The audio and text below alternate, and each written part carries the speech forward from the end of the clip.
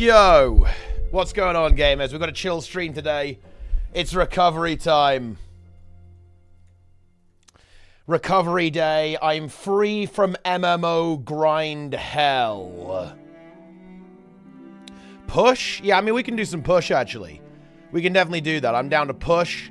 Maybe a little World vs. World. Maybe a little World vs. World leech first. I might do a little leech. You guys know how it is. A bit of World vs. World leech. But after that, we can do some push. It's push week. Every goddamn Borderland has Q. What is happening? Our military dead to Skelk. Skelk is going down. Alrighty then. Ah, yes, nice. Clara there. The tier 1. Welcome back. Love to see that. I'm queued up for World vs. World. It's time. Welcome, everyone. Welcome. Welcome. It's time to game. New 17 meta just dropped. What do we got here? Oh, we got the big... Look, guys, we'll do the emote. We're doing the emote stream soon, okay? Emote stream is on its way. It's not here yet, but it will be. How's the gaming hangover? Honestly, it's kind of okay. It's not too bad. It's not too bad. But we're just going to take it chill today, and then we're back on it tomorrow. We're doing on this dead map. I think I was here for Mastery XP. I was here for the Mastery XP, but now I have no purpose here, I think. So there is that. I'm in the queue for World vs. World.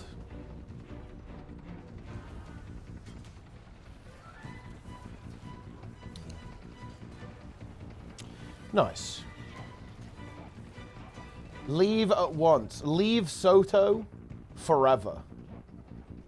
Well, that's a bit harsh, isn't it? It's a little bit harsh, guys. Shout out to YouTube, by the way. I think I need to actually clean my inventory. Could be the case. We've got a bit of a problem here. Just a little bit. Man, I've already bought so much stuff with my Wizard's Vault. I have infinite Wizard coins. Maybe even too many Wizard coins. We've got to do some silver waste as well at some point, right? We've got to get some silver waste done. Help the guild. You know, we need some shovels to get this guild hall operation. But yeah, basically, guys, here's the deal. I am now done. We did our massive, epic 2-week grind.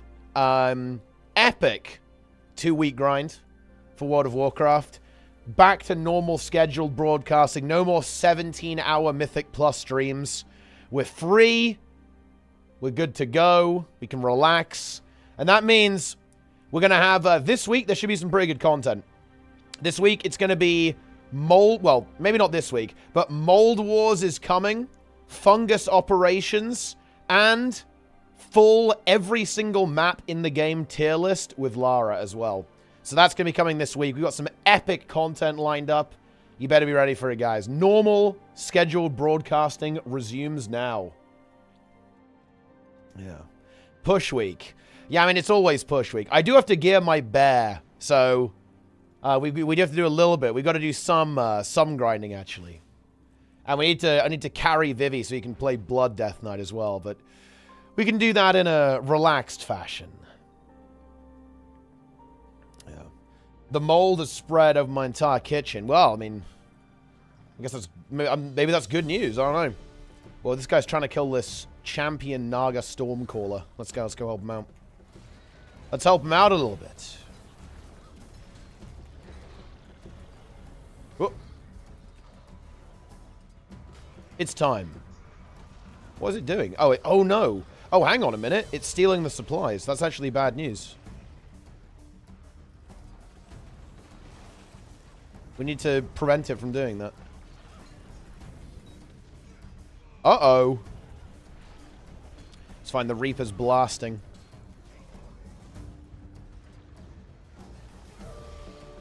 Whoa, I got blinded.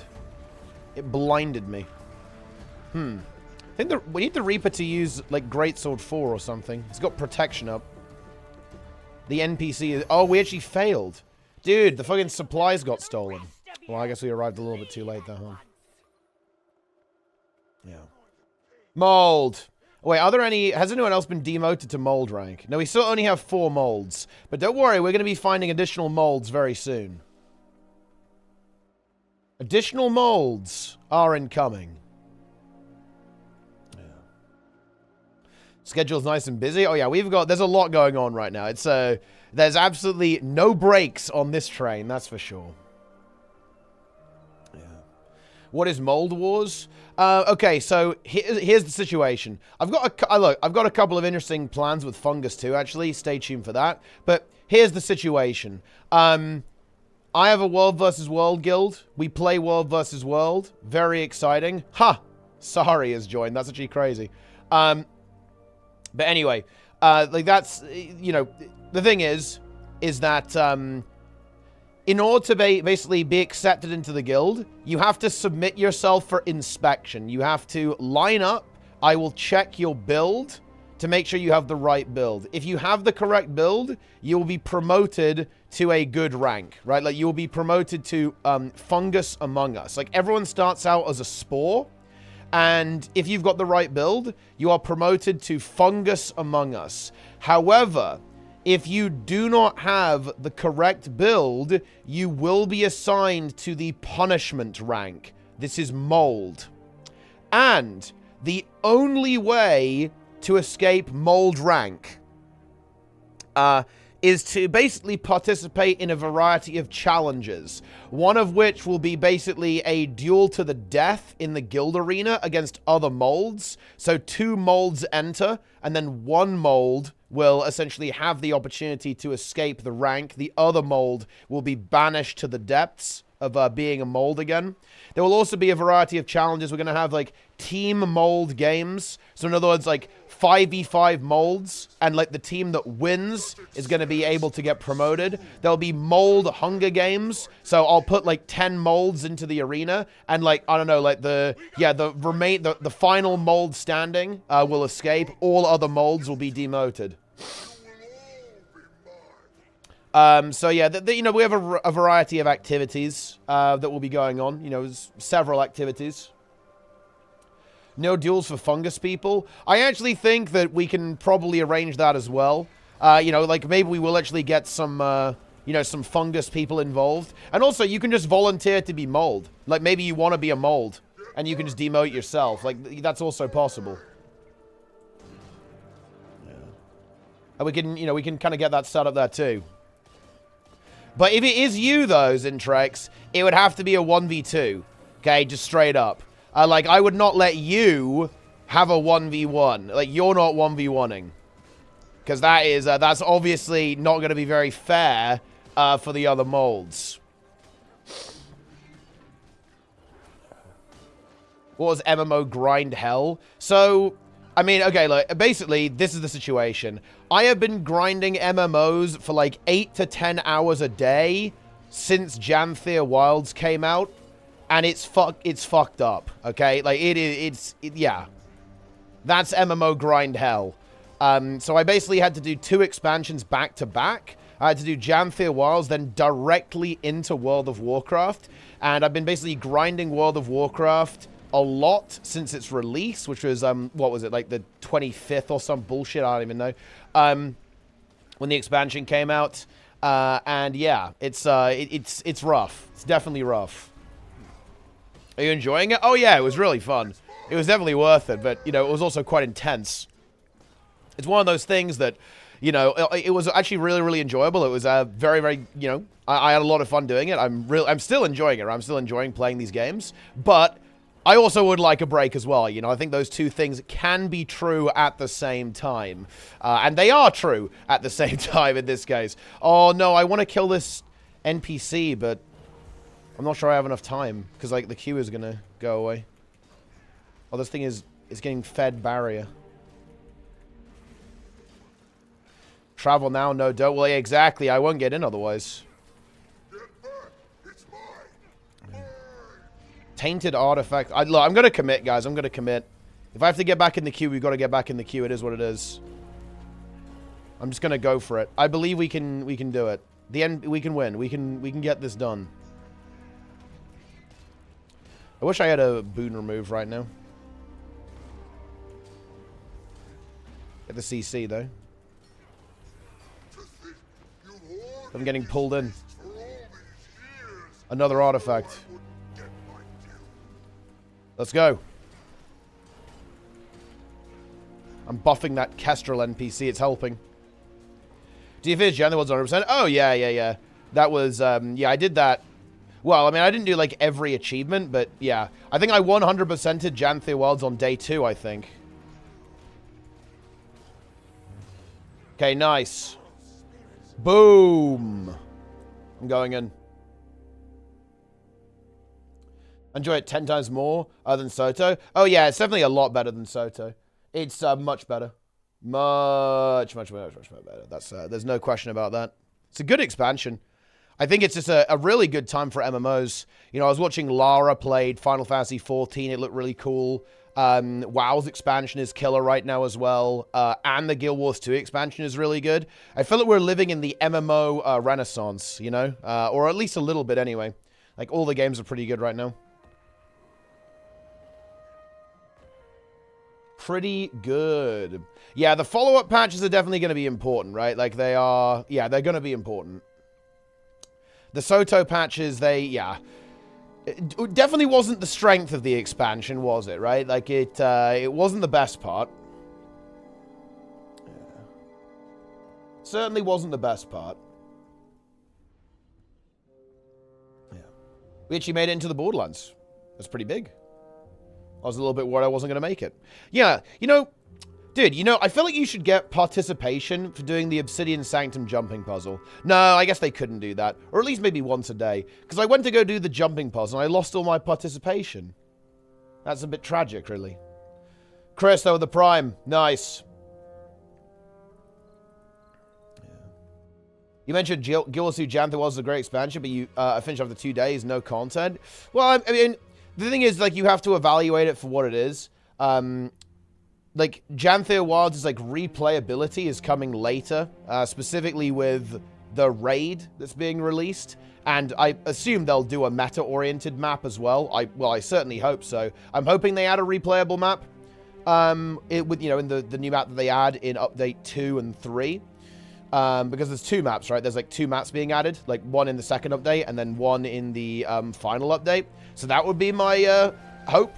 Right, is that they do that, so we have a replayable map, and we also have a replayable raid to do, too.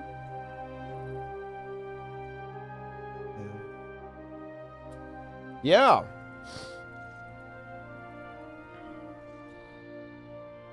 But yeah, I mean, that would, you know, that would certainly be one of my criticisms. I would say that there was a lack of replayability in Janthea Wilds, and you know, I think that, you know, that's absolutely true.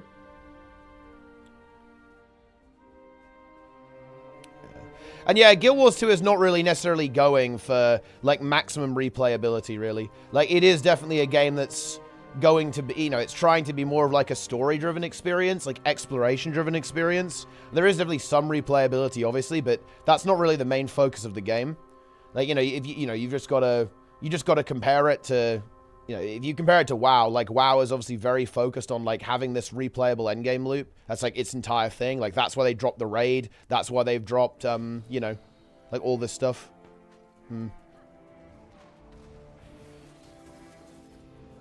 This is not really going to go very well, to be honest. Thief 1v1, not super winnable. On the Firebrand, you know?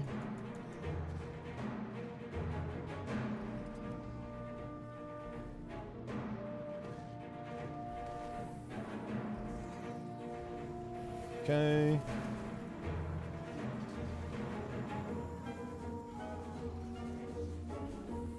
He's going to attack.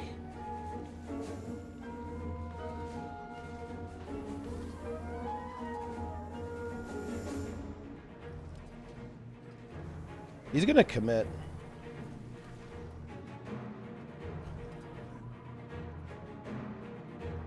Oh. Huh, he actually died. Dude, how the fuck do you lose a fucking 1v1 to a Firebrand on Daredevil? How's that even happen? How is that even, like, remotely imaginable, dude? I mean, listen, guys, Thief is too hard, okay? Yeah. 3 dodges is not enough. Yeah, I needed 4 dodges to make that happen. No, we're not doing drama, Hoth. We're not doing drama. I have been, you know, obviously I have seen what is, you know, I've been seeing what's going on, but no, I'm a little bit too old. I'm a little bit too old for that, guys. I will admit that. You know, when I was a younger man, I would have leapt head first in, delved into the juicy drama, but honestly, not anymore. Not anymore. A little old these days, guys. I'm fucking washed. That's how it is.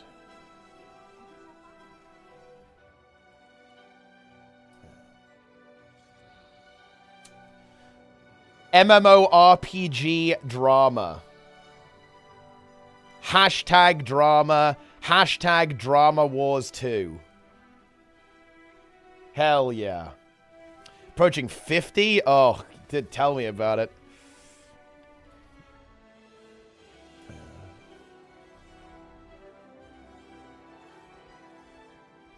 Incredible. Hashtag Revelation was right. Older than 30? I'm 28. 28 years old. I'm retarded. Yo, Revelation in the chat. He's here. The God. One of the most powerful Guild Wars 2 streamers and viewers in the entire community. You got to add an emote for mold. Okay, we can make... I'll see what we can do. See if we can cook some stuff up. Man, what's going on here? Like, where's the fucking content? Like, where... There's people on this map, but I don't know how to... Wait, can I... who's in this squad? The squad requires an invite to join. Oh, okay. Yeah. What the hell even is this? Yeah. Wait, you're leaving Guild Wars 2 Revelation? That's crazy, actually. Where are you going? What are you gonna go play now? Are you playing, like, Throne and Liberty or something? Like the new game? Or are you going to play WoW or 14? Like, what's going on? Yeah.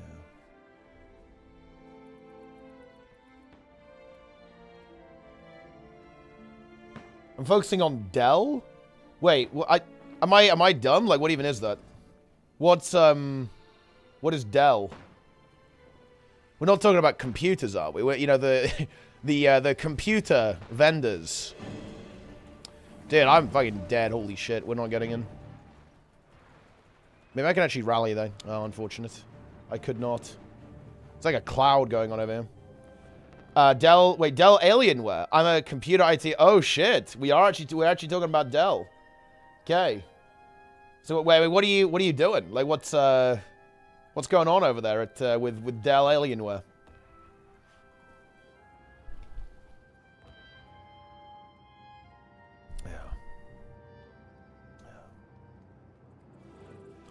Dell. Dell is here.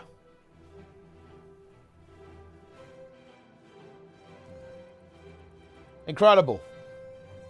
Throne Liberty is sponsored. I'm planning to get to be the GM in TL, but need a background check. Wait, you're gonna be like a game master? So you're gonna be like a mod in that game? Interesting. Very interesting. He's getting in, guys. He's getting into the mix. That is crazy, actually. That is incredibly crazy. Do you think doing boons conditions versus buffs debuffs was a mistake? I feel like it limits the game design quite a bit. No, I don't think so. I think the problem with Guild Wars 2 boons and conditions is entirely an issue with the implementation. The problem with boons and conditions is that system only makes sense if they aren't permanent. That only makes sense if they are temporary and you use them reactively based on the situation. The boon and condition system works quite well, specifically in PvP, actually. PvP does okay with this. It's not perfect. It's still bloated and overtuned in PvP as well. But the closest to what that system is supposed to look like is currently in PvP. In PvE and World versus World, I mean, well, you know, like, you see all this stuff, right? Like, you know, you guys see people complaining about, like, the boon ball meta, all that kind of stuff. There's a lot of validity to that. Like, and that really started with HOT, really, like, when they started to... basically, when Heart of Thorns came out, they basically started designing the game around PvE, specifically raiding, and that's when they started saying, well, okay, we're gonna add builds that all they do is basically give boons all the time, right? They started thinking about Chronomancer, you know, like eventually we went towards Firebrand, right, and all that kind of stuff. Like, the implementation of Guild Wars 2's system is the problem. It's not the system itself. I actually think that, boons and conditions are a really good system because it's so, because of how transferable it makes the information, right? Like, protection is protection, might is might, fury is fury. I actually think that conceptually the system is very good because of how accessible it makes the design of the game and, like, how easy to understand it is. There's obviously, you know, you could make the information transparency a little bit better. You absolutely could. But yeah, I don't know. I actually like I think boons and conditions are good. I think another really big problem was actually changing the design of conditions, burning stacking, poison stacking. These were all bad, and these are all not good, right? Because poison used to not stack and just be like a healing reduction, basically, and was like a lower damaging condition.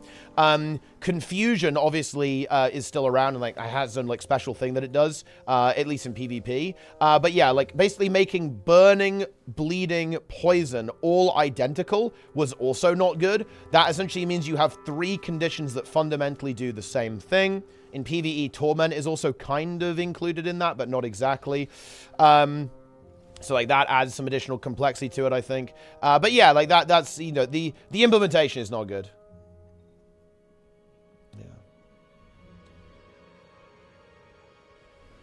I think, burning is okay, because it's typically burstier. So that one still has a little bit of a distinction, I think. Like, burning builds are a little bit different most of the time, but that's also not always true. Like, for example, that's mostly in the design of the build, right? Because, of course, like, Thief can be very bursty too with Venoms and so on. Do you like how Might works? Yes. I actually think, again, I like Guild Wars 2's combat system. I think what people are bringing up here about how WoW has, like, loads of custom mods that allow it to play out differently, I actually think that's valid. I think that's an advantage of the way WoW does it and a potential disadvantage of the way Guild Wars 2 does it. Because in World of Warcraft, because basically there's no homogenization of, like, effects, basically, you know, like, every class, like, has its own mechanics and its own resource, right? And it's all own unique buffs and unique debuffs, all that kind of stuff. Like, because of the way that works, you end up in this situation where every class can play out very differently and can have its own unique feel very effectively, that's an advantage of doing it that way. But I do think it makes the game very, very complex, right? As well, right? That's how it's different. It is, yeah, but it's especially in PvE, it feels very conceptually similar. Right, to that. Like, in PvP, yeah, poison is very specifically strong. There's a reason why being able to apply poison and stuff like Relic of the Demon Queen is so strong in PvP situations, because you can deny revival, you can prevent your opponent from healing, right? Like, that's where, you know, poison really, really thrives. Poison is very, very powerful. And weakness, too, of course, right? Like, being a really good combo on Necro is obviously, like, blasting your poison field to get weakness, right? Like, that's actually a really big deal on Staff, for example, in PvP. Oh, yeah, of course. I mean, like, it's key to the revive play. Because, I mean, not everyone even knows this, right? But, of course, you can prevent someone from reviving using, let's say, Glyph of the Stars or Signet of Mercy or Signet of Undeath or whatever effect you have, because revival speed is slowed by poison as well. So poison, obviously, incredibly strong, though.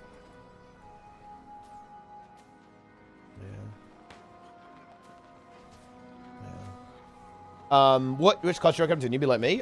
Look, I'll give you the best recommendation ever.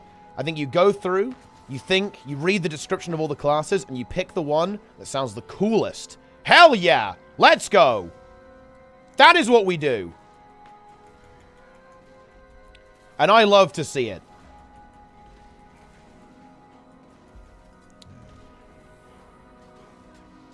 Was it overwhelming to learn WoW and its combat mechanics as a complete new player? I don't think I'm very prone to getting overwhelmed because I'm very okay with not understanding immediately. It doesn't bother me at all. So, like, yeah, obviously when I started learning the game, I didn't know what I was doing, but I don't know, I'm kind of okay with that because, you know, that's just what learning is, really. I didn't think the game was hard to learn whatsoever. I actually think WoW does a really good job of this, I think, much better than Guild Wars 2. The way the classes are designed is very intuitive. So it's kind of obvious what you're supposed to do. If that makes any sense. And the talent trees are, you know, it's actually really funny. Like, the talent trees will let you make really bad decisions. In fact, I would actually say that the talent trees in WoW are almost, I wouldn't say they're more of a noob trap, but they have, like, potential to be far worse than Guild Wars 2. Like, basically in World of Warcraft, the game would let you play Firebrand without tomes. Yes, it would let you do that. There'll be a talent that's like your ultimate ability, that this is like your main either offensive or defensive cooldown, and the game will happily let you just not pick that. Like, you can just pick some random bullshit that does absolutely nothing instead, or an ability, you know, you can pick talents that don't even do anything really, like they don't affect any of the skills that you have. It's pretty easy to do that, like in the talent trees. So it's like, you can definitely get owned, for sure, but I think the game's pretty intuitive. Yeah. Yes. But I wouldn't say that it's super overwhelming. Oh no, this is bad, guys.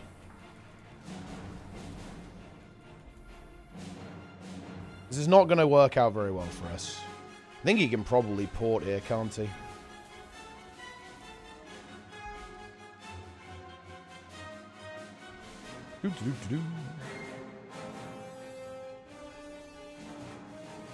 Unfortunately, his movement, honestly, was not really up to snuff, was it?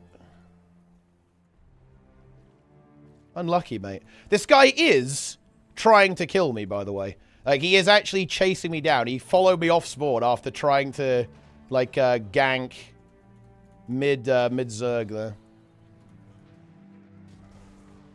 There's not much we can do against a Willbender, to be honest. Oh! Do-do-do.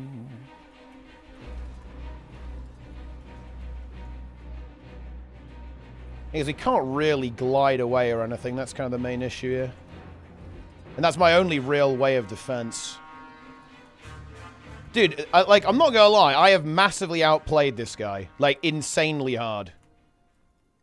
Like, he has been outplayed so fucking hard. I'm not gonna lie. That is a bit embarrassing for Mr. Willbender. He got outplayed so fucking hard there. Like... Oh, that's funny. Yeah.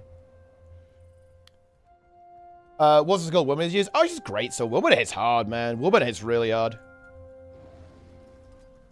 Great. So it's like big damage.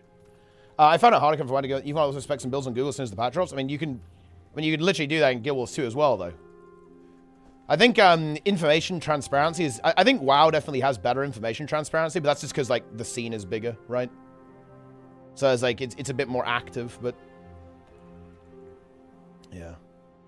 Well, Mr. Willbender, you tried. You tried. You did your best. It wasn't good enough, but you did try. Yeah.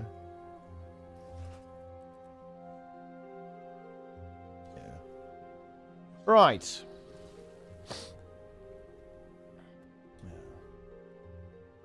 Are people in WoW okay with Googling class build rather than playing some wacky homebrew? Ooh, this is an unbelievable... Okay, WoW players care about Giga optimization. That is debatable, by the way. That doesn't happen. Well, it kind of does, but it also kind of doesn't. So... what ends up happening... Oh, wait, do we actually... Okay, this is a 2v2? This is a 2v2, I think.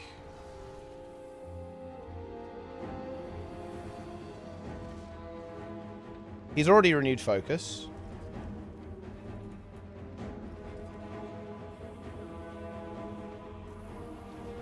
Oh, no. He's actually going for the stomp. And that allows me to get the res. That was, dude, you know how I always flame people? Guys, okay, guys, this is a really fucking important lesson. Did you guys see how the warrior went for the stomp there? World versus world players, they think stomping is cool. Actually, to be fair, this happens in PvP as well. Oh, dude, that is why I get triggered when people stomp when they really shouldn't, by the way. That warrior... That was a really big mistake. People are way too obsessed with stomping. If he cleaves there, there is a 0% chance I get that res. But because he overcommitted, he went for the stomp instead because stomping looks cool and it's a funny animation, he ended up throwing the fight. Like, it's... I'm not gonna lie, that actually annoys me that he did that. Because he should have won there, but he just chose not to, pretty much.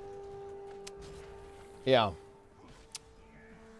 I admit this, guys. It is one of my pet peeves when people stomp when they shouldn't. And it happens so often, actually. Especially in World versus World, but in PvP as well, actually. But, yeah, I don't know. And look, I love seeing the minstrel finisher as much as the next guy, but that really wasn't it. Yeah.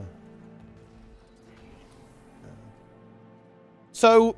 what actually happens in WoW is that people do definitely, like, look up builds a lot. By the way, having, build inspection is really good there. Like, because, less flexibility? Ooh, that is debatable, by the way. Yeah. That is debatable. It depends what you mean by that. Like, for example, I don't really view there being a lot of flexibility in Guild Wars 2 at all. Like, because... I guess of the way that I play the game, it's like pretty obvious like what the best option is going to be. I think Guild Wars 2 will like let you make something totally useless, whereas WoW won't do that most of the time. I actually don't want to talk about this. This is such a boring topic. I'm giga bored, guys. I'm like mega bored. But yeah, I want to talk about what's actually interesting. I think what really helps WoW is actually gear inspect, build inspect. You can like see what other people are running, so you can like copy people's builds and stuff like that. I think that's really useful. And also difficulty settings. Because of the way that difficulty settings work. I assume this is the Willbender, actually. Yes, it is. Well, you know what? It was good kiting practice. Love to see it. We got there. He's a luminary as well. Boom. Yeah. Hell yeah. Each be able to be more flexible and do different things. I guess you can build like heal firebrand and DPS firebrand. That is actually true. That definitely does help. Yeah, that definitely does help.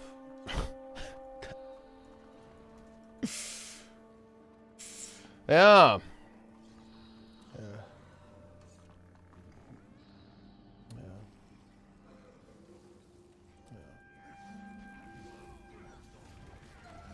Big. And that definitely does help. For sure. Whereas in Guild Wars 2, like, Firebrand isn't necessarily a healer, right? It's not necessarily a DPS either. And that's actually a really cool part about the Guild Wars 2 system. Actually, I really like it a lot. Look, guys, I'll go even further, guys. I love classless systems. I like New World. Oh, yeah. Yeah. Like, when I think about what system do I think is really cool, I go, I love New World. Where you can just pick whatever weapons you want and select whatever attributes you want and all that kind of stuff. That, to me, is awesome. Oh, yeah, I love that stuff. So, yeah, like, the more flexibility, the better. And this is definitely a strength of Guild Wars 2. To be honest, I really like how Guild Wars 2 system is designed, that you kind of have that flexibility with, like, how you can play and so on. Especially with, like, the attribute system. Like, attributes are very flexible as well. Kind of enables that pretty well. But, yeah, once you get the hang of it, you're all right. I think the thing is with Guild Wars 2, like, it's all of the... There's a lot of, like, knowledge checks that you need to pass ahead of time, basically. Like, it's, like, very front-loaded. It's, like, very front-loaded, more or less.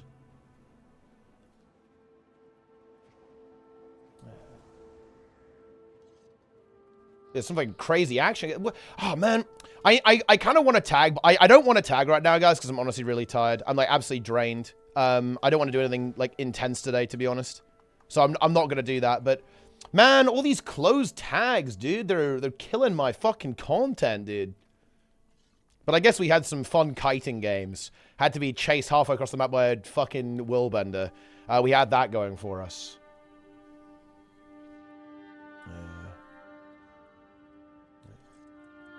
Hell yeah.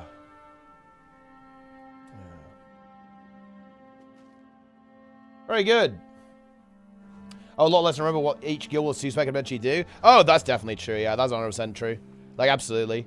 Like, this is especially an issue in PvP. Like, in PvP, I think Sneb remarked on this. It's like, it's very difficult to understand what your opponent's going to do in Guild Wars 2 because there's, like a bunch of different things that, like, you know, different weapons that you can use. Like, it's a little bit difficult to actually determine what the hell's going on there. You got worlds first? Dude, we've got we killed 4 bosses. We are now on to number 5 and 6. So, you know, we're making it. We're making it happen. Play some push. I might play some push, yeah. I might do a little bit of push. Wow, this is a bit fucking BM. What the hell is this? Yeah. But we got a lot ahead of us. A lot ahead of us. I have abilities you shouldn't press for DPS. That should be a noob trap. I actually think it's kind of the opposite. I think there are 2 things that make Guild Wars 2 very information opaque. Is 1, damage modifiers. Everything is a damage modifier in this game. So instead of saying, oh, you get 500 more power, right? Like, or, you know, you get... you know, this attack does a lot of damage when you use it. Like, the game revolves around stacking up damage modifiers, and this is very heavily related to information opacity. Like, it's much more difficult to parse, like, oh, well, I've got, like, 7 different damage mods. What does that actually mean, right? I think that's, like, some complexity there. But, yeah. But that's kind of an MMO issue. I think Awesomeness is right. Like, MMOs in general have a lot of information opacity. To be honest, look, I think I've got baited yet again. I've got baited, guys. I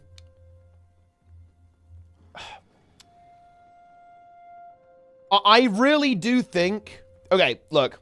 After playing World of Warcraft, I thought this before. Before I started playing WoW, I assumed that people in Guild Wars 2 are basically mind gaming themselves into thinking that the game is far harder than it actually is. Now that I've played World of Warcraft, that thought is confirmed. I actually am completely sold on that idea because WoW is every bit as complex as Guild Wars 2 realistically and has harder content, and people just kind of fucking get in there and go, right, and just like YOLO it. Like, even when nobody's got a clue, you can really see that in the early seasons with Mythic Plus and raids and so on. People just get the fuck in there. I really do think, and I say this in a non-derisive way, I actually think this is really sad. I think that the Guild Wars 2 community has kind of mind-gamed itself out of being too scared to try and too scared to learn. I think Guild Wars 2 is honestly very, very playable. It definitely has like a knowledge jump at the start, but again, that's very much the same for like every MMO. MMOs are complex, right? You know, like they are complex.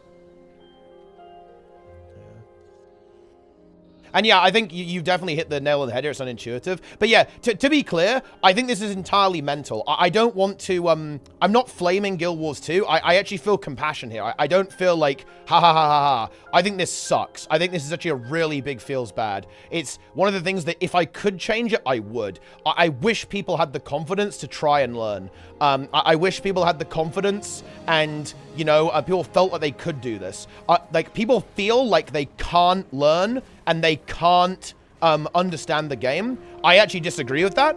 I think that the Guild Wars 2 players are much more capable than they believe, and I think it sucks that that people don't think that. The people think that it's too difficult and they're a little bit intimidated by the difficulty, and I get that. You know, I empathize with that. I understand where they're coming from. Like, I think learning is challenging. Learning is an intense experience. Like, there's no question about that. But I also do think it's doable. I believe it's completely achievable, and I think it really sucks that people don't think that they can in Guild Wars 2. Because again, this is not an issue.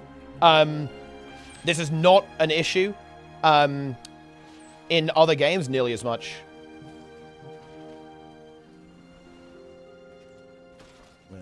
That's how it is.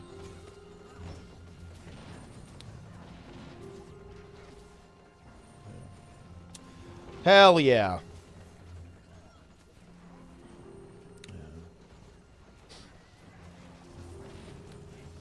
Is WoW hard though? Most of the difficult guns are which number tied to your gear.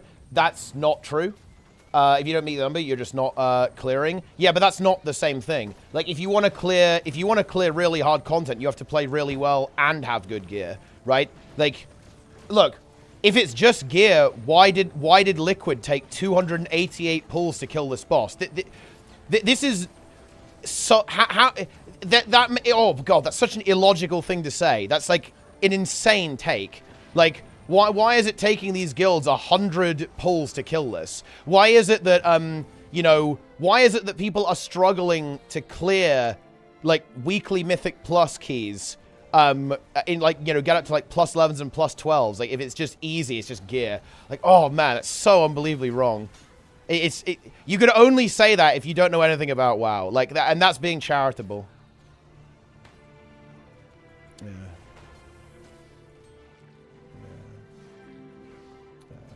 That's not how that works. Difficulty and complexity are different things. I mean, I think both games are extremely complex. It's certainly true that Guild Wars 2 is more complex in certain ways. That's definitely true. And then WoW is complex in other ways. I think that I think we can probably agree on this actually, or at least we can communicate better.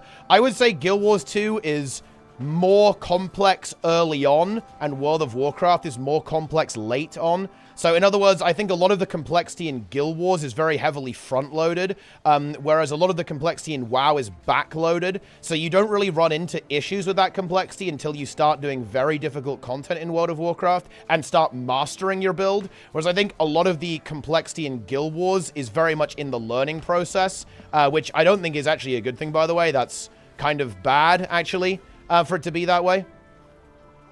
But yeah. It's overtuned most people the same way SD P1 Raid was too hard at first. It absolutely wasn't, though. Like, that was, like, just a pure skill issue. I don't know what to tell you. Like, I cleared it, like, I cleared that week 1, no problem, like, with just, like, dungeon gear, with my SDG, which, by the way, my SDG was casual as fuck. Like, I was just playing with friends. I wasn't tryharding or anything like that. We played very casually, and, like, we had no issue clearing it. That's just incorrect. And even Phase 3, by the way, wasn't overtuned. That was just a skill issue as well. The top guilds would have killed it. We were actually going to kill Iranicus as well. You know, we were, like, dude, we actually got fucked, man. We literally unbooned, fully world buffed, and we were about to pull the boss, and they hotfix nerfed it literally, like, minutes before we were about to pull. It was actually kind of heartbreaking, dude. Like, I was kind of torn up about that. Do you feel like Guild Wars 2 is obtusely complex, though? WoW communicates complexity better. I think that's really because of this front-loading issue. I think that a lot of the okay, like, I think WoW builds are very intuitive. Like, WoW builds are very easy to learn, hard to master. They're all designed that way. Okay, the reason why I think, the reason why I think that, World of Warcraft it handles this a bit better is actually because, okay, this will be a little bit... Okay, so do you guys know how... You know how, ArenaNet are, like, designing spears to have, like, built-in combos? You know what I mean? So it's like, you know, you use the 5 skill and it recharges the 2 skill. Every WoW build is like that, but, like, all of the abilities are like that. So, like, all of the abilities, like, link together, if that makes any sense.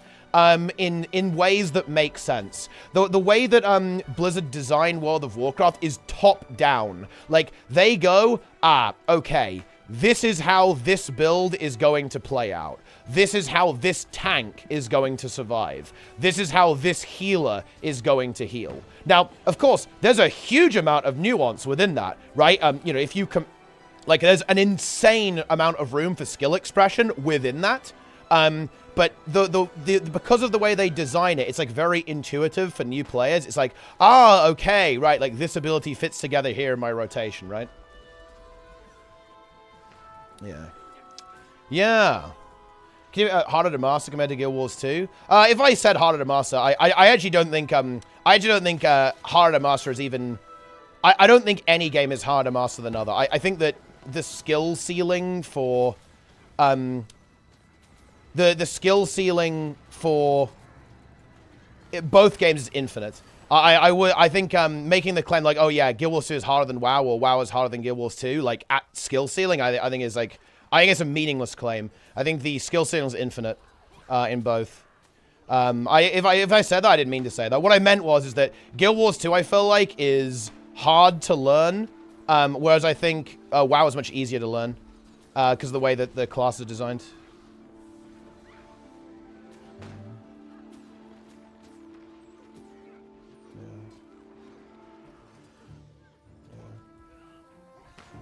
There you go!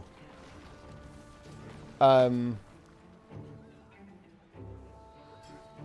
progress is artificial. You could run the current run in 7 months, clear the fast ones by catching up and easier. But it's not artificial, because you did it faster. You're competing, right? There's literally a title for clearing the raid, you know, in the first 200 guilds to clear it. There's a title for clearing the raid while it's still current content before they add more vertical progression. Like, I mean, look, guys, no bullshit. That's just, this is a statement that doesn't understand how WoW works. That's just incorrect. That's not how it works. I mean, I hate to say it, but that's not how it works.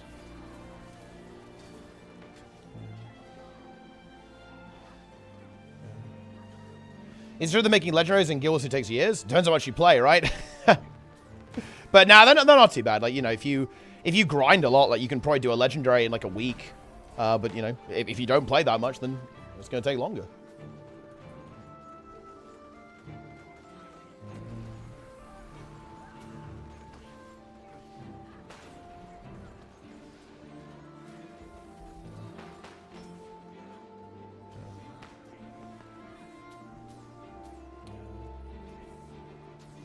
Yeah. When a few weeks of us, Liquid Echo would clear it up easily. Wait, you are giga wrong about that, by the way. That is not true. Wait, why would you... Wait, what? No. That's not true at all. Like, even after the world's first race was over, and even after they nerfed the bosses, it still took my guild, which, by the way, we were world ranked like 750 for Farak. It took us 400 tries to kill it. I think 480, actually. It was still really hard, and it was essentially like almost, you know, unbeatable on its original release, like with or without gear. Like when you have like this very high, oh my god. Yeah. Is Ghost of Combat with a dodge harder than WoW? I wouldn't say so, no. Like WoW has other things that skill test you. Like instead of dodging in WoW, you use like There's almost like the equivalent of dodging in that game. It's like using interrupts and AoE CC. It's very similar actually to how dodging works in Guild Wars when you play Mythic Plus. It just invalidates content, doesn't change much because people will still grind for 3% DPS upgrades. Yeah, I mean, I don't really like vertical progression either, but I think it is really worth noting that it would be very difficult for WoW to keep all its content relevant, even without vertical prog. Because, guys, they've released 32 raids, each with 8 bosses. How are you going to keep all of that content relevant? Like, there's a reason why, there's a reason why, they make old content essentially obsolete or just like farmable for like skins and stuff. The reason for that is because they want to like funnel players to like the point of activity. Like if you had all the player base, right, like spread out between like all the content in the game, it would actually be kind of a big issue. That's a WoW problem. Yeah, but you know what the interesting thing though, actually, Bladick, it's actually kind of a Guild Wars 2 problem as well. Like, Guild Wars 2 is starting to run into an issue where the game is actually spreading out players a little bit too much because of how many maps there are. I think that's actually one of the reasons why they're doing these bonus weeks. I think it's a really intelligent solution to this because they do actually need to start thinking about kind of like directing players about a little bit to make sure that players kind of congregate in key focal areas so that players can like have fun and stuff. Yeah, WoW has this issue a lot more because they release a shit ton of content. They release like loads of dungeons and raids and stuff. But it actually is going to be an issue for Guild Wars as well.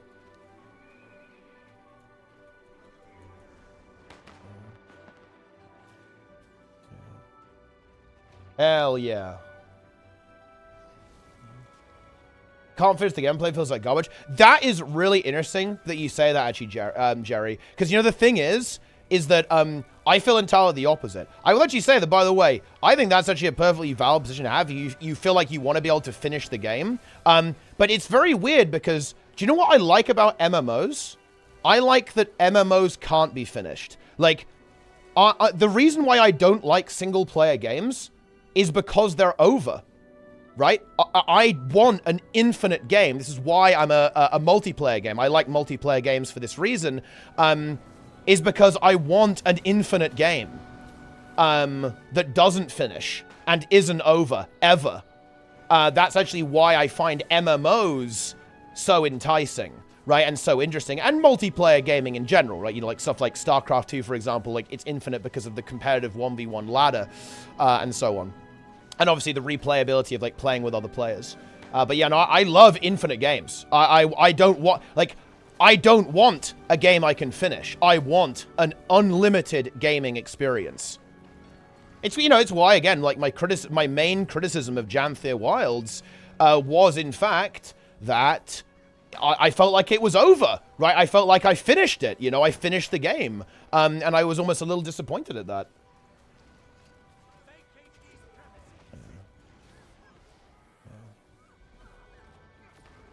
Yeah. Well, look, Grim doesn't have community Drift Master, so he can't say he's beaten the game yet. He has to win the Beetle tournament. So, like, he's forever stuck at 99%. Yeah. But yeah, I actually really wish that WoW did a better job of this. I think it would be really cool if they, because they actually they actually do rotate in old dungeons. For example, there's like dungeons in the current Mythic Plus dungeon pool from Battle for Azeroth, from Shadowlands, and from Cataclysm. And, you know, they bring them all back from all over the place. They did some ones from Legion, right? They probably, you know, they've done all sorts of, like, different dungeons that have, like, popped up in Mythic Plus and so on. That's really good. I actually hope they do that with raids. As well, like, you know, I think doing that with raids would be really cool if they actually rotated in, like, old raid content as well, and that was also, like, current, again, you could have, like, so, like, everyone could experience it. I think that would be a sensible thing to do, but a lot of work, though. I'm not sure if they have the bandwidth, because, like, obviously, raids are very intensive development-wise, especially if you want to offer not just, like, a trivial experience, because they do this with time walking, but time walking is not really raiding. It's just, like, the bosses do nothing and fall over, right? It's very much like a roleplay and story experience rather than like an actual gameplay experience. You know, I'm not going to let Blizzard get away with that. Like, if they were going to do this, I'd expect them to actually do it properly and make it so that, oh yeah, you can actually go back and do heroic or even mythic, like, you know, you know, in an appropriate way.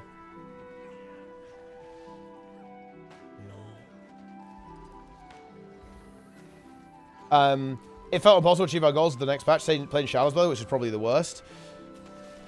I honestly know exactly what you're saying. I know what you're saying. And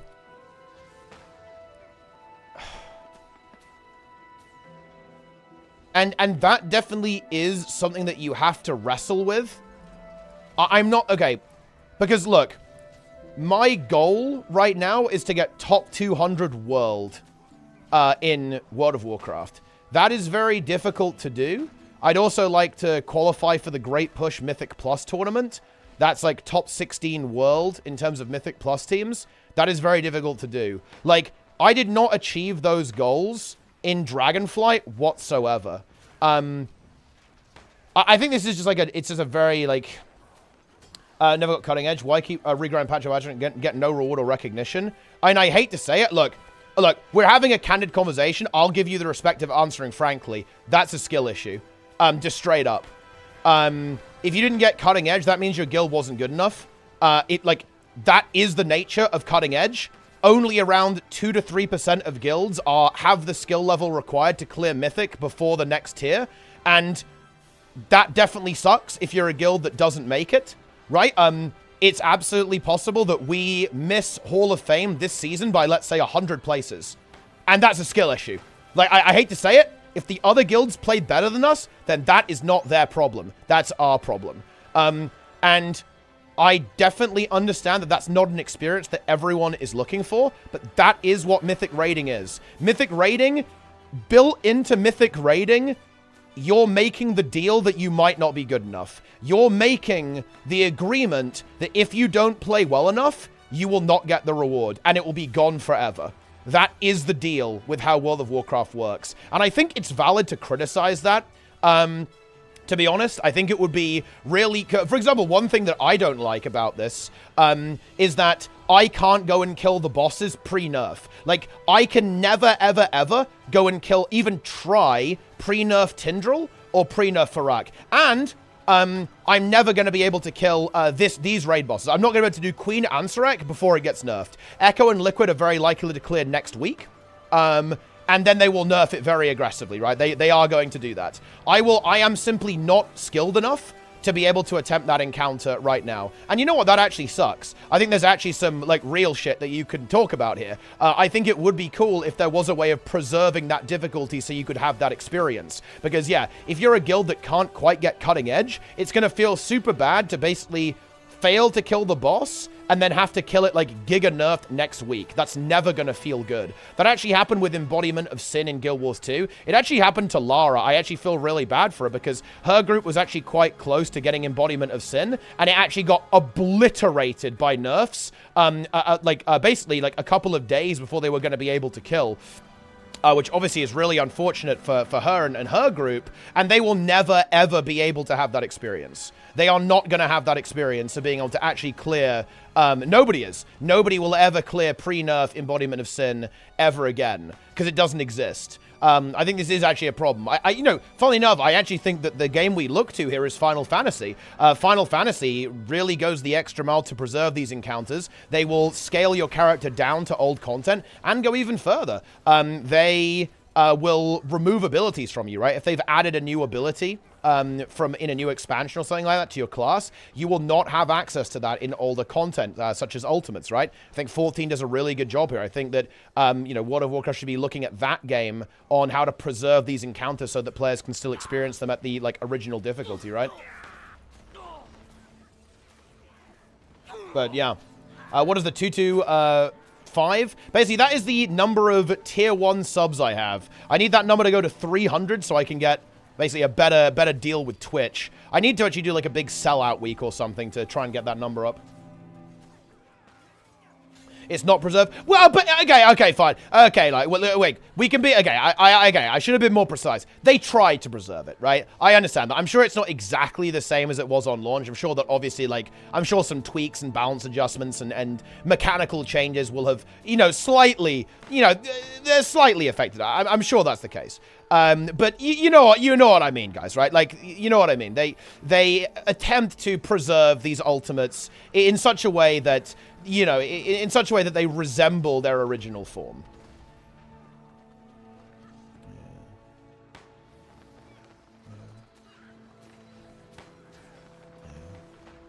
Hell yeah. Yo, Ray, thanks for the raid, man. Appreciate it.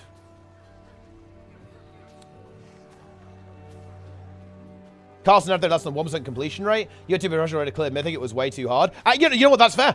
I think that's a fair criticism, for sure. Like, if you felt that cutting edge in Carlson After was too difficult, I think that's actually fair. I think talking about difficulty and completion rates, especially after the Race to Worlds first, I think is a completely valid criticism of that content, for sure. I don't disagree with that. And I think Castle Nathria was hard. I recall watching Asmon actually try and do a normal Castle Nathria, and I believe he was psychologically annihilated by that experience. Yeah. Yeah. And, you know, I understand that raid was quite difficult. For sure. And obviously, like, Sepulchre. I mean, Sepulchre, now that was some fucking real shit. Like, Sepulchre, now that was sadistic. You had, like, multiple, like, almost end-boss tier bosses, right? Like, in a single raid. Like, that was pretty insane. I mean, look, this, guys, the thing is, though, when we're talking about difficulty, guys, bear in mind, this raid is a fucking monster right now. Like, Nerebar Palace, this raid is very hard, guys. We've already had a 300 puller on the 6th boss, and Silken Court is quite likely harder than the boss we just saw Liquid take down. Liquid Echo have now taken it down as well. Like, and Ansarek is going to be even more difficult as well. Very likely. Yeah. Yeah. Yeah. They made it solely for Echo Liquid. Oh, and they absolutely do this every tier. Like these bosses that are in, you know, when they do like the first week of Mythic, they are tuned around Liquid and Echo. Yes, they absolutely are. They assume that they can reroll to anything they want. They assume that the players can play any build at absolute tip-top level.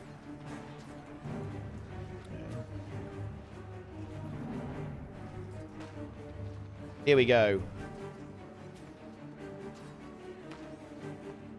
It's time. And obviously can, you know, have, like, you know, the best possible gear they can get with splits and so on. Do we got a little mini squad here? Dude, I'm getting fucking will-bended again. Actual despair, my friends. Favorite 40k faction, favorite smaller faction within it.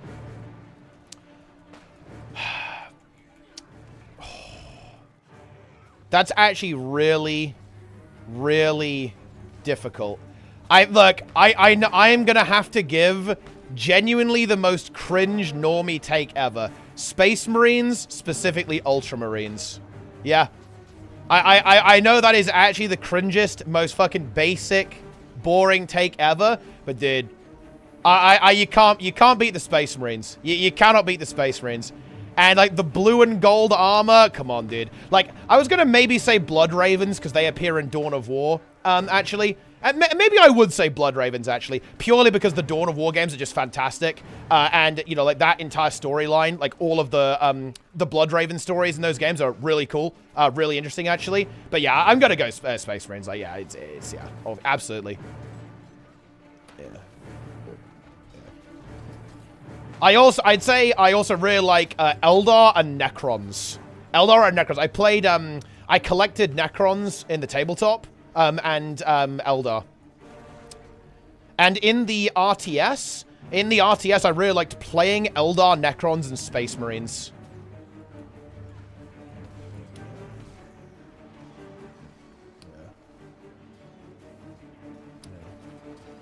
Yeah. But yeah, I think the Necron lore and the Necron aesthetic, I think, is absolutely incredible. Really awesome.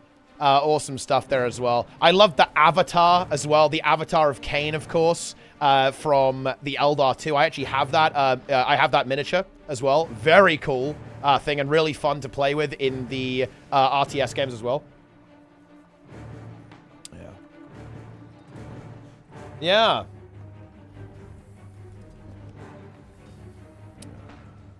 Very good. Hello! Hello! This crazy tank guy did 600 M+ this week. Has gone even crazier. Doing delves in his alt Guardian Druid. Yeah, look, I've got to get ready for M+. We got to gear that up.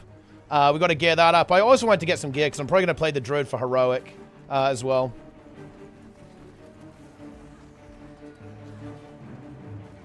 Oh, yeah. I'm going to try and get, like, a couple of... I don't think I can... well, I actually think I could tank 10s on the bear. I'm pretty sure I could. Oh, dude, this is... Oh, I'm mega dead. I've been distracted. You know what? I've been punished for it, and I deserve it.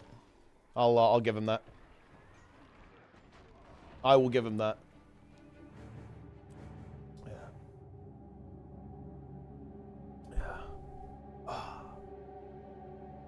Grey Knights. Yeah, you know what I really liked, actually, about the Space Marines in Dawn of War is that you could make Grey Knights as well. Like, I think there's something strangely alluring about these fantasy races that have this almost, like, fanaticism to them. I don't know what it is, but there is something that is, like, very magnetic about that, I think. And yeah, I think the way that the Imperium is set up, right, in 40K is just so unbelievably interesting. The way it is. Yeah. Dude, this inventory it's not good, is it?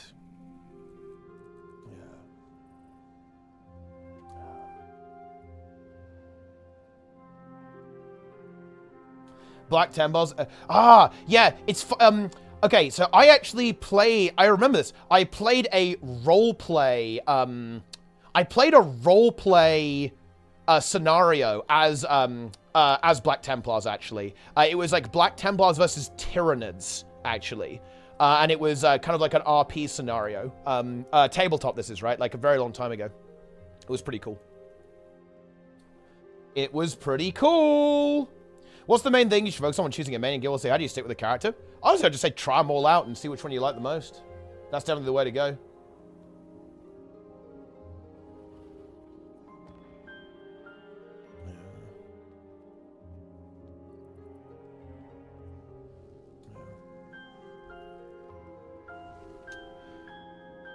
Nice. Here's a not drama tree tweet you'll enjoy. Let's see what we got here.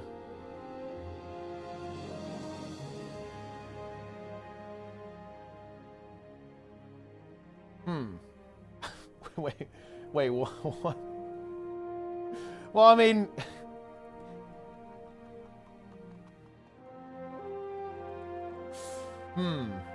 Interesting. Well, yeah, wait, what are the... Wait, I don't think I understand, actually. But to be fair, I think the tweeter also doesn't understand. I think there's a lot of confusion all around. Yeah. Also, shout out to YouTube. What's going on, YouTube? How you guys doing?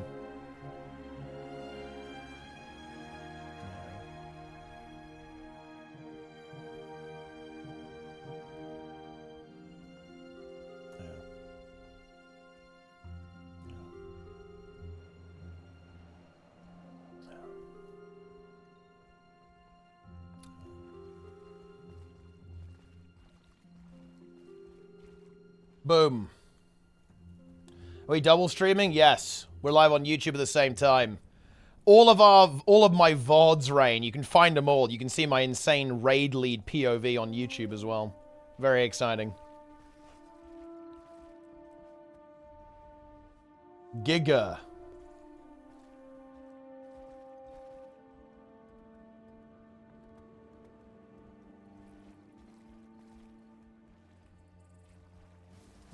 How do you feel about the current reward structure of delves versus typical endgame pillars? I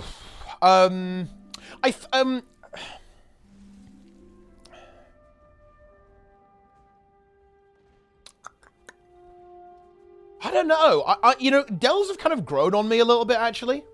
Yeah, delves have kind of grown on me a bit. I'm gonna be real, guys. I kind of like them. It just feels like doing daily fractals to me. I don't mind them. I think maybe... I think what WoW could use is a bit of bad luck protection, actually. Like, I think that, you know, a number of people who I played with have said, I got 6 cloaks from delves. Yeah, that probably shouldn't happen, if I'm being real. That's kind of bullshit. I think it would be interesting if you could, like, pick between 2 items at the end of the delve. 3 would probably be a little bit OP, but maybe if you could pick between 2, that could be potentially interesting. Maybe. Because the thing is, delves aren't infinitely grindable. M+, like, has built-in bad luck protection, because you can just, like, you can grind for the rest of time, right? Like, no problem. You know, you can simply, like, keep doing more keys, and you know, you'll get there in the end. But, like, in delves, like, once you've used your bountiful keys, that's actually like a weekly time gate, right? It's like a time-gated currency. You can't just, like, do it forever. So I think there's maybe some potential... yeah, there's maybe some potential to add some kind of bad luck protection to it, so you can't get completely fucked. But overall, I don't hate it. I don't, like, mega hate it or anything. I think it's fine. Buy vault level M+ item. Yeah, I think that maybe some kind of less insane version of Bullion could be interesting. You know, maybe late in the season, yeah, potentially. But I think there's improvements that you could make to the loot system. That's definitely true. Definitely true.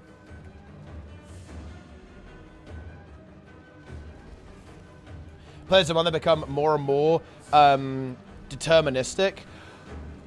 Oh, I think there's a really key difference hit button that's emerged in modern MMOs, especially in Retail WoW. Retail WoW is a competitive game. That is to say, the items you have matter. Does it matter if it takes you a while to get the rare drop in vanilla WoW? No, it doesn't. Like, you can clear Nax Ramus in, like, fucking blue gear. I'm pretty sure they did this, right? Like, at some point, I think, people have cleared Nax with, like, pretty shit gear. Like, they had consumes and stuff, and, like, world buffs, obviously, but they cleared Nax in pretty crappy gear at the end of the day. Whereas, in Retail WoW, like, there's this element of, well, if I don't get this item, especially when it comes down to trinkets and so on, like trinkets in particular are very notorious for this, like this is going to significantly impact my performance in a relatively negative way, right? Which is not really what you want.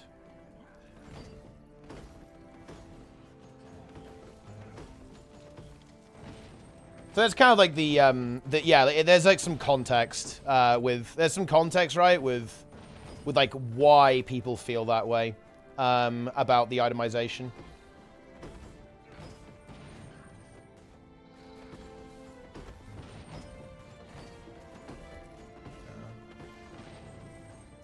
Yeah.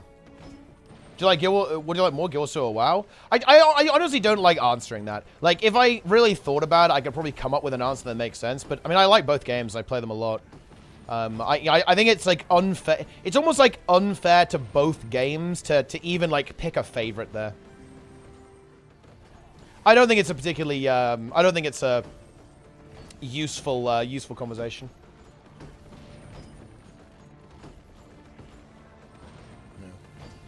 YouTube isn't real and can't hurt you. No! It is real. Can't hurt me, though, because I'm friends with YouTube. Let's go. Yeah, look. Oh, I still need to get a better setup, actually. I'm working on it, guys. Soon, look, the YouTube chat is going to be alive. I think in general, people chat a little bit less on YouTube, though. Twitch is very much all about the chat experience. But we've got to get the YouTube chatters chatting, man. I want to see a vibrant, alive chat over there on YouTube as well. Because I think it's really cool that so many people are actually watching as well over there in YouTube world. Very nice. Dude, we've got to get... Oh, we're actually in. Okay, nice. Twitter stream when? Well, probably not going to stream on Twitter, to be honest. Well, I guess I could. I'd have to get, like, you have to get, like, premium, right? I'd have to sub to Twitter.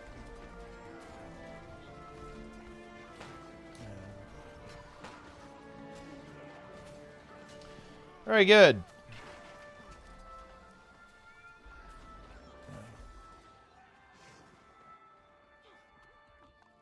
And I'm not really gonna... don't think I'm gonna subscribe to Twitter. Damage it. This is called Arc DPS. It is Arc DPS. Oh, you install it? You can change the font and stuff. Pretty easily. Ah, Draza. Hello.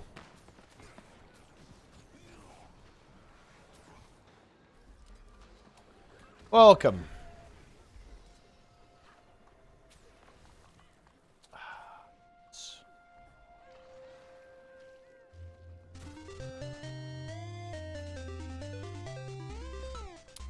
Very good. Reddit review? Listen, guys. We're not doing Reddit review.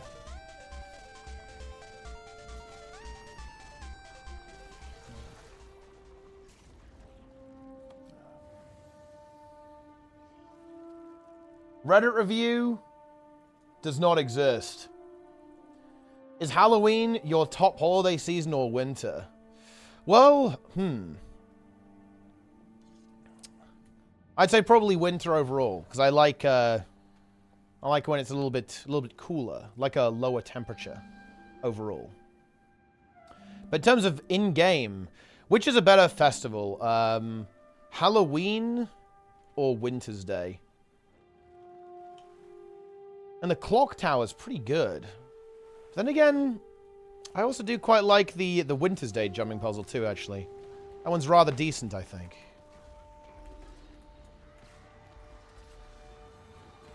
There's a couple of options, I think.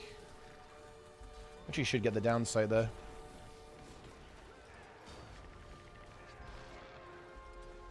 Oh.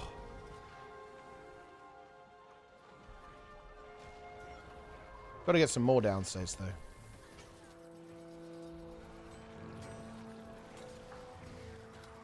think we're actually good.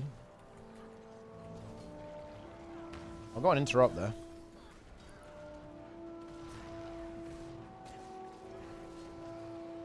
It's a bit of a fucking brawl. Holy shit.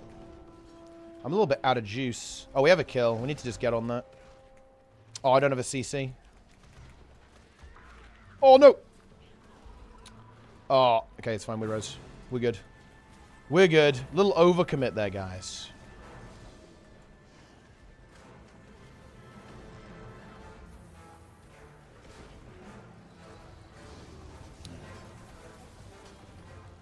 Very good. Warrior or Paladin, better for starters. I think they're both pretty good, I'd say. I think they're both pretty standard. Like Warrior, I feel like is almost like the most vanilla of vanilla specs of the way it plays out. It's like very it's exactly how you'd expect.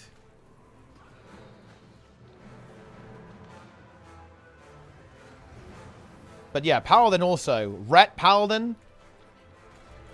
Very good. Good place to start.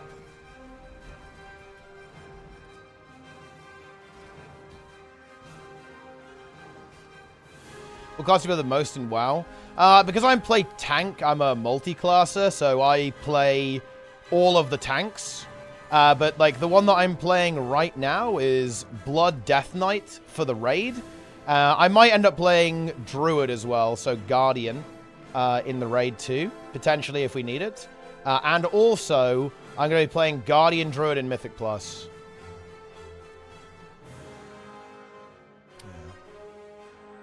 And a little bit later on, I'll hopefully be playing... I'll probably play Resto Shaman as a healer. And also, maybe I'll play Elemental Shaman as DPS. It's going to be kind of convenient, huh?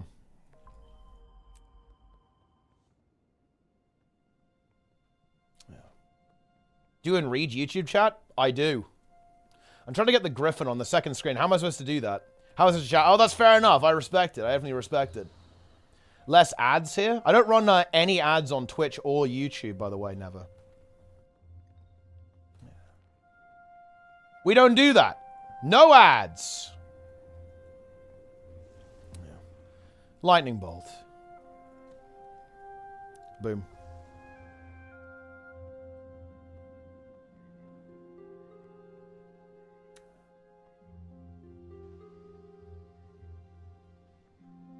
How to get your money then, though? Well, I mean, it is true. You know, it's funny. If I ran ads, I'd probably make an extra couple of thousand a month, actually. Or at least another 1,000. But I'm not really into that, guys.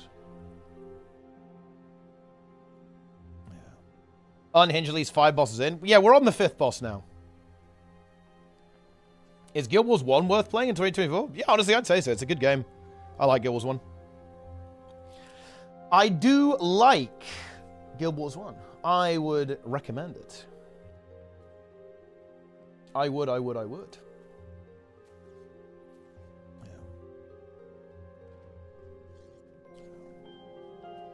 But yeah, the way I get paid on Twitch, guys, is subscribers. Subscribing for free with Twitch Prime. That's what you can do. And subscribing for Tier 1. That's also something you can do. It's another option. Dude, I'm getting spammed with New World videos on Twitter. What the hell is going on here? Oh dear, oh dear, oh dear. Holy shit. Oh. I'm out. For free? Yes, for free if you can believe it. Strelux the Prime. Ah, welcome back.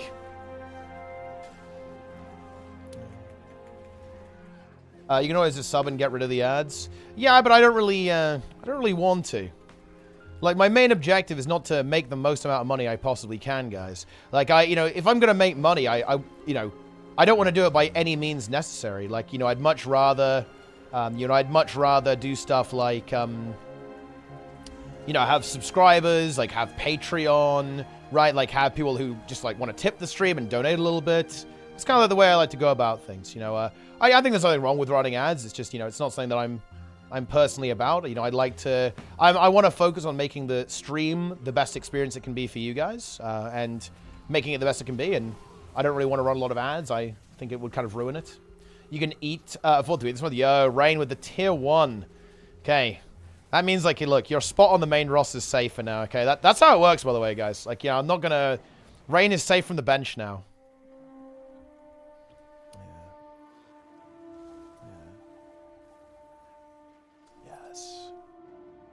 Hype train incoming. Love to see that. Worth. Yes, worth indeed. Yeah, there's a lot of that in esports, X as well. I'm actually in a really... I'm in a really fucked up position because I love StarCraft 2 esports, but StarCraft 2 esports as well. I mean, look, the esports World Cup, there was a lot of controversy around that, and I think legitimately so as well. And it definitely sucks because that's basically where the World Championship is, that's what's going on with the World Championship for the foreseeable future for StarCraft. What a fucking shame Blizzard abandoned it, man. Like, I can't believe Blizzard abandoned SC2. What were they fucking thinking, dude? What the fuck? Yeah. What the hell? But it is what it is.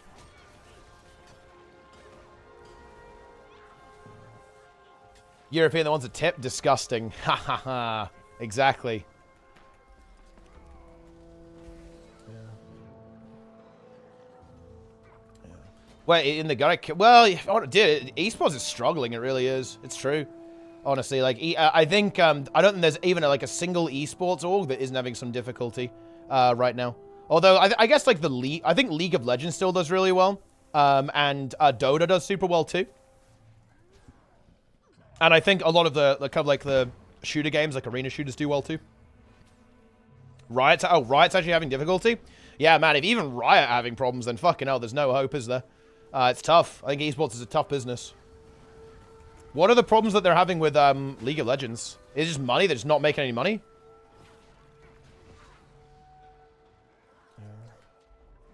Yeah. It's a tough gig, it really is. There's a reason why it's, there's not a lot going on right now. I mean, Riot definitely go hard. Everyone start watching because EU and they never win anything. Dude, man, like, yeah, when it comes to esports, it is remarkable how dominant Korea is. Like, because I assume it's Korea, right? For League of Legends and a lot of these games. It's actually crazy. It's insane. Like, that country has such an incredible esports, like the amount of like organization they have and like support for esports within Korea is absolutely remarkable. Oh, China as well. China and Korea. Okay, interesting. Yeah. Yeah, there's a very good, yeah, the Chinese player, Oliveira, actually won StarCraft World Championship as well, actually, relatively recently too. And kind of blew up as well, like, went from being like, a well-known player, but not necessarily like a top player, to an insane run, like dominating performance. It was kind of like a Nerd Chills where the guy fucking popped off insanely hard. Was able to obliterate Maru, actually, which, in like his best matchup, it was a Terran versus Terran, and Maru is considered to be like the god of TVT. And, Oliveira was able to win. Absolutely insane. I actually have to bookmark this because I actually haven't looked into this, Hoff. That's actually a real... I'm going to watch that later. Because I actually don't know why... Well, I don't know the details. I know that, I know that money is completely fucked in esports right now, but I actually don't know why. Like, why it's problematic.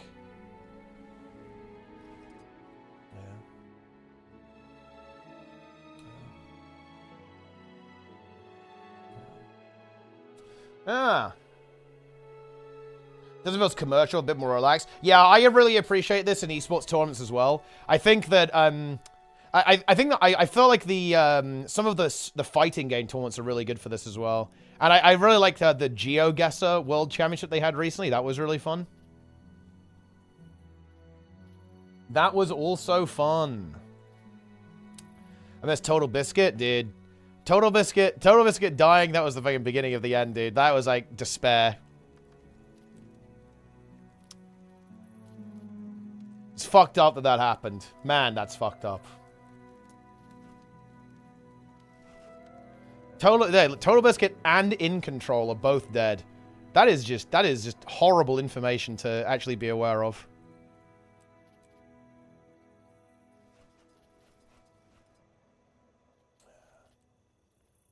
Let's go.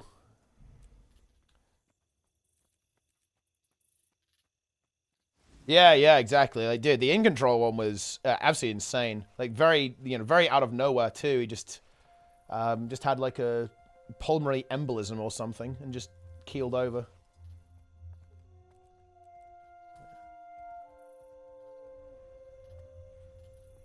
GG, Reigns Vault is full veteran. Wait, give me the fucking spreadsheet. Let's expose. Are we doing exposes right now? Who's got the most dog shit vault? We've got to actually do some call-outs here, no? Where's the spreadsheet? Unhinge. Oh, okay, wait. I think I've found it. Wait. This is not. Oh, this is the wrong spreadsheet, actually. I think this is the wrong spreadsheet. It is the wrong spreadsheet. Wait, is it?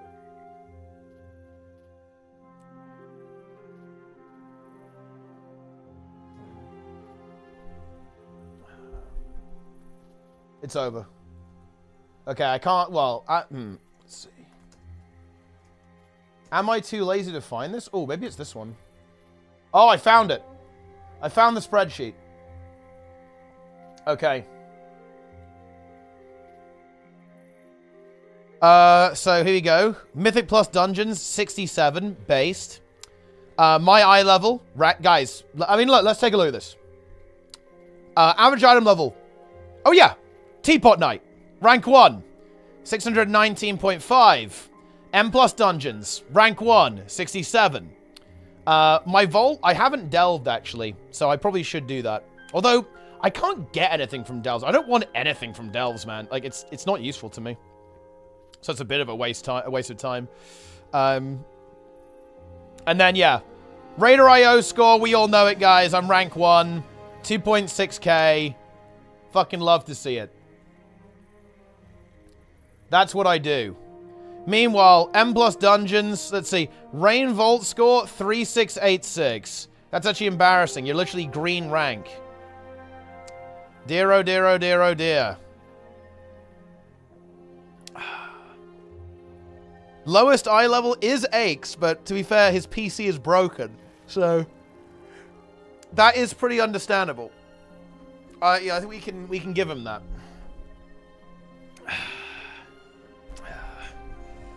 The Delve Knife from the Vault. Oh, really? Interesting. Oh, yeah, maybe, actually. Yeah, that might be the case. Yeah, our eye level's looking pretty good, though. Look at that. I'm 619, and the lowest is 640, and X will be way higher if he, yeah, if his PC was working. Looks like Zillion needs to be fed some gear. But we did a lot of keys. Man, he just hasn't been lucky, he just has not got the items. Really. Everyone has foresight. Yeah, everyone has foresight at this point, which I think is pretty good. Yeah. Not bad, not bad. Is there a massive difference in 619 and 615? Not really, no. Well, it's significant. It's not like nothing. Like, each eye level is like 1%, basically. One eye level, 1%. Worst vault score, basically lowest Raider eye score at M plus done, 4th highest eye level. Yeah, I mean, Rain's fucking pumping. Holy shit, 618. But you got myth tier, though. You got fed. You got fed in Raid, dude. That's what happened.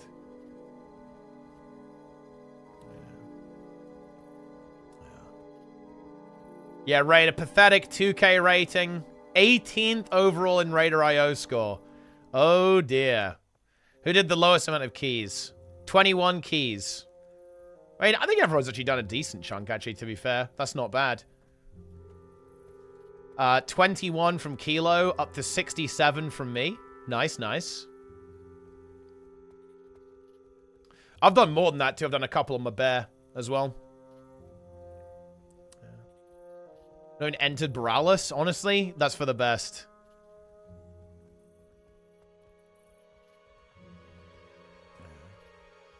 What are keys? Basically, fractals. Infinitely scaling fractals. If you do any key under +10. Honestly, I respect it. I definitely respect that. Wait, how is Thunder Titan's Vault so scuffed, actually? Wait, do we need to do more keys? I can play tomorrow, actually. If we need to do more.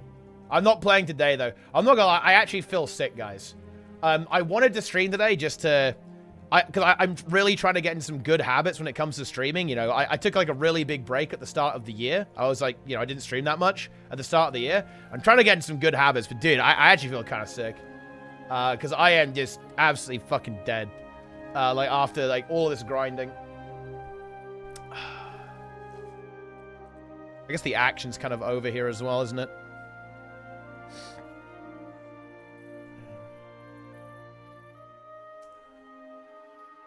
Weak? I am weak. You know, no.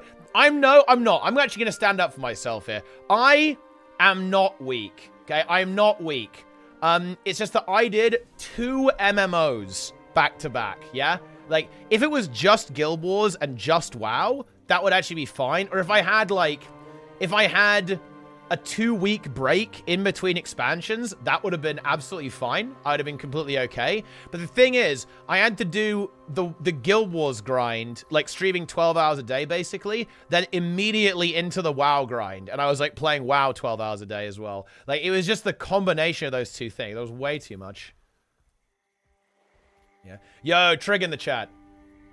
Looks nagged. Yeah, I am absolutely drained, to be honest. But we're going strong, guys. Dude, look, I kind of like Dells, man. Dells have really grown on me. Dells have grown on me. I like them. Some of them, I admit some of them are a bit shit. But most of them pretty good.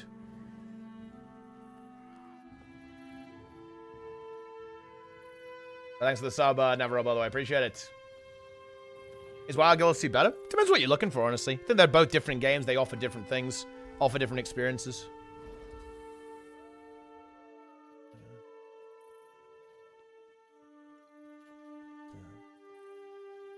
Underwater delves. Yeah, the underwater delves are they're a little bit annoying, to be honest. New World Eternum. You know, look, I'm gonna be real, guys. I'm gonna say it. I have been very critical of New World, and I will admit I am salty about New World. I own that. I'm just gonna, I'll take the, I'll own that position. I hope it does well. I genuinely do. I wish the devs well, and I hope that they're able to actually get the game into a good position and redeem it. There you go. I said it. I said it. I really hope they do. It gives me no pleasure whatsoever to see any game fail. Like, any game that devs have poured their heart and soul into. You know, a lot of time, a lot of effort, a lot of passion, right, into developing a game. It gives me no pleasure to see New World basically die after its release, and I hope they're able to make it work.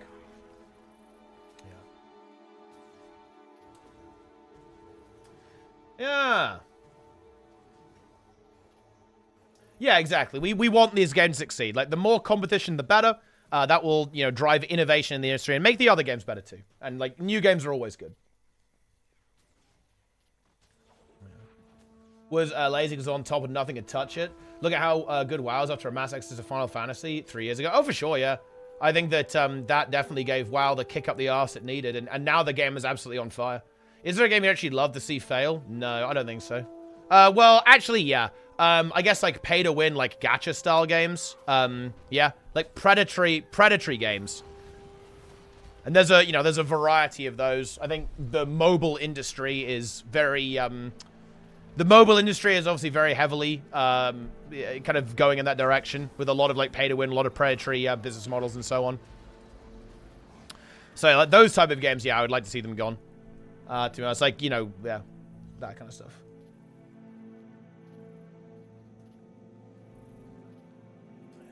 League of Legends. You know... okay, I know it's a meme, and I shouldn't take it literally, but when people are like, League is the worst game ever made, I fucking hate it, and then play every day, I feel like it's actually just a little bit of a circle jerk. Is League of Legends actually a bad game? I think the probability of that is actually almost zero. I haven't played for ages, so maybe the game actually is somehow dog shit, but I don't know, I don't think so. I get it. That's what you do, right? You play a game for 10,000 hours and you call it dog shit. That's what everyone who plays MMOs does as well. It's like a very MMO thing, but yeah, I don't know. The shit right into their own community goes, oh, wait, I mean, what's the context there? I actually have no idea about that. I'm not really very well versed on like the MoBA history. I only ever played League of Legends very casually with my brother, actually. Like my brother and a couple of friends. I know nothing about League and Dota, really.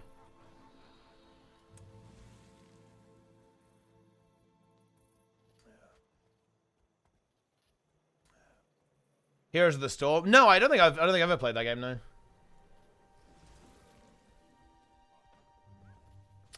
Here we go.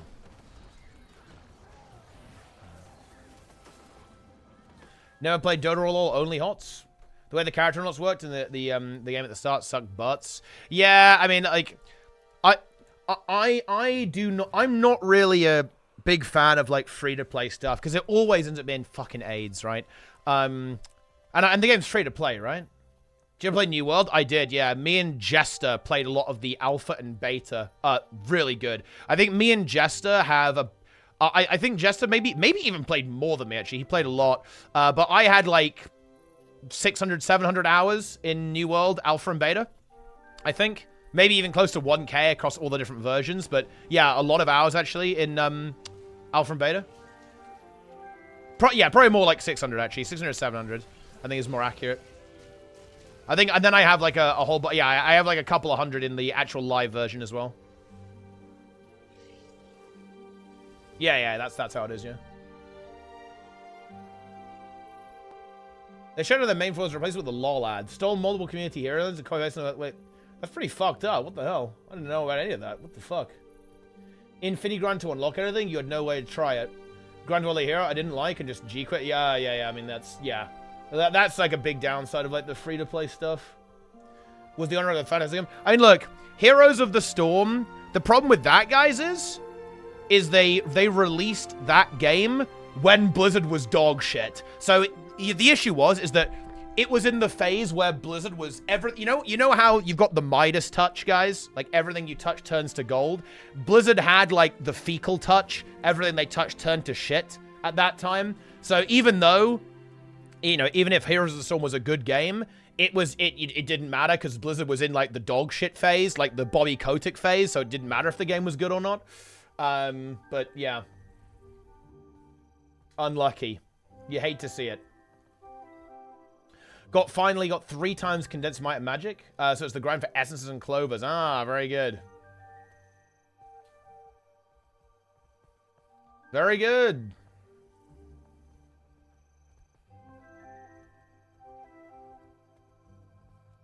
We love to see it.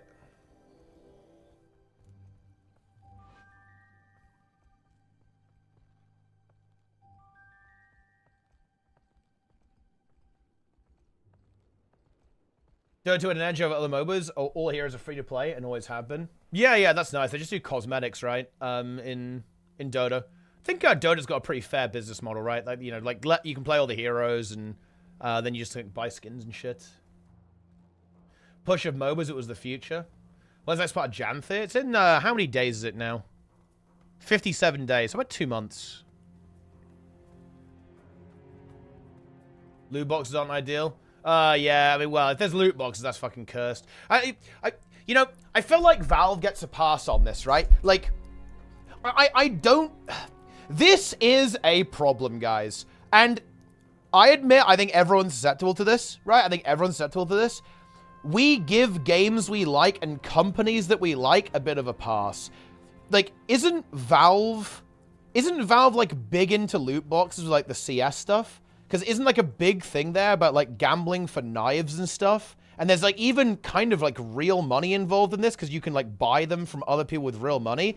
That is fucked, right? Like that, and yeah, don't get me wrong. Steam is a good platform. You know, comparatively compared to other platforms, Steam is very fucking good, right? I'm not going to dispute that. Gabe Newell seems like a good guy, right? I'm not like here to indict his character. But yeah, that game, like a huge thing there is loot boxes, and that isn't good, right? That is absolutely extremely anti-consumer.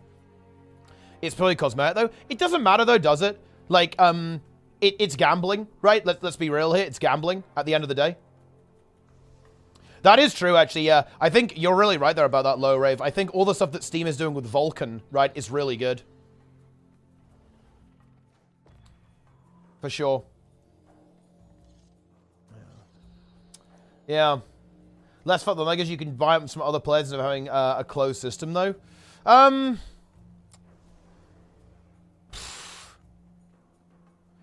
mean, maybe. Maybe, so you can, like, skip the gamba and buy it directly. But you end up with these pretty big price tags as well, right? Like, I think that, you know, like, I think some of these things are, like, worth 1,000, you know? All that kind of crazy stuff. Yeah. It's only cosmetic argument. Yeah, it's not a good argument. The fact that it's only cosmetic is actually fundamentally irrelevant. Like, the only thing is it anti-consumer or not, right? Like, for example, guys,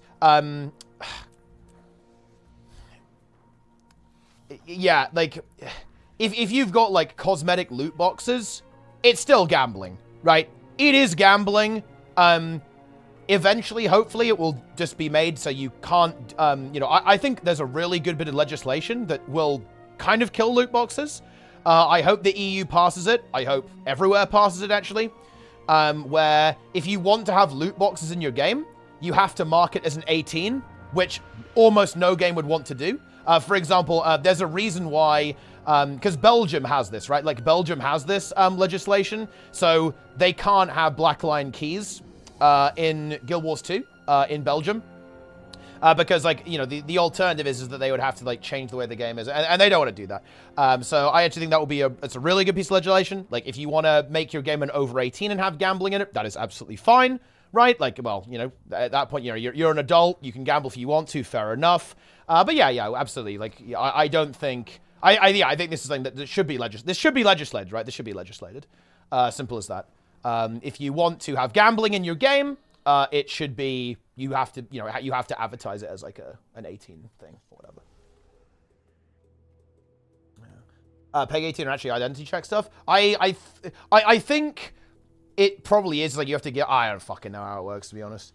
But I'm pretty sure that's how Belgium has it. I'm not sure exactly what the implementation is, but I mean, it worked, right? Like, it killed it. You cannot buy blackline keys in Belgium, right? Like, whatever they did, whatever legislation they wrote, it killed blackline keys. And I think that's a good thing. That's a positive thing, right? It's a positive thing.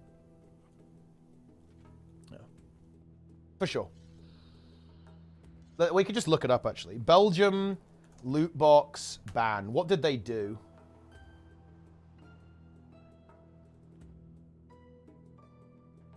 It looks like they might have actually just gone a bit harder.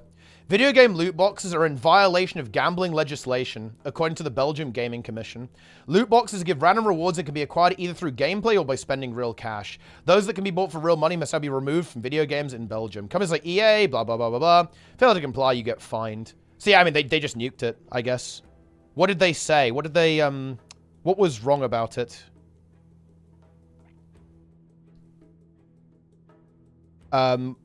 US authorities decided that games using loot cards did not constitute gambling because players do get some kind of reward when they acquire the boxes. While in the UK, the Gambling Commission took a similar stance and said the boxes did not come under its control because the rewards are only usable in the game. The Belgium Gaming Commission has disagreed, instead focusing on whether the loot boxes constitute a game of chance, the use of a game element which involves a bet that can lead to a profit or a loss. It cited a series of issues with how loot boxes function, such as the use of a virtual currency that can be purchased with real money. This is actually a big thing, by the way. Virtual currencies are a very strong psychological tactic, by the way, because it obfuscates the real money. I actually think a really good change would be that ArenaNet would have to show a dollar price next to these as well. So in other words, it would show 640 gems, and that's about $8. It would have to show $8 next to this. I actually think that would be a really good change. Same here. So this would be $20 for 1,600 gems. Right, I think that's approximately how, I think $10 gets you 800 gems, right? Yeah, that would also be another thing. Because, yeah, a key tactic here is that the gem price obfuscates the actual worth of the thing as well. I think that's a very valid criticism of how this is done. This is actually kind of I think this is a big topic actually right now in gaming, is like virtual currencies and how, you know, like how that's used to essentially like generate more profit. Yep. Okay, and you can see that looks like the Belgium Gaming Commission is also aware of this, too. And the way that some loot boxes make players think they will gain an advantage despite their random contents, as well. Yeah, and they're talking about the fact that, yeah, like children are being exposed to gambling as well, which is obviously not good, as well.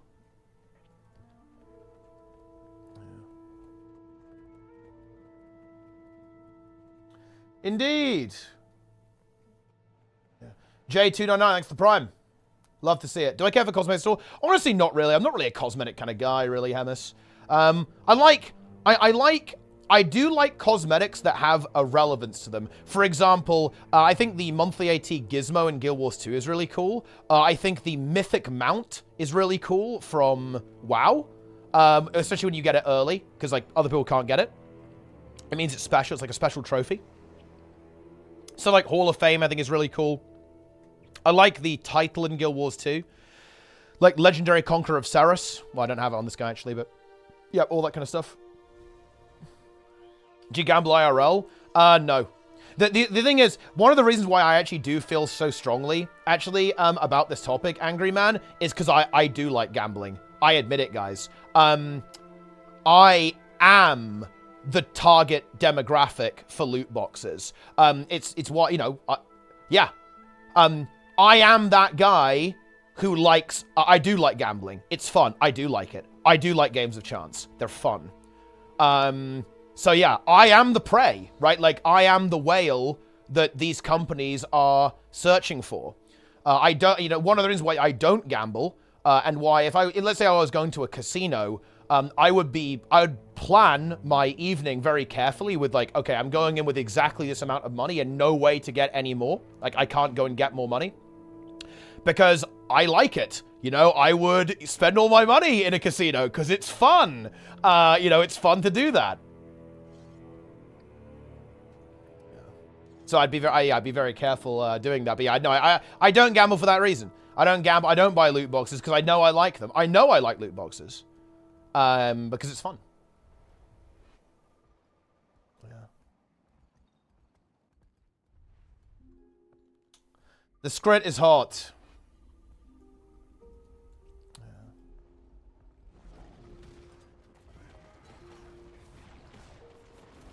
The script.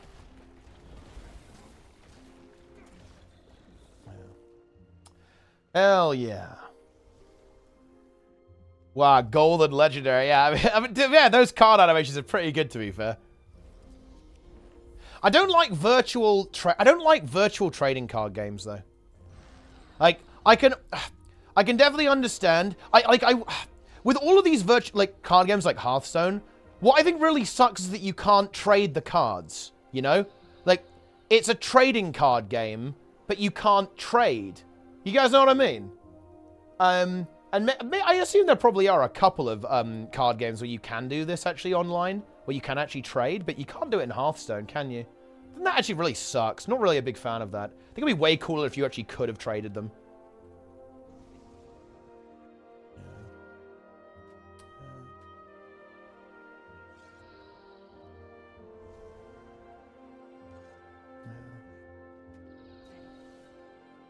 Pulling cards is the same as a loot box, in my opinion. The higher doesn't feel high enough. Yeah, well, I guess it depends on like how rare the cards are. Aren't there like some mega rare cards in like Magic and stuff that like sell for a shit ton of money in real life, like actual physical cards?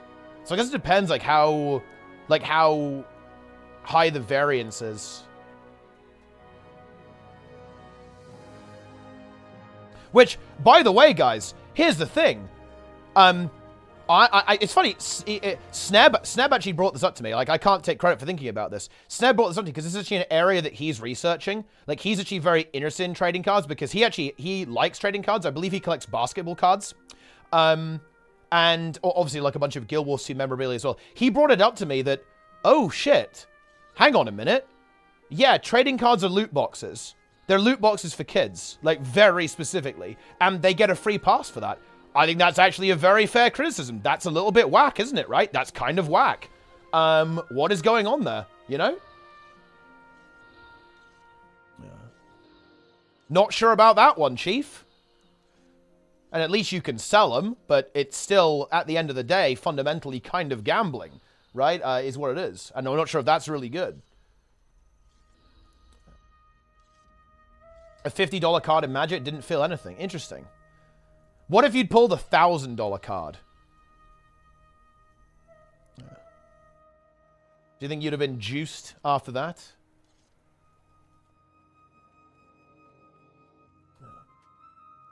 Buy a virtual trading card instead of the real one I can hold and then use online. Yeah, it would be cool if there was that interoperability, right, between the two. But that's, dude, that's when you're getting into, like, the fucking NFT territory, aren't you, right? Yeah.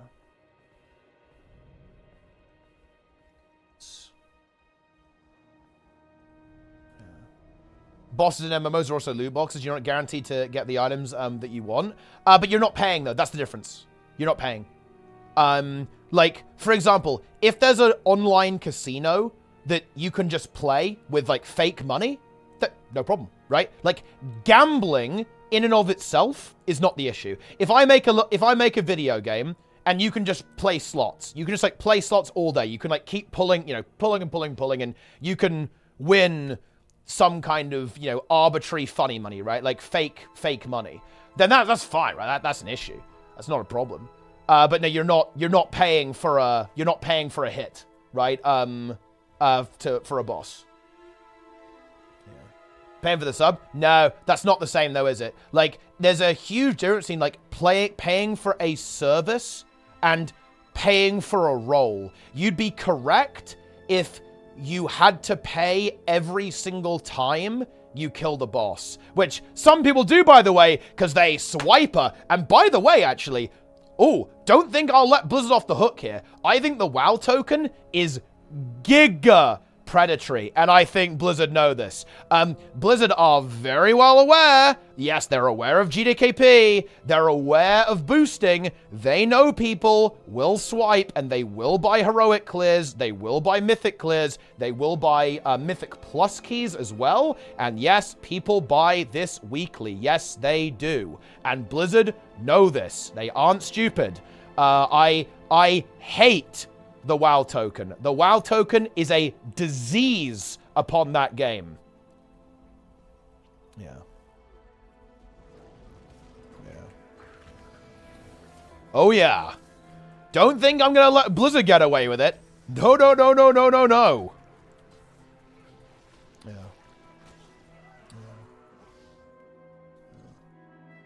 Yeah. If not the WoW token, they'll buy it from third party. Yes. But then Blizzard isn't engaging in an ethical violation, are they? Or poor business practice. So then Blizzard's fine. Like, I would then say, yeah, these people who are cheating and buying and selling gold who are cheating, they should be banned. Again, like, I'm not saying that we can, like, get rid of gold buying and gold selling in MMOs. That's not realistic, right? Like, that's obviously not going to happen. But you can at least say it's against the rules to do that.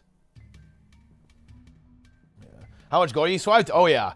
Dude, Hemis is rich. I know you don't swipe, do you? That's the thing. I really should, because don't you earn all of your gold in Classic, I think? Do you do, like, a bunch of GKP? Like, I seem to recall this, that you've got a lot of gold, haven't you?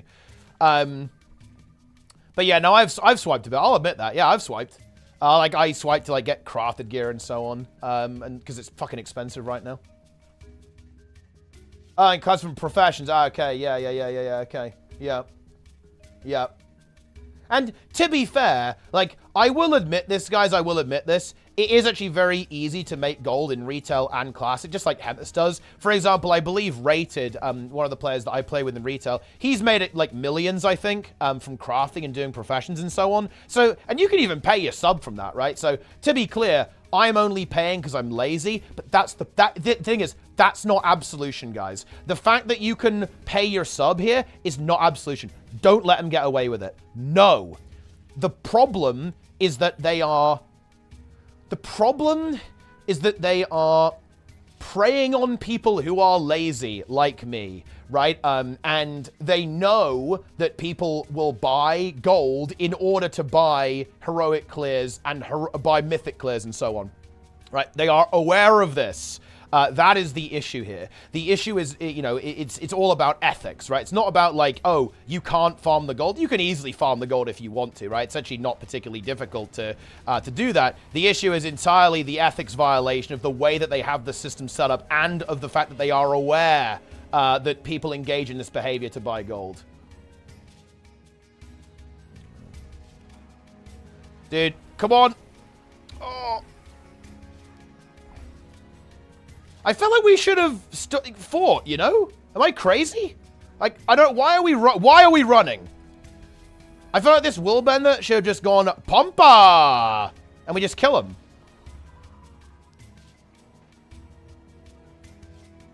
Yo, look at my gliding skills. See ya!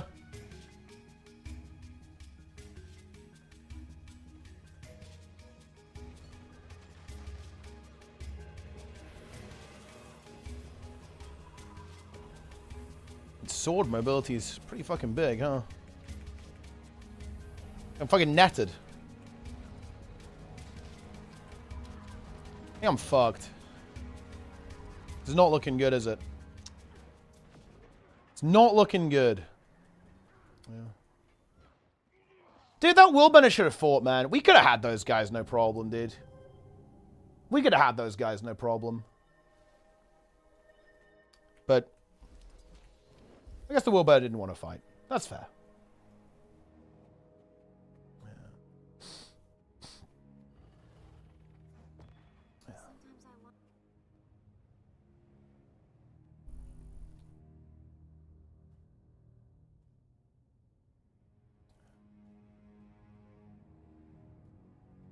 I saw a Redbox made they spend more gold repairing gear than playing they did from passive. Like, oh yeah, that is definitely true, by the way. Like, gold, you don't, like, earn gold from, like, doing raids and stuff.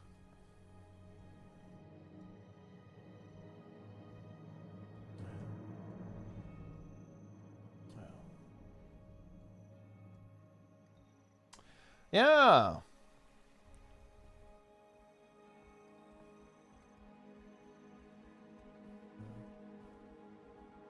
But yeah, I think that it's... Look, I know that it can feel futile sometimes, guys, but I really do believe it's important to call out bad business practice, even in games that I like. I really like World of Warcraft, and I really like Guild Wars 2, but I'm not going to give them a free pass. Absolutely not. I will never give ArenaNet a free pass on Black Lion chests, and I'm certainly not going to give Blizzard a free pass on the WoW token, yeah?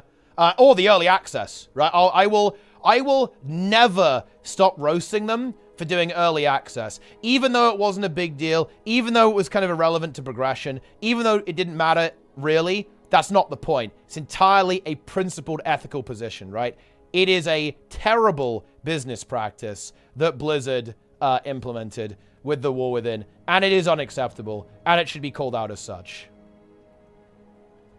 And I can say that while still saying, you know what? It's a good game. Same with Guild Wars 2 and loot boxes. Do loot boxes in Guild Wars 2 like make Guild Wars 2 shit? Of course not. It's a great game. It really is.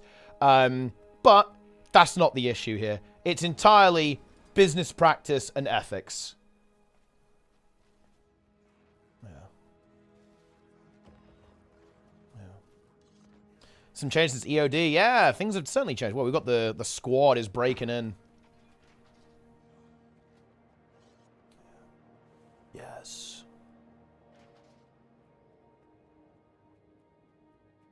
It's time.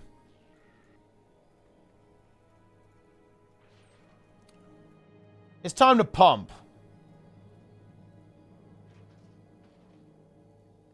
Yeah, it's not even about the cost. It's entirely about the principle, right? I completely agree. Yeah, X is 1,000,000% right. I wouldn't care if it costs an extra $1 to pre-order, like, or $1 to get the early access. I do not care. I don't care if it's $1 or $100. This is I will die on this hill for all eternity. It is entirely a principled stance. It's irrelevant how much it costs. It's entirely the fact that it's a predatory practice.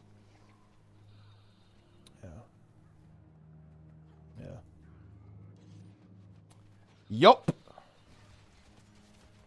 How do I get into World versus World? I need 3 gifted battle to finish my legendaries. Oh, you just get yourself a build and start slamming. Like, you know, we just showed up here. We're defending this keep from the green team here, or we're going to attempt to anyway. We'll see what we can do. You care about investors, not players? Yeah, sucks. You know, I hope that there's some room for negotiation there. Can't enter those. You need to pick a team. You gotta pick a team now. So basically, World vs. World has changed from being about servers to being about guilds. And basically, teams are made up of groups of guilds. So essentially, you have to pick a team or join a guild and then set it as your World vs. World guild. And boom, away you go. I'm not sure we want to directly engage here, to be honest. This is very much rat mode, in my opinion. Like, full rat mode. We have another mine upgrade capacity. We need some favorite when it's ready early morning. Did the catch an offer? I have to run. I've been letting you know. Ooh, that is a good call. What could we do? We could try to do. Well, I better actually play the fucking game.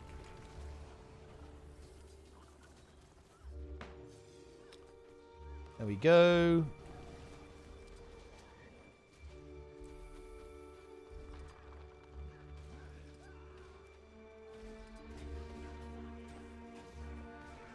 Huge.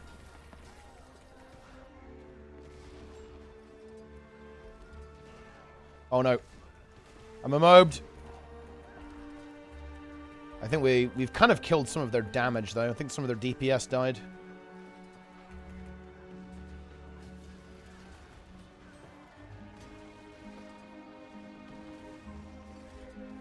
They're starting to crumble.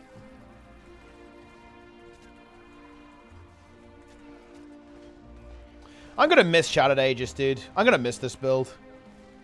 I'm so sad. I can't believe this build is dead. It's so fucking tragic, man. Look at this build. It's literally the same DP as a fucking Willbender. It's the same damage as a Willbender in a fight like that.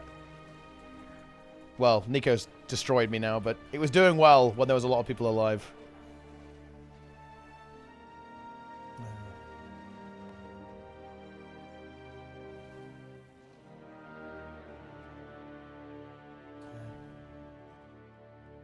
You love to see it.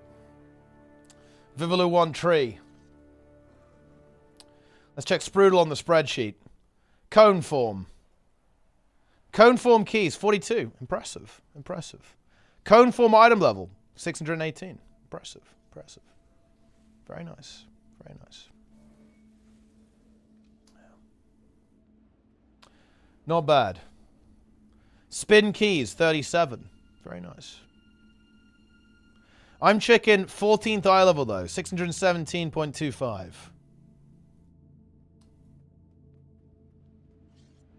I'm saying infinite 7s on DK. Yeah, I need to do the same. Actually, I'm going to do that tomorrow, I think.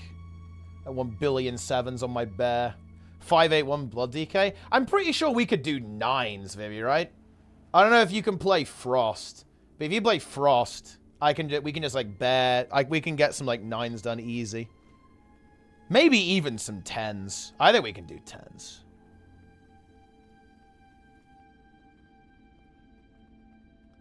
Wait, you already got the sack brood? Bro. Well, look, that's good. I mean, you can feed me. Nice.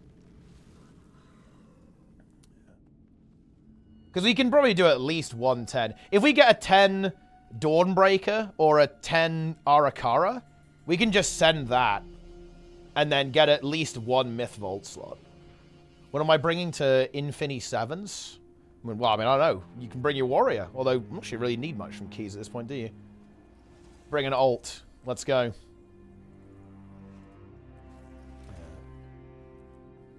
You have to bring your Augmentation Evoker. Because, of course, all teams in the Race to Worlds first playing Augmentation. And we do not have Augmentation Evoker. Man, isn't it crazy how well Method is doing? Dude. You know, you've got to give some serious respect here to Method. They're kind of blasting, right? I'm looking at this. They're actually even with Liquid right now. And they're actually consistently beating these bosses in lower amounts of pulls. Obviously, World third, Echo and Liquid outperforming in terms of real time. But wow. Method are doing insane, actually, this time, right? If you look at their pull count, 59% with 55 pulls. Actually holding second place. Obviously, Liquid is going to leapfrog because, you know, they're going to be kind of really starting their day now. Of course, Echo will probably be, you know, they're going to be ending relatively soon in a couple of hours. And I think teams are running into walls, right? Like, and they're getting into the second phase. I think there are a couple of bugs with it today, actually, as well. It wasn't working properly. Yeah, real. This is fucking hype, honestly. This is hype. This race is crazy. Like, what's really exciting about this is that I feel that there's some potential for Method to even win, right? You know, it's not just Echo and Liquid this tier, is it, guys? It's absolutely a 1v1v1 between these two guilds. It 100% is. It's a 1v1v1 right now. Yeah, it is a 3-horse race. It absolutely is. It is a 3-horse race currently. Very impressive from Method. Yeah. Would be Zayst. Yeah, and you know it really sucks. They had some very serious ethics violations, and that's putting it politely. It's good to see that they've actually addressed those issues, reformed and improved the organization. Right, and you know they're back in business. That's really cool to see. Yeah.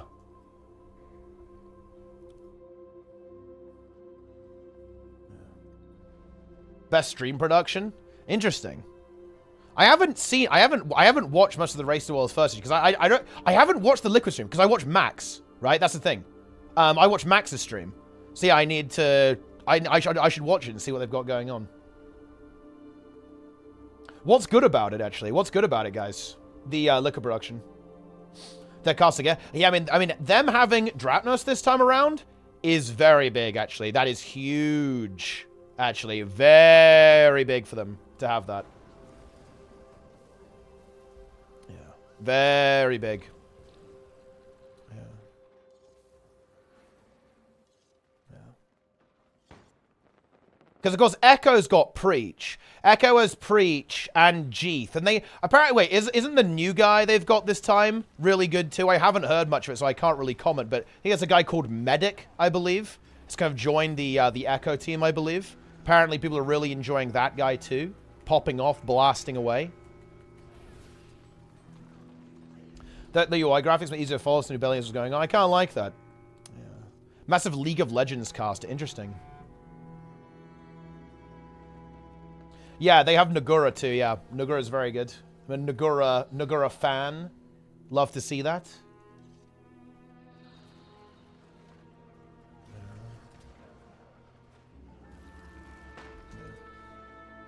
Quirky meme shit echoes us into their stuff.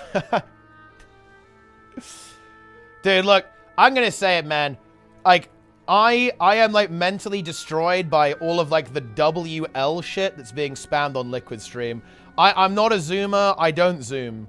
I can't connect to that. To me, it's a cringe meme. I'm gonna... Look, it's reality, guys. A cringe-ass fucking meme. L meme. Yeah.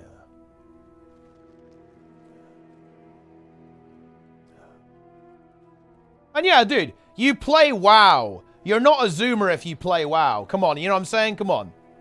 You're literally like the biggest boomer of all if you play WoW. You can't pretend to be a goddamn zoomer.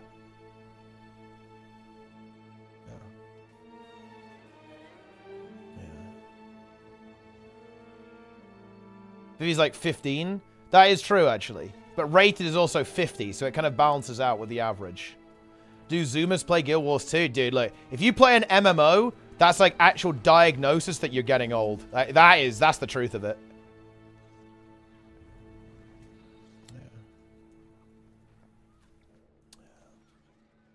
It's time. Favorite map in WoW history?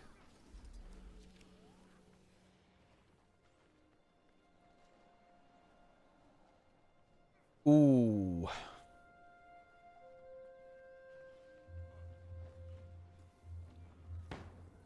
It's gonna be a vanilla map. That's how it is. It's gonna be vanilla.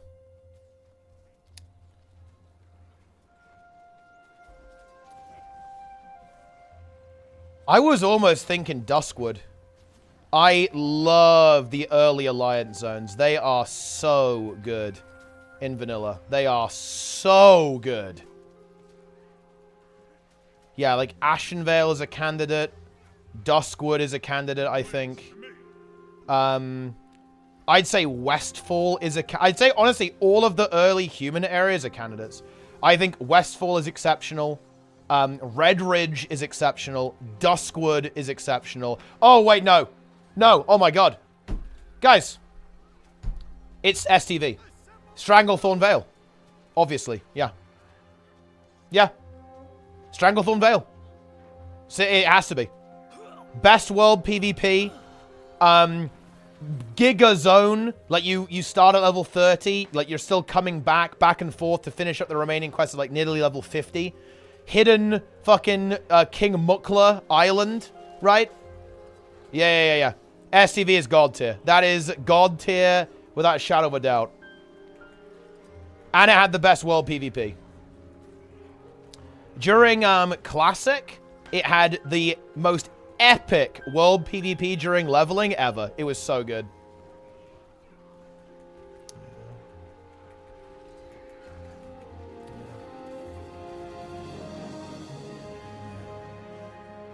Hellfire wasn't a fan of Hellfire Peninsula. Look, when it comes to Burning Crusade, look, when it comes to BC, guys, this is so fucking boring, but all this, look, again, I'll eat this one again. Nagrand is the best BC zone, obviously. The best zone in Wrath? The best zone in Wrath is what? Is there a better zone than Grizzly Hills? That's the question you've got to ask yourself.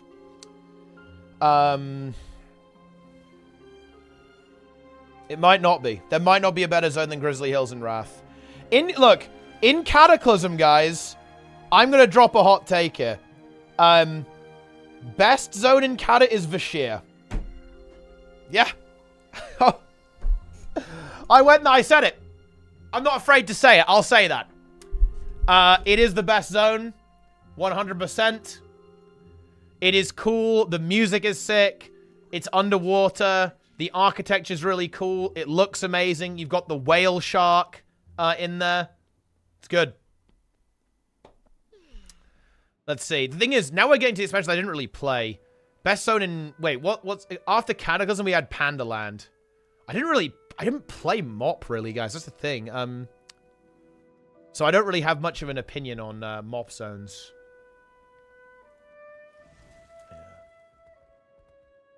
And then Warlords. I didn't really play Warlords either, so I have no idea. I also didn't really play Legion either, so I can't really comment on Legion. Or BFA. Although, no, I did play BFA, actually. Oh, okay. Best BFA zone. I really liked Stormsong Valley. Like, that entire story there, like, that world, the story, and all the characters, I think was... Oh, dude, BFA was such an insane expansion. Yeah, Drustvar, Stormsong Valley, dude, and Tiragard Sound, man. Oh, dude. Those zones are good. They are so good. Yeah, the Horde ones are not as good. The Horde zones are not quite as exciting, I think, in BFA. But the Alliance zones they're so good. Yeah. Didn't like Legion. I didn't play Legion. I didn't play Legion. I wasn't playing the game. And I only played BFA leveling, right? I didn't play BFA when it was current content. I leveled my mage in BFA.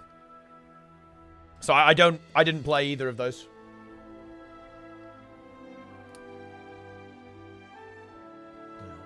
Oh man, I love that lizard. Feels lizard, man.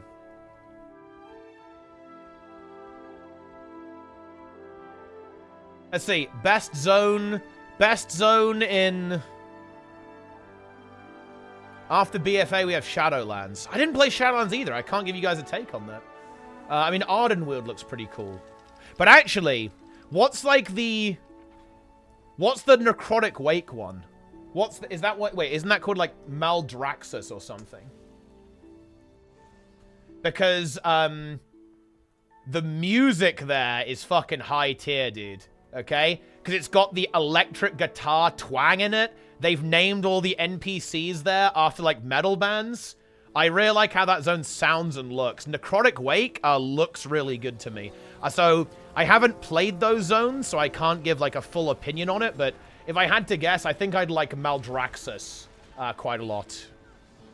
But I actually don't know what it looks like, so I can't really tell you. I haven't been there.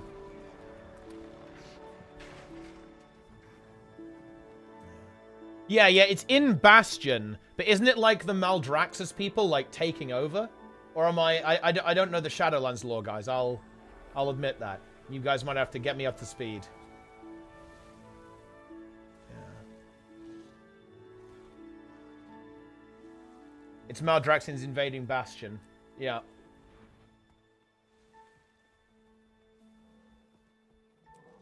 Might level a character in creative. I think I am actually inclined to do the same, to be honest, Trey. I kind of want to do it. Like, Shadowlands looks insane. Like, very visually striking. Like, Bastion looks kind of incredible. And the Sepulchre area as well. The Sepulchre raid... dude, this is going to bring out some PTSD for all the WoW players here. Dude, I really wish I'd played Sepulchre. Like, that raid is... Wow, that raid is cool, to be honest, guys. It looks insane. You know, the music, the visuals. Oh my god. Yeah. That's crazy. Yeah, that's the one with the jailer, yeah.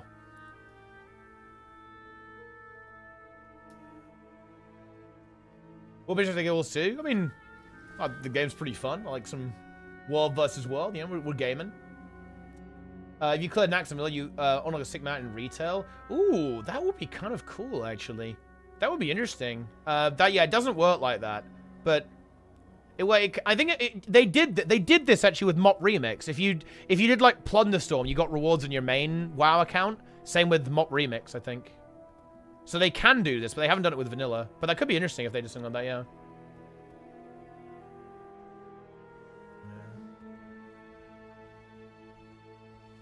Is it okay if I install your stream on my website? I'm not an embed fan. Let me put it like that. I do not like embedding. I view it as an unethical practice. And therefore, I do not do it on my site. And I do not want my stream embedded on other people's sites either.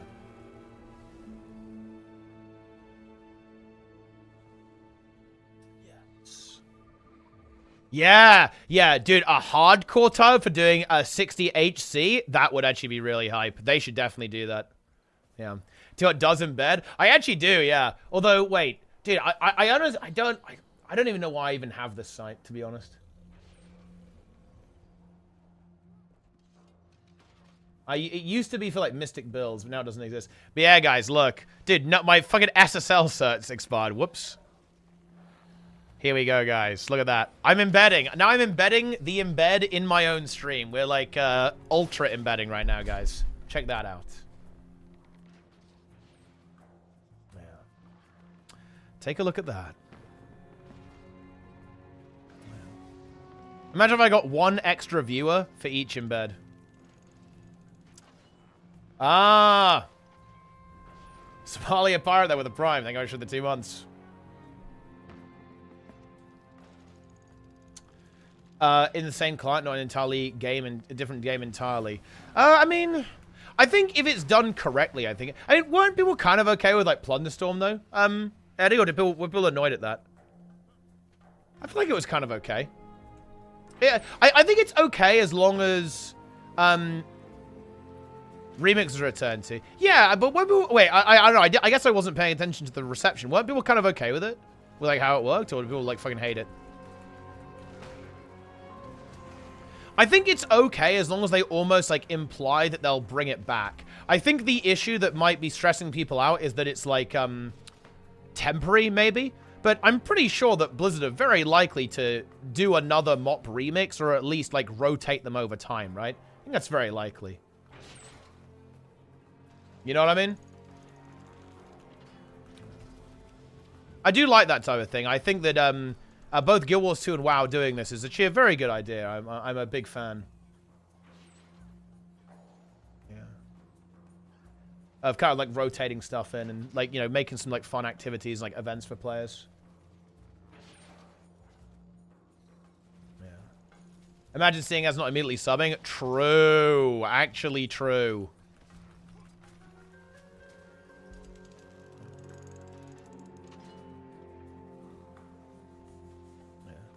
What makes embedding unethical? So essentially, it's a way of artificially inflating your view count, right? So it's an anti-competitive practice, basically, within streaming. Like that's the issue with it. So yeah, because it basically generates viewers and increases your view count, which promotes you within the Twitch directory, which obviously then contributes to you getting more discoverability because you're higher up in the Twitch directory. And this is artificial, right? This is fake. Those people aren't watching the stream. They're basically idling on a web page, you know, on an external website, often not even aware that you're watching the stream, because like it will be hidden at the bottom of the page, for example, or it will just be like a very small player that you don't really notice. And it's essentially like artificial viewers that, again, it's an anti-competitive practice within, you know, within like the streaming industry. Yeah. Through message, they embed every single WoW site. Yeah, that's not good. They should get called on it. I believe this happened in Final Fantasy as well, actually. There was, so the weebs can obviously fill me in on this, but I believe there was some embedding drama there with a website that was embedding a stream, generating a huge amount of artificial viewers. They got called out for it, and I imagine it probably stopped there as well. But yeah, it's simply an anti-competitive, unethical practice. That essentially artificially inflates viewer count. And you can get into the details in this, like, you can get into the weeds, you can talk about how it actually is damaging to the industry, in the same way that, like, you know, if you have artificial viewers, right, and, like, you get paid a certain amount of money for a sponsorship deal, for example, then you're gonna go, well, hang on a minute, like, you know, we paid for all these viewers and you didn't get nearly as many conversions as we thought, right? Funny enough, this actually happened with Guild Wars 2, guys. Bear this in mind. Guild Wars 2 paid Fextra Life to stream Guild Wars 2, right? So Fextra Life, for those that don't know, this is like the big embed drama. They got this wiki, and they got a bunch of games in their wiki, right? Like some of the Souls games, I think, and all this kind of stuff. And when they were embedding, they essentially had maybe like a couple of 100 people actually watching their stream, and then literally 10 to 20,000 people on their wikis embedded, like not even really knowing that they're watching. Right? It was essentially 20,000 view bots on Fextra Life. And bear in mind, guys, Guild Wars 2 was directly hurt by this. They paid Fextra Life to stream, and they'll have paid for that view count. They'll have, you know, if you've got 20,000 viewers, you're obviously going to get paid more than if you don't. So our game, Guild Wars 2, has actually been directly affected by embedding because, yeah, Fextra Life essentially probably got paid a fucking quite a lot of money to stream the game with a very high view count. But of course, they didn't actually have a high view count. They had an incredibly high embedded view count. This is why it's toxic, because embedding is damaging to the entire streamer ecosystem, right? Yeah. And that's not good. That's not ideal, right? Not good at all.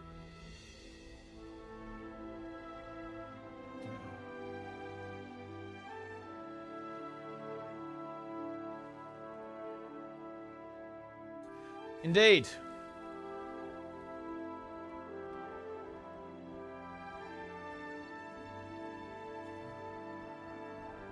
Yeah. It's good to see you too, Dan Oak, over on YouTube.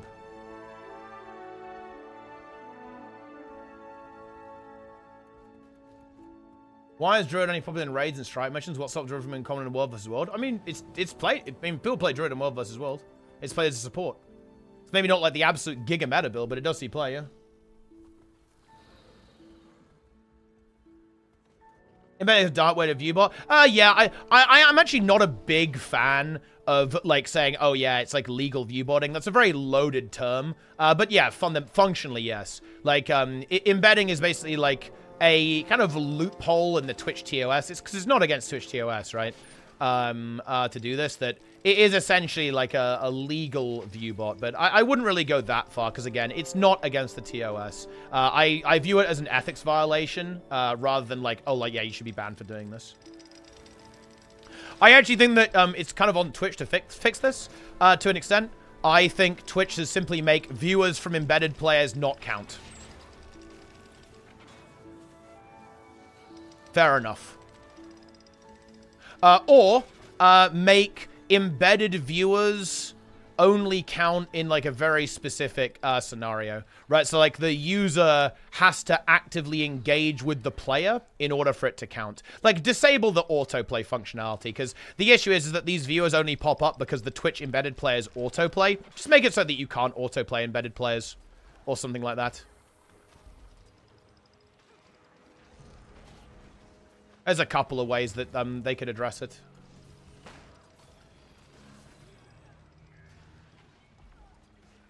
Drops then? Actually, yeah. I think drops actually can be criticized for multiple reasons, actually. One of them is that, yeah, they do kind of inflate viewership in a weird way.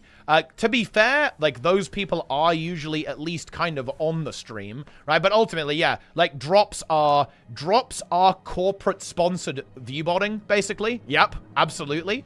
That is what that is.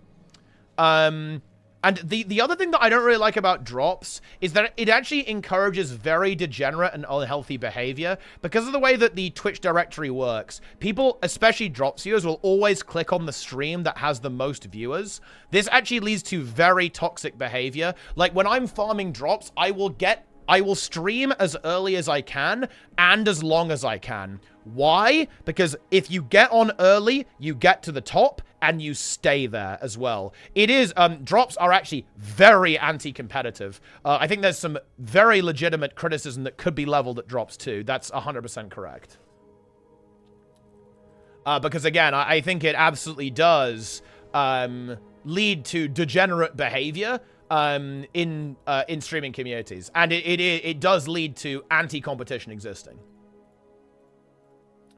That's an interesting conversation though, because like there's something really weird going on there, because ArenaNet are basically paying Twitch to advertise their game, right? Like, that's kind of what a drop is, and that is where drops get really muddy. Like, drops get really, really muddy, I think.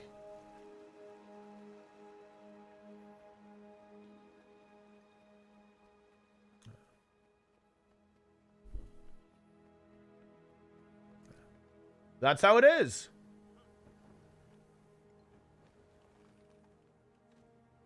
But yeah, no, drops absolutely do inflate these numbers. Like, if you look at my average view count over the last year, it's probably something like 800.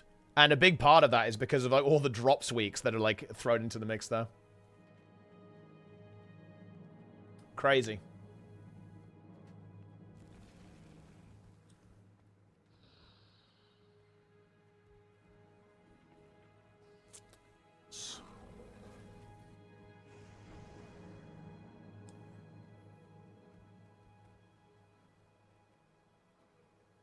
Incredible. Was the release of Sarah CM LCM a success? I mean, I would say so. Probably.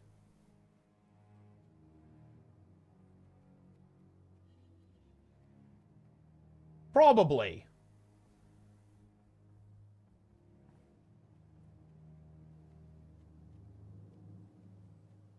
ArenaNet figured out difficulty settings. We got there in the end, guys. We got there in the end.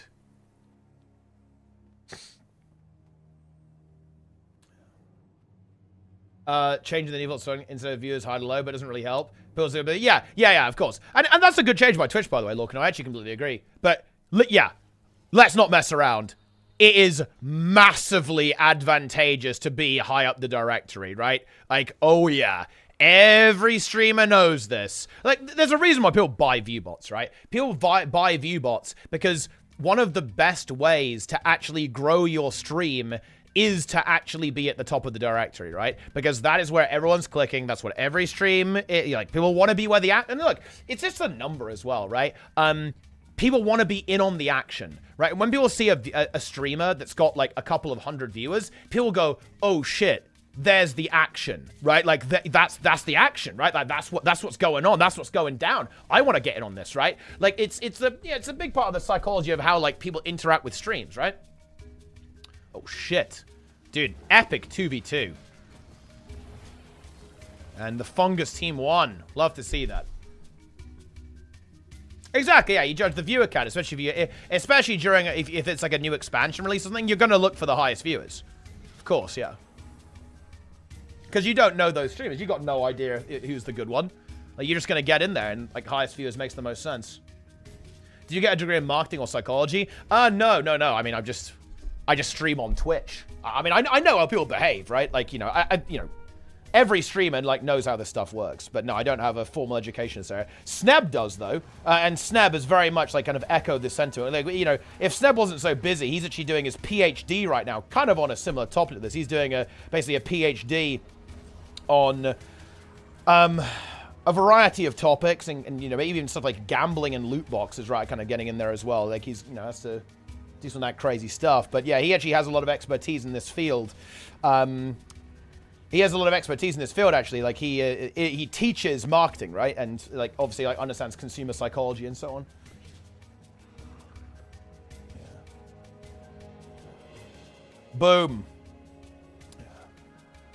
Kevin to get Guild Wars 2 in COVID. Oh, that is no good. Look, I've got... Dude, I've got to give a shout out to what Method is doing in the Race World First Round with COVID. A couple of their players have COVID, so they have them, like, in a separate room. They're like, yeah, you've got COVID? Get on the fucking grind. Log in. Like, no, you're not. You're still grinding this boss. You got COVID? Log in.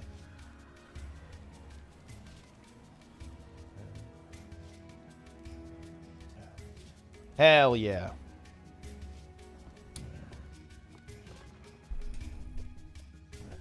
My escalating esports career. Interesting. So feels for multiple games, always having the highest views, helps in growing the odds. Of course it does, but again, like, I don't think it's like, is it impactful or not? That's not really like a major issue. This is, again, it's like a very principled thing. It's like a principled stance. Like, does it really make a lot of difference in Guild Wars 2? I mean, probably not that much, to be honest. Well, it does with, I mean, it depends, like, with what's going on there, right? But yeah, like, a big part of it is the Guild Wars 2 Twitch directory is pretty fucking dead, right? So it's not going to be super impactful here, realistically, but it absolutely is in game directories that are more alive. It makes me really sad how dead Guild Wars 2 Twitch is, to be honest. That fucking sucks, man. It's a very weird place to be in for my POV, guys, as a streamer, because we're not in the golden age of Guild Wars 2 Twitch anymore, right? Like, we're basically in the decline right now. That feels pretty bad to me. Yeah. Yeah. But that's how it goes, isn't it?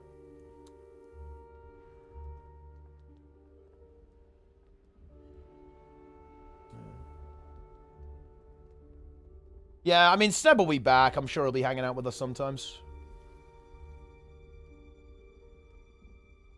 Guild Wars 2 Twitch has been dead since Ostrich Eggs got kicked for Abjured and Zanky D stopped streaming. Nobody's ever competed with those two. I mean, like, that was definitely content, right, back in the days. Like, the old PvP days certainly were exciting, that's for sure.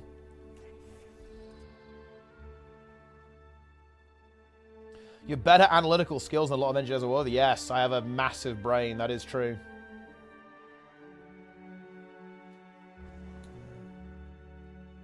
Guild Wars 3. Honestly, Guild Wars 3 could be a redemption for Twitch. Yeah, sure. I'll be waiting. I mean, Guild Wars 3 is... Guild Wars 3 is going to be a while away, guys. It's going to be, what, 5 years minimum? And that, well, bear in mind, guys, this is assuming that Guild Wars 3 is an MMO, where everyone's kind of assuming that right now. I don't think that's necessarily a particularly safe assumption whatsoever, actually. I think it's very possible that it's not an MMO, it's an entirely different type of game.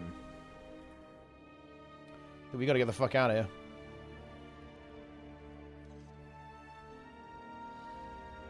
Yeah, Nico is in, but he's maybe getting out. Oh, unlucky.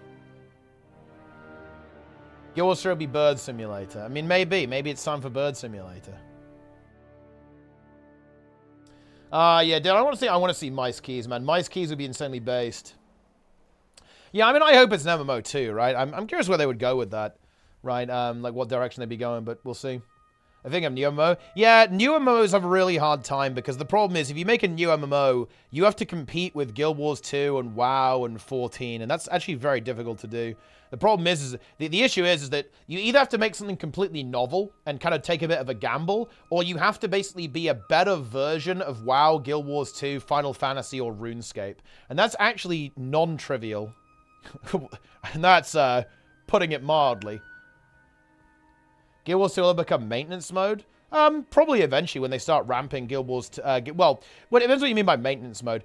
If Guild Wars 3 does really well, they'll probably ramp down Guild Wars 2. I actually doubt they'll fully put Guild Wars 2 on, like, no update mode like Guild Wars 1 is. They probably wouldn't do that because of how established Guild Wars 2 is. But yeah, they'd probably, like, ramp it down.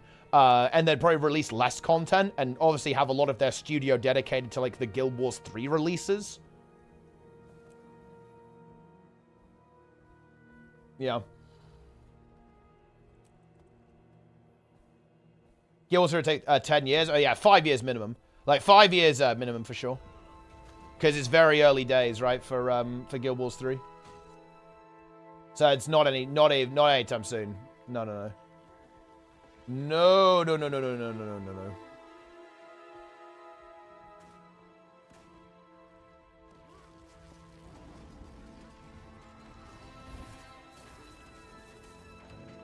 New age of popularity. Yeah, then the game's doing super well. For sure. Like, I think things were looking a little bit shaky during Icebrood Saga, and, you know, kind of like the after Path of Fire, but game's doing pretty well, honestly.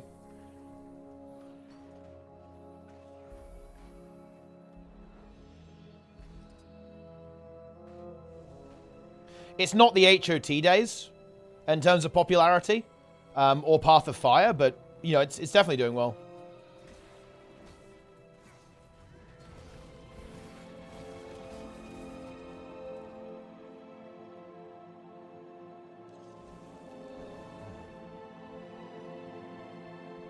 WoW 2? I don't think they'll ever do a WoW 2.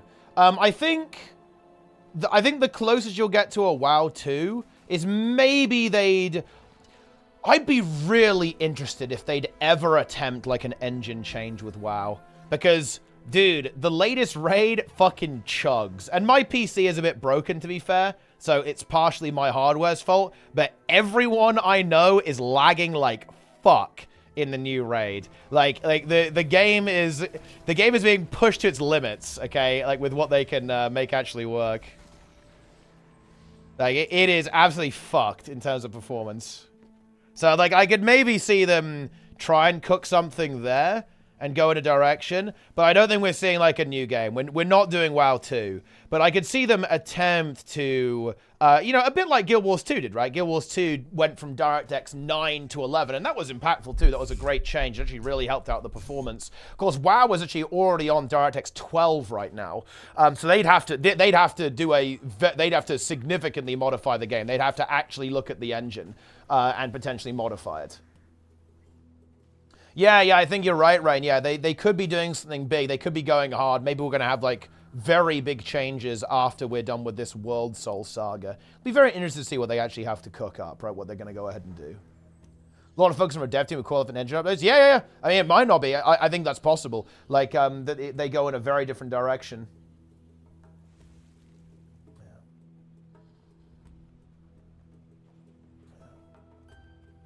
Is it hard to optimize the first raid with the new combat interactions? I mean, honestly, I don't know. I have no idea why that would be the case. Because, yeah, the thing is, like, Tindril was a bit laggy. But in general, Amirdrasa was pretty okay, I think, in terms of performance. I felt like I didn't really have any performance issues on Aberrus.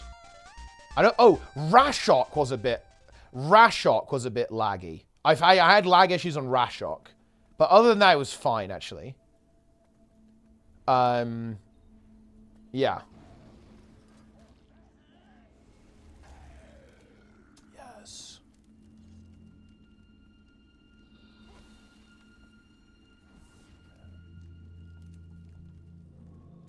That's how it is.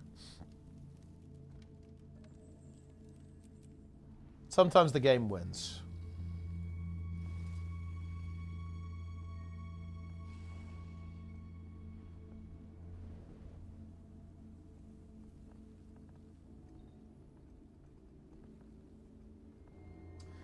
Okay.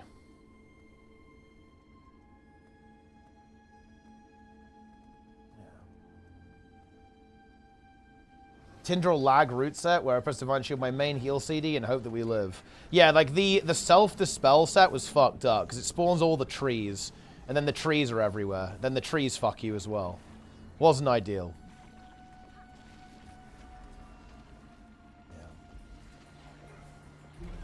How to find build for World vs. World. I've completely given up ever getting a gift of battle. I mean, I think this is where communication is really useful. Just ask in team chat, like, yo, guys, where's the action at? That's the kind of stuff you got to do, right? You just got to go, yo, guys, what's going on? Where's the content? Like, where's the juice? So that's the strat, I think.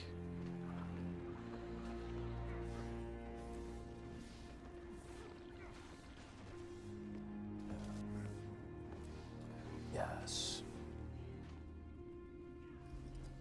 Only time I play is 5 a.m. to 9 a.m. receiving. Oh, yeah, yeah. Yeah, World vs. World is very sensitive to, like, real time, right? Because it requires other people. Honestly, what you could consider, by the way, is maybe try playing on EU. I don't know if you're doing any other kind of group activities on NA. You can try EU. Because, like, EU might be more active at that time for you, potentially. That's certainly, yeah, that's definitely rough. At that time of the morning. Yeah, you're definitely not going to have a crazy amount of people online. How brutal would the ping be? I think, well, if you're East Coast, it's probably okay. When I play on NA, right, or from EU, I'm in the UK, obviously. I get about 120 ping. So not the worst. It's very playable. People can't switch NAD without buying the game again. No, you can't. You can. You have to. No, you can transfer between servers. Does gear matter with us? Yes.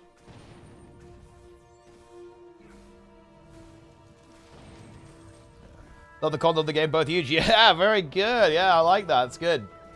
Knows the lingo. Love to see it.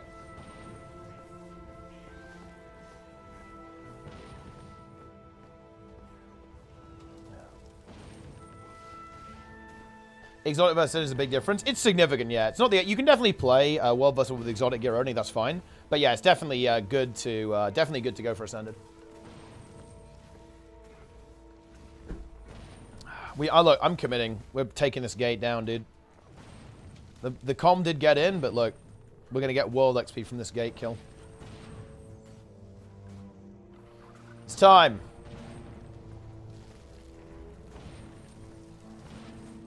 We're in. I got 50 world XP. Worth.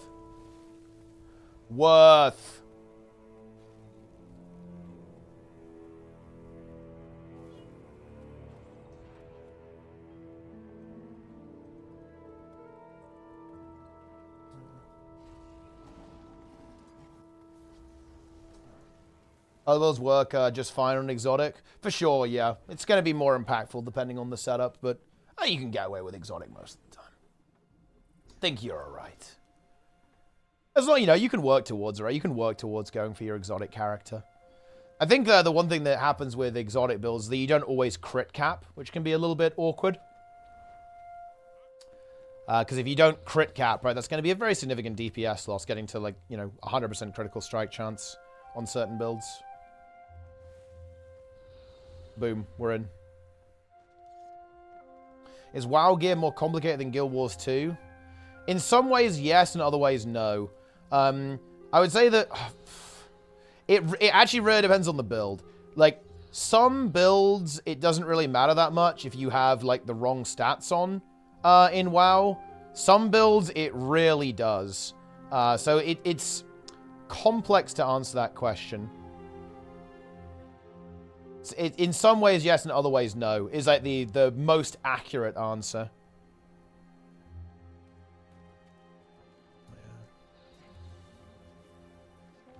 There's a lot of, I think Guild Wars 2 will let you run, like, totally useless stats a lot of the time. Like, some people kind of get trapped into, like, running really bad stats. WoW doesn't really let you do that. Like, you can't run useless stats. Like, all of the stats are kind of good, right? But there are some builds. For example, the class that I'm playing doesn't really care about haste at all, really. So in theory, I could run my Blood Death Knight with, like, maxed out haste, which would be quite bad. But I guess it would be, like, it would work still. It would be playable.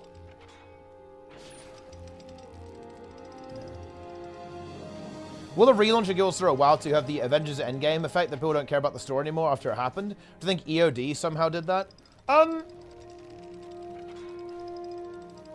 I think people really care about the story no matter what. I think the nerds are super into WoW and super into Guild Wars 2 in the story for sure. So no, I don't think so. I think that even if they did like a WoW 2, I think people would still be really invested in the story.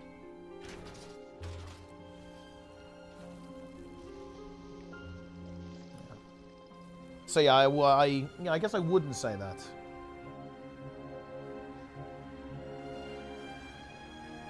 I go, Jimga, tomorrow's my grand return. Ah, very nice. He's back. He's back after his computer exploded. Not ideal.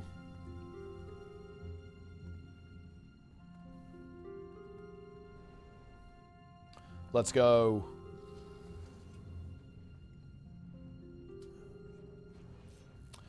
The 6 Gods expansion. I think that's actually kind of likely, to be honest. I could see them going that way, if I'm being honest. I think that's territory they haven't really gone to. Maybe not all 6 Gods in one, but I could certainly see them going in like a Mists-themed expansion angle, right? For sure.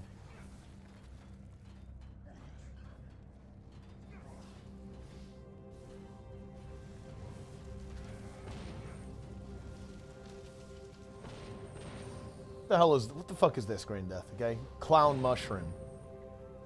Yeah, I think an Orient expansion would be actually insanely hype. I'm not sure if there's enough room left in Ore, but yeah, Ore-themed expansion would be really cool. Like, playing through the core game again, actually, it's really given me an appreciation for that entire area. And actually playing through Arar, too. Playing through Arar again, listening to the music, seeing the visuals, just experiencing the map completion there. And Siren's Landing as well is definitely a map that I like a lot thematically and visually. I have a lot of appreciation for that stuff. I really do. That would actually be very hype. Doesn't haste give faster runes regen? Why is it bad for blood decay? Yeah. So the big issue is that especially for this current iteration of blood decay, like haste was kind of okay in Dragonflight. For blood decay, it was still relatively low damage, but it was obviously usable. And having a little bit of haste is important, but that's kind of the min-max thing. The reason why haste is not super good for blood decay right now is that a lot of your damage doesn't scale with it. And your survivability doesn't really scale with it that much either. So Blood Plague is very interesting. Like, a lot of Death Knight's damage is kind of revolving around Blood Plague right now. And that is a dot that you apply.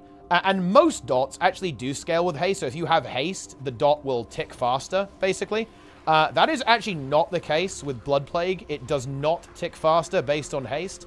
So in other words, haste does not affect some of your key damage abilities. And a lot of your damaging abilities aren't necessarily linked to runes as well. Like, you're generating a lot of your damage from Reaper's Mark, which is just a cooldown ability. It's not rune locked. It's a cooldown ability every 45 seconds from your Blood Plague as well. Is a lot of the damage is coming from that, right? And Hardstuck. Hardstuck is not as important this time around with Deathbringer. Haste is very good on the like the vampire, like the San Lan thingy, like hero talent spec, but that you don't use that one. Like, it's not good. So if you the current meta spec for Blood DK doesn't really want haste. It wants versatility and mastery. Because yeah, like having a bit of haste is nice, because having a shorter global cooldown is good, so you can you know, you can basically have like a smaller window where you can get one shot before you can death strike again, so it is useful in that regard. But you also get a lot of passive haste from having Bone Chill. You get 10% haste from that. You get 5% haste from Death and Decay. So you just need like a little bit of haste, and you're kind of good to go. Guys, I'm new to Guild Wars soon, saw the news. Is this stream embedded? It has so many viewers. No, I do not embed my stream anywhere. I don't know if this is a meme comment, but I guess I should clarify, yeah. No, you will not find my stream embedded. I'm not really about that life.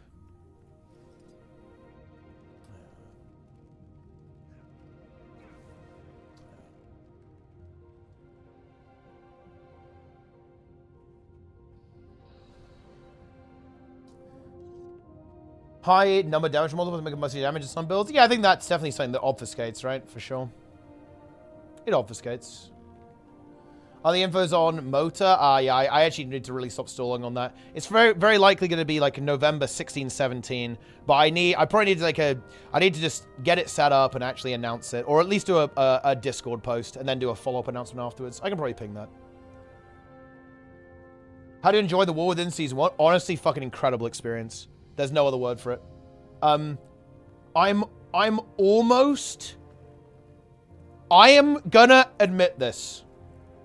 I'm almost sold on the way it was released at this point. After playing through it, I'm almost sold on it. I think I would criticize... I need to do a video on this. So the way that WoW expansions play out, this is my read on this, is that phase 1, you grind the open world, you do the story, you do world bosses, you do little side quests, you do reputations. That's phase 1. Phase 2, you then do dungeons, right? And then phase 3 is the raid. So you kind of have this, like, you kind of have 3 experiences, like, one after the other. That was actually kind of cool. Yeah, I think, yeah, M0 being a week earlier would have improved it, I think. It wasn't perfect, but it was really good. It's a really fun experience, actually, was like, War Within Season 1. Really good. Really, really good. Well, you know that half of your quotes are cropped and clipped on my phone for me to use at work. I just sent the boss the, ooh, I'm in this morning when he wanted to help with something. I mean, look, I am relatively quotable, I guess. Monthlies as qualifiers again? Pretty likely, yeah, like with a little bit of a blend of invitational. I'll kind of see how it turns out, how many teams actually solidify. I'm gonna really struggle to actually write a proper qualifying system on this, because I don't think teams are very solid right now. It's hard to do that, and I want to run the tournament in November, but yeah. Is there a WoW class that compare gameplay feel to Guild Wars 2 builds? I would say anything, any melee build. I think as a... I was surprised. Like, I think part of this is because I'm a pretty open-minded gamer. I'm very willing to try new things. But I was really surprised at how similar the games felt, to be honest, in terms of the combat system. Surprisingly similar, at least in PvE. It's going to be months. You only have the October monthly, right? Yeah, I wanted to do it with Tournament of Legends, but things got a little bit delayed. Like, I kind of underestimated, like, how impactful, like, fucking Jamthier into the War Within was insane. Yeah. But no dodge. The thing is, you actually do dodge. It's a slightly different, right? Like, there are mechanics in WoW that are very similar to dodging, actually. Specifically interrupts, so kicks and AoE stops. Like, those in dungeons are very similar to how you actually dodge in Guild Wars 2. It's quite interesting.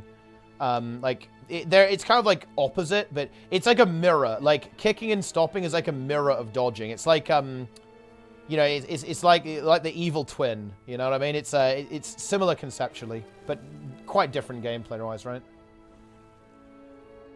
Will Jan they continue? Yeah, in November, yeah.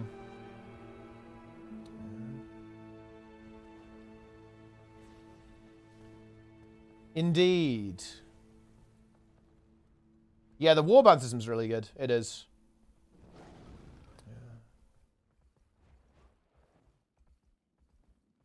And honestly, the thing that really sells WoW is the encounter design. The encounter design is spectacular. I really hope that Guild Wars 2 looks at it and learns from it. I really do. Wow. Yeah, what insane, what a great raid. The raid is so good. It really is. Especially like the more complex bosses. I think Ansarak's a bit of a masterpiece, honestly. It is. It's a bit of a masterpiece, guys. Very, very good fight. Very good.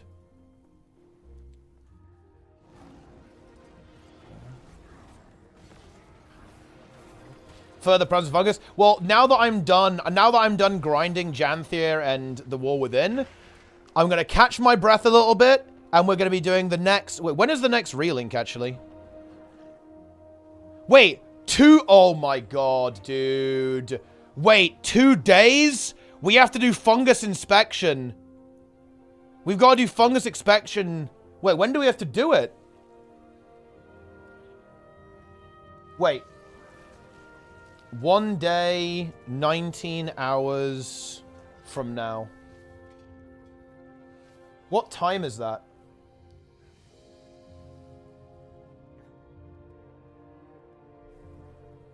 Oh, you gotta be kidding me.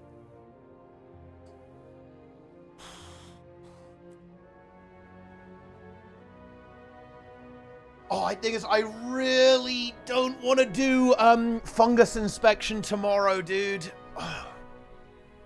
No, I can't do it tomorrow.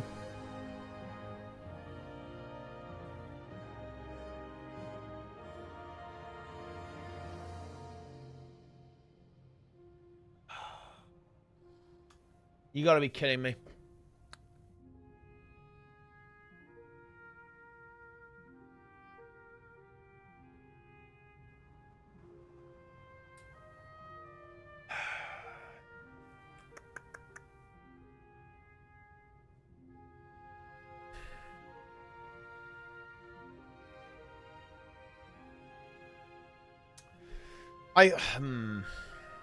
No, I'm definitely not doing it tomorrow, guys. Well, I'm gonna have to come up with a plan. Let me think of a plan. I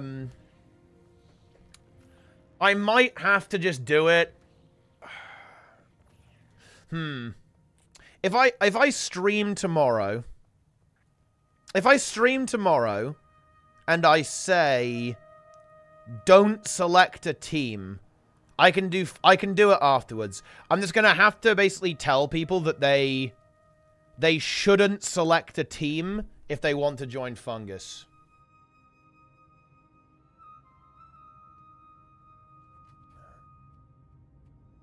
But no, I know. I actually want to get Mold Wars going. Like, I want to do Mold Wars. Mold Wars is going to be happening. We are going to be doing Mold Wars, guys.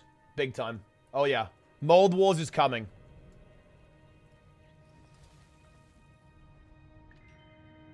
Mold Wars.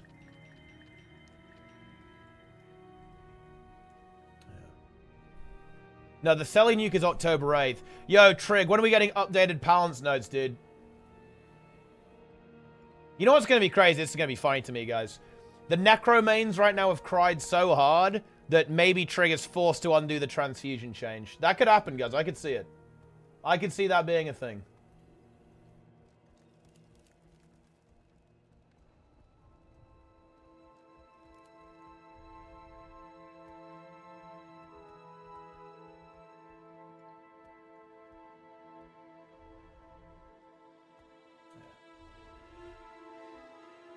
Dude, the emote stream is going to happen and Mold Wars is happening. And NA... Look, NA month is going to happen, guys. I've got a little bit of a cook for NA month, okay? NA month, I'm cooking, guys. I'm cooking.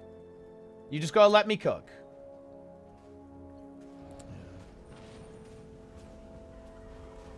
You got to let me cook. Look, I've got a lot of plate spinning. We've got to do Motor 3. We've got to do Beetle. Look, we have to do a roller beetle tournament. Nobody has the title. I'm sorry, this is bullshit. So we have to do that.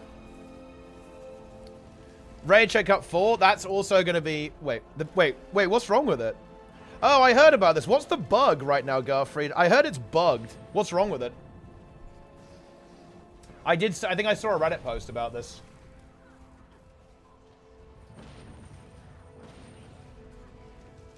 It's terrain related. Oh no. Does it still work in the does it still work in the guild hall? Or does it only work, or does it not work at all? Yeah, release in 2 days. Yeah, that's right.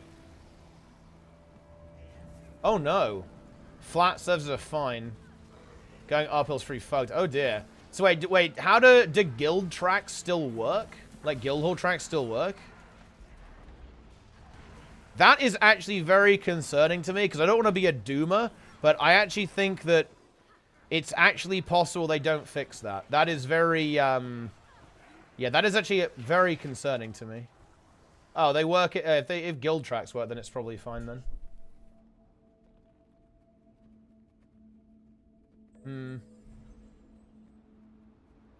That is concerning, though, to be honest. That is concerning.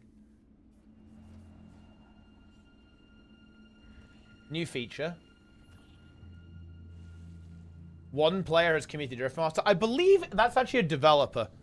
I think. I believe that is accurate, but it's a dev. I'm not sure if... I believe we have talked about this before, actually. Yeah. It's a dev. So I imagine it was a developer testing the title, right? To, yeah, to test the item.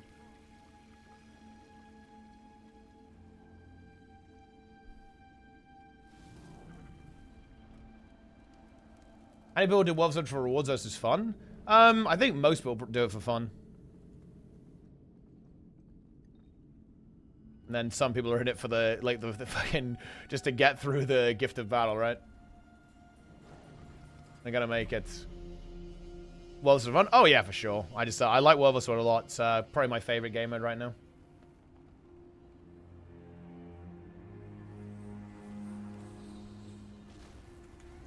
But yeah, no, I really want to. I really want to do a Beetle tournament. Actually, it's one of the things I want to do the most. Actually, I've been stalling on it for a very long time. We had a couple of plans a while ago, and honestly, it's good that it. Well, it's not good that it fell through, but it's good for me that it fell through, because it would have been fucking scuffed as hell. But we had just some really interesting technology. I think we can make something really special, like really special. Actually, I'm not going to promise too much now before we've actually done it. But I'm hoping to make it one of the better tournaments that we've done, maybe even the best. Actually, I have a very ambitious vision. Let me put it like that, like a very ambitious vision for what I want the tournament to look like, and how I want the experience to be for you guys as viewers.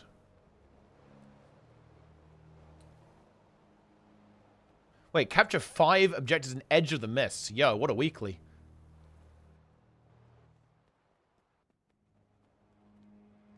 Pug quality significantly dropped when a certain LFG was changed to being less noob stink.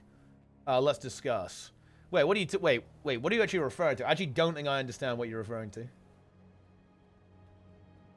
I don't know. I don't understand. When do we get to mold fight to the death? Hopefully pretty soon. We need to do like another mold recruitment. And obviously get the guild arena set up actually, but yeah, we're working on that.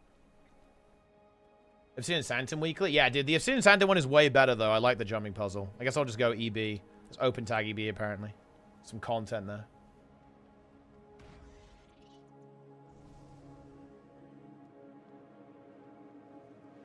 Awesomeness duped 10,000 gold.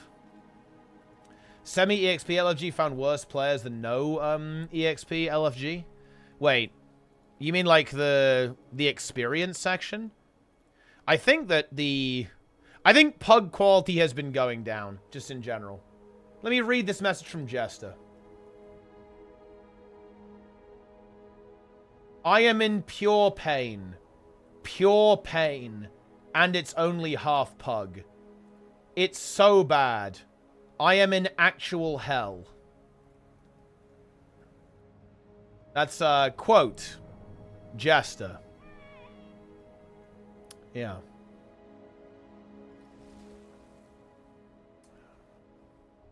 That's his reality. That's his weekly clear, guys.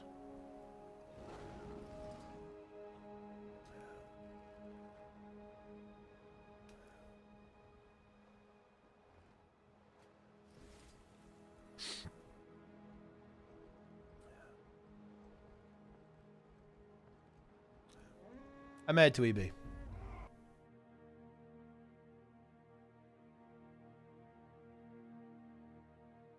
Wait, yeah, guys, wait, get me the Braconite Olo clip. Actually, you know what? I'm gonna watch that. You've reminded me of that MSC. We need to watch it, I think. Let's go ahead and take a look. Let's take a look. Let's just go ahead and take a look.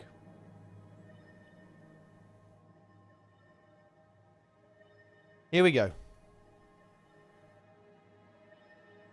Okay, guys. Quick context. Jester is doing Mythic Plus. This is like a fractal, but imagine if you do a fractal and you fail. So there's a timer on it. There's a timer on this fractal, and if you don't clear it within the timer, imagine that you can't do 100 anymore. You're forced to do 99 before you do 100. So that's context. Let's take a look, guys. Let's just go and take a look at this clip. Let's see how this key goes from. On this one as well, maybe. Look at the tank, guys. Watch the tank. Watch the tank. Watch the tank. Rage Claw. Let's take a look.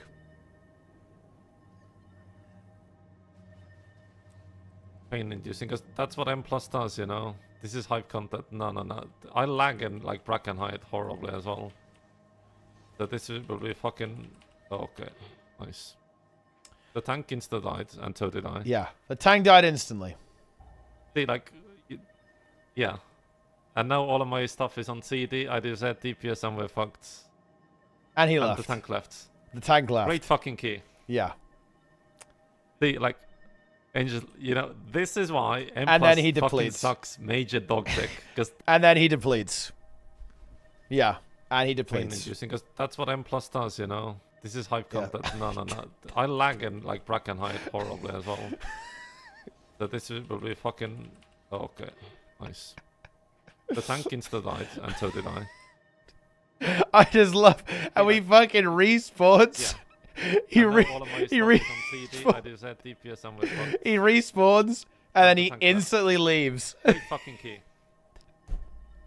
See, like, Angel, you know, this is why. And then he depletes. Sucks major dog dick, because this guy can, yeah. And now all of my. Oh man, that's funny. That is, I mean, that's unfortunate, guys. It's unfortunate. I mean, yeah, it kind of is cinema. It is. It's a cinema moment. Maybe what about this, though? Here's another great clip, guys. Okay, here, guys, look at this clip. He's leveling his hardcore character. So if he dies, he has to delete his character. Oh, we pulled two. So let's take a look. He's going up against level 15 Forest Strider. Chicken. Basically, level 15 chicken. And now he pulls the Moonstalker. He pulls the Moonstalker. Not a big deal, though. Not a big deal, guys. Oh dear. Three. Now we pulled three. Okay. And now we've pulled four.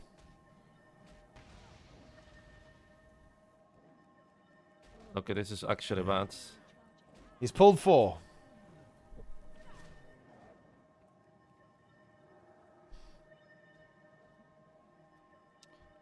Okay, pet. Go. Go for this one. 27 HP. It's over. Dude, what the fuck? Dude, I don't know where they come from, even. Like, what the actual fuck with it? Look, I think this one is actually better. Look, okay, look at this shit. Okay, look at this. This one is amazing. Okay, check this shit out, guys. He pulls a null, but check this out. What do you have? It pulls all of those nulls. Look, every null is coming. And watch, net. Mosshide Trapper lands the net. Oh, we are net. It's a 10-second net, guys. This net lasts for 10 seconds. And look, That's really it's bad. 4 trappers. 4 trappers. So he's out of the net. Netted again. So that's gigabats. Netted again. Heal, heal, heal.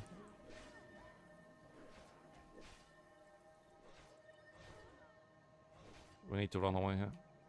Yeah, I'm dead. Oh, dynamite. No fucking way. Yeah. The null's connected. I'll put you here. Yeah. Oh, we pulled Wait, two. what is this? What is this? What is this Yeah, we one? pulled all of them. Dude, like, WoW, I'm sorry guys, WoW Classic Hardcore is just god tier content. Like, it's insane. Yes, I'm a ray tracing joy actually. Oh wait, does he nearly pull the dinosaur? I think I Oh might- my god! pull that. Okay, we are fucked. That's why I play without team. And I'll use a potion, but yeah. It's over. I probably should have had fear somewhere as well. This wasn't HC, but yeah, the dinosaur activates. We can't tell Teapot that I died. He's gonna make fun of me.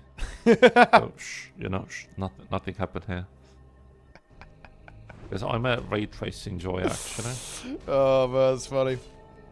I think I might skip. Oh, dude, I pulled that. Okay. Yeah, oh man, like this is something that I actually do really like about old school MMOs is that the world is dangerous. Very like vanilla WoW it has a dangerous open world. That's really exciting. They kind of had this with HOT as well. In Guild Wars, that was really fun. It's something I like about vanilla WoW a lot. Vanilla WoW, kind of core Guild Wars 2 when it was current as well. Like core Guild Wars 2. Old school when it wasn't like power crap, like the world was dangerous. I think, you know, it's funny. I really do think that in a lot of ways, Guild Wars 2 is actually, or was, the spiritual successor to Vanilla WoW. And I mean that, by the way, guys. It really is. The original game had a dangerous open world, right? That was a huge part of the gameplay loop. And now not so much, obviously. But yeah, that was really cool. It's same thing with Vanilla WoW. I really like it that it's dangerous. Yeah, Ore was breaking people. It was. Dude, they had, guys, that's not even a nah. Guys, daily reminder, they nerfed the mobs in Ore hard. Very hard. They actually gutted the mobs in Ore because people were mentally broken. Look, you guys want to see a breaker? I'll show you guys a breaker. Look, let's find him. And I love the name. It's actually a very appropriate name, guys. Risen Putrefier. This guy. If you want to see a breaker, this is the face of a breaker. Risen Putrefier. This mob would throw out an anchor and it would pull you in. You would get pulled from like fucking 1200 range from Risen Putrefier.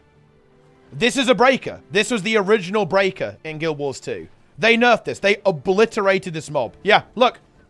Guys, look. Anchor toss now immobilizes instead of pulls. Due to an update. Here on notes. There it is. We know it. It's confirmed. And they actually nerfed a lot of the mobs in Ore for similar reasons. Like, people found Ore to be too difficult. And they basically demanded that ArenaNet nerfed it. They forced ArenaNet to nerf Ore. Yeah.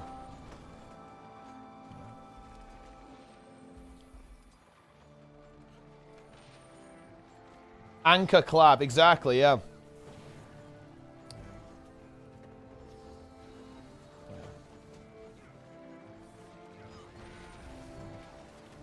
You can take 10. Yeah, exactly. It was dangerous. But that's why open world is so fucking good. That's why the Guild Wars 2 open world was so good, because the world was actual content, right? Like, it's very rare for MMOs to actually have actual gameplay in open world. It's one of my biggest criticisms of retail WoW is the open world is very pretty. the quests are really cool, the story's really cool, right? And the NPCs are interesting, and even the events are kind of fun, but it's not real gameplay. Like, it's trivial, right? Like, I don't like that. It's not real gameplay.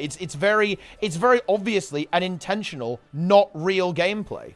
I shouldn't say that. I should say it's not engaging, right? Like, it's a cinematic experience. It's not really a gameplay experience. Open world in MMOs is very often like a movie game, right? It's like, you know, a spectator experience. You go through it and you watch. You're kind of participating, but also kind of not. It's something that I really like about Guild Wars 2 is Guild Wars 2 isn't like this. You know, Guild Wars 2 like has actual fucking gameplay in the open world, which is really good. It's one of the best things about the game. In fact. Yeah, I like it when the world actually does something, when the world has gameplay attached to it. And this is, yeah, absolutely a really big strength of vanilla WoW, was that, yeah, if you want to go into the open world, it is not free. You can absolutely die in the open world. Like, you know, the enemies there are a threat. You have to be careful. You've got to kind of plan your moves, especially when you're doing, like, a challenging quest. You might have to group up to do quests with people sometimes. Like, yeah, that's really good. I think that's very good content. In my mind, at least. Talking vanilla. Yes, Jester. We actually just finished doing some footage review. Actually, we had a little bit of a VOD review moment. Specifically of you dying to a dinosaur. And also the Moonstalker clip. And the Knoll clip. With some good stuff.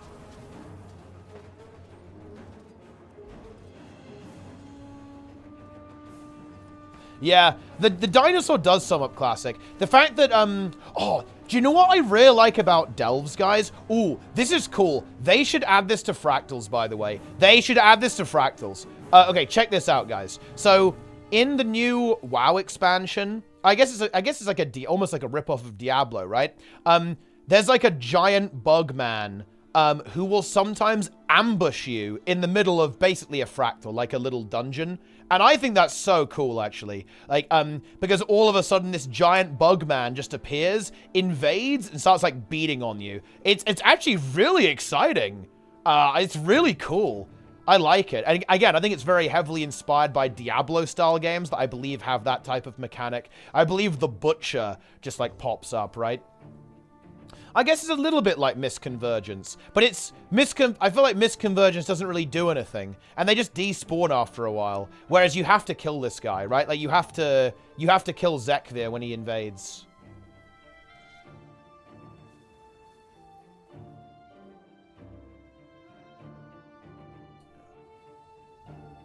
So it's a little bit different. Dude, I'm listening to the Nerebar Palace boss music.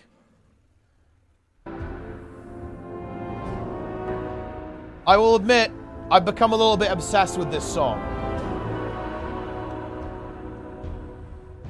I like this one. They better have good music. They'd better have good music in the new raid, guys. Wing 8 had better have some good music, yes? It better be good. I want Brian Atkinson to do it. I want another Bloodied Lord, dude. But it's like Ura's theme, you know what I'm saying? Let's go. It better be good. You better be cooking, Brian. He probably is, though, to be fair. He probably is fucking cooking.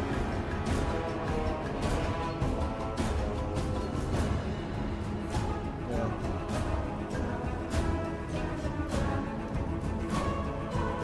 I think is this my favorite track in the War Within soundtrack? It actually might be. Fucking love this. It's just so epic. It also sounds like a spider somehow. You know, it sounds spidery. Very spider-themed.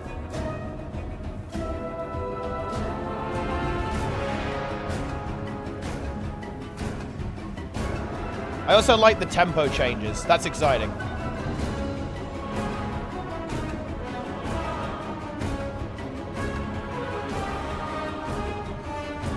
Man, there's so much good music in the War Within. Why do games always have such insanely good music? Holy shit. I don't know why, guys, but seriously. The music in games, it's always fire, man. It's always fire. How do they do it?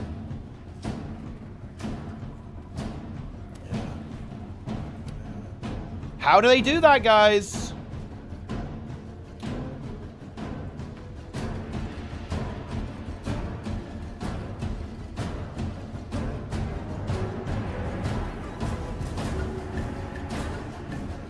Yeah, the Priory music is big. Oh, I wonder, you know what they should do? Okay, imagine how sick this would be. Hear me out, guys. You know how they sometimes do like a 2-boss raid?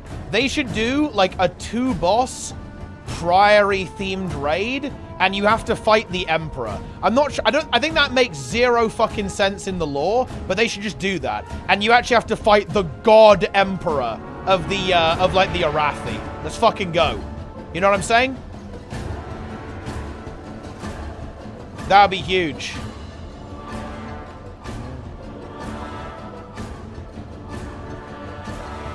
Oh, dude, the Furies. Look, Fury is an underrated game, dude. Fury is so underrated. I'm surprised it's not more popular, actually. What's your Wovazord server beta thingy? I'm on, what are we on? We're on Skritzberg right now. Emperor first boss, Zaltar's foot second. I mean, exactly, that could be an option. The Dune moves are pretty God Emperor. Yeah, I really like Dune. I can't wait for them to do Dune Messiah, because I believe they are doing Dune Messiah as well. Very exciting, actually.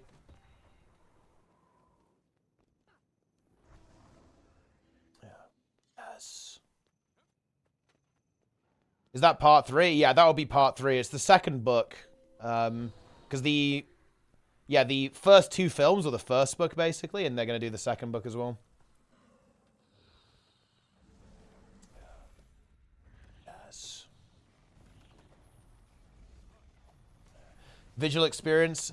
For sure, yeah. I think that, I think music and visuals are always, like a combination, right? Like, it's very evocative of the experience. I definitely like the music. It goes both ways, right? I think that the music makes the fights better, but yeah, absolutely. Like, the fights make the music as well. They'll finish the third movie where Messiah ends or combine it with Children of Dune. I don't know what their plans are, actually. I don't know where they would go with that. I mean, I guess theoretically they could do all of them. I do think the books get stranger and stranger as things go on, and probably get harder and harder to make into films, I think. But they did a very good job, actually, I think, with the first film. So it's probably doable. But I don't know. I don't know, actually, like how they're going to go and do it.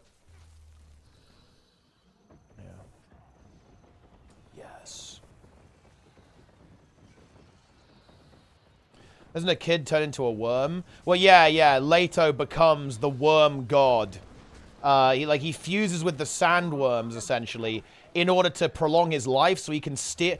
It's actually very, very... I mean, basically, he has to become a tyrant to teach humanity the value of freedom. That's like the TLDR, I guess you could say. That's essentially his goal.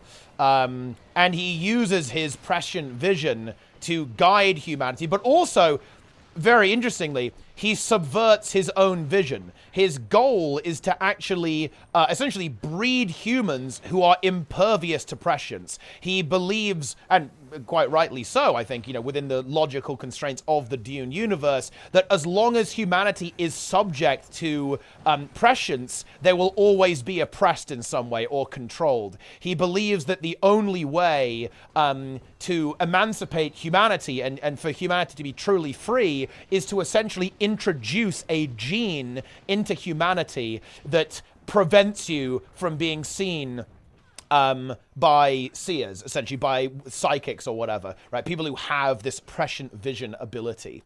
And that's basically like his goal. And yeah, he basically scatters humanity to the stars as well. Yeah. Yes. I don't know the word. Precision. Prescient. So basically it means you can see the future.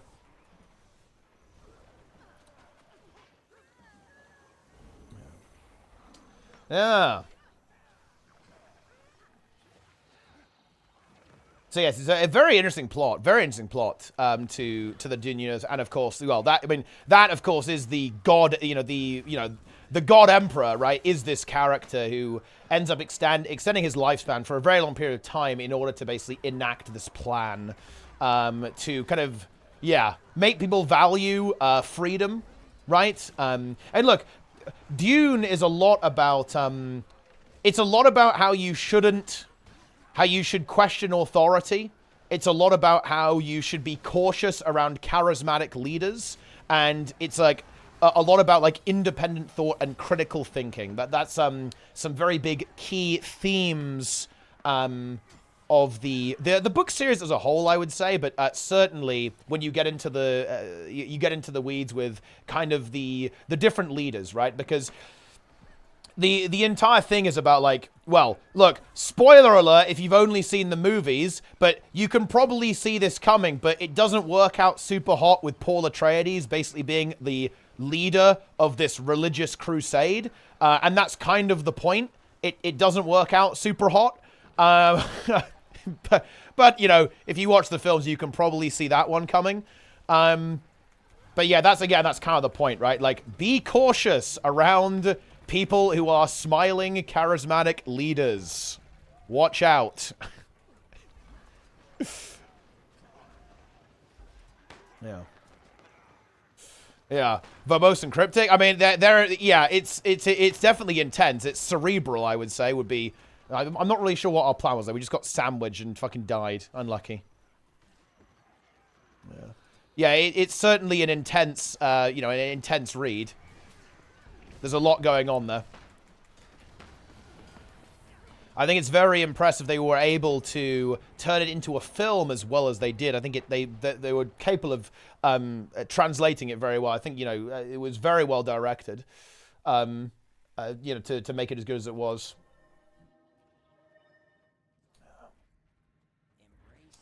Yeah. The harder books to adapt will be done by the studios of cash without his vision to define it. Ooh, yikes. Yeah, that's no good. Well, look, it's much like the Umbrella Academy, guys. You just pretend that the finale doesn't exist. Same with the Command & Conquer games as well. Oh, yeah, no, he is giga-talented because he also did Sicario, right? Which is oh my god, what an insanely good film. Holy shit, that's a good film. Ooh. Oh, yeah, and Arrival, of course. Yeah, he did Arrival, too. Very, very talented director, actually. Yeah, really good. Yeah. And Blade Runner. I think Blade Runner, maybe slightly more controversial, I'd say. I actually did quite like Blade Runner 2049. I think it was a real visual feast, I think. Really interesting, very interesting, like a high concept film, for sure. And also, really interesting cinematography and visuals and music, yeah. Oh yeah, 100%. But yeah, no, yeah, absolutely. Like some incredible films, incredible directing, actually.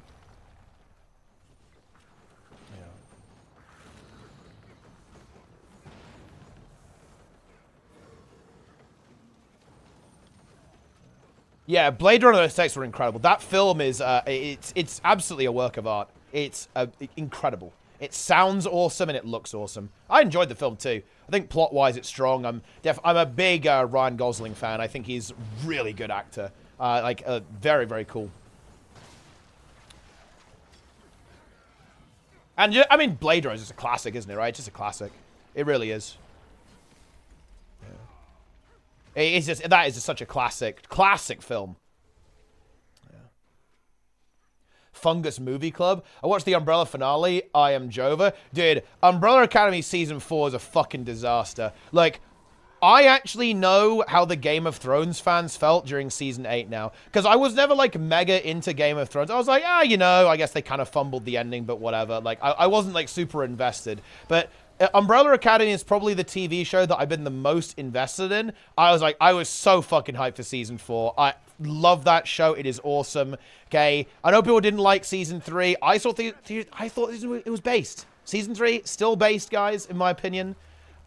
Season 1 and 2, giga based, obviously. Hard to replace Hazel and Cha-Cha, I think, but still good, in my opinion. But Season 4, oh my god. Fucking hell, dude. What the hell happened?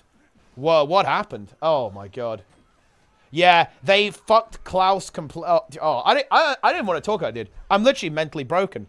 I'm mentally destroyed by the Umbrella Academy Season 4. That's like actual despair. Like, what the fuck happened? Cloud Atlas is great. Yeah, that film is actually controversial, but look, I would go even further. I would say that Cloud Atlas is probably one of my favorite films. It would definitely make like a top X list if I was to put together a film. I think that film is absolutely fantastic. That is a brilliant film, in my mind. It's long, and I think, that, some people didn't like that, and that's fair, but I love it. Holy shit, it's so good. Yeah. Missed it in between. I'm not familiar with the show, no. I don't know what that is. I have not heard of it. Season 2. Wait, you didn't like Season 2? Dude, Season 2 was fucking fire. Are you insane? Ah. Well, can't please them all, I guess. Can't please them all, guys.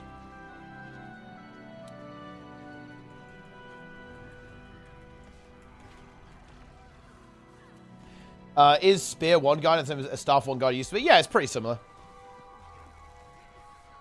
In some ways, it's better, because it heals as well.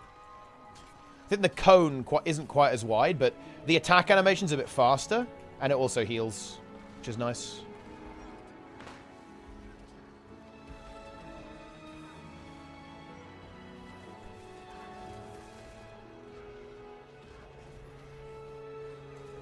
Three Body Problem? Yeah, I really like that show. That one was really good too. Very intense. Very cool.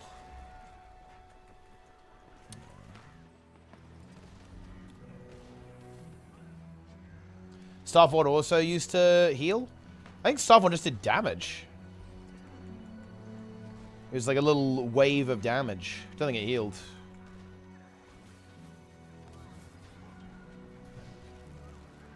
Yes. There's Ring. I mean, like, I could be insane as well. Don't rule that out. Getting dementia in my old age.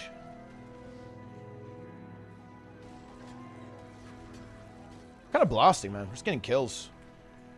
Just fucking feasting right now. We are feasting.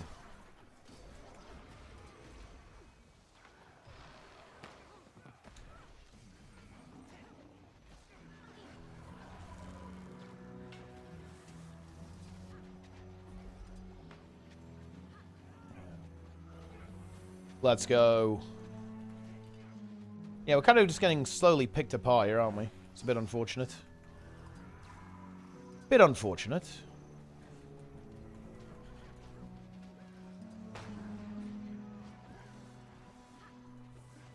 Hotfix tank, one tank is still got a second time. Huh. Seems like you're into high concept sci-fi mostly. I'd say it's a genre I definitely like, yeah.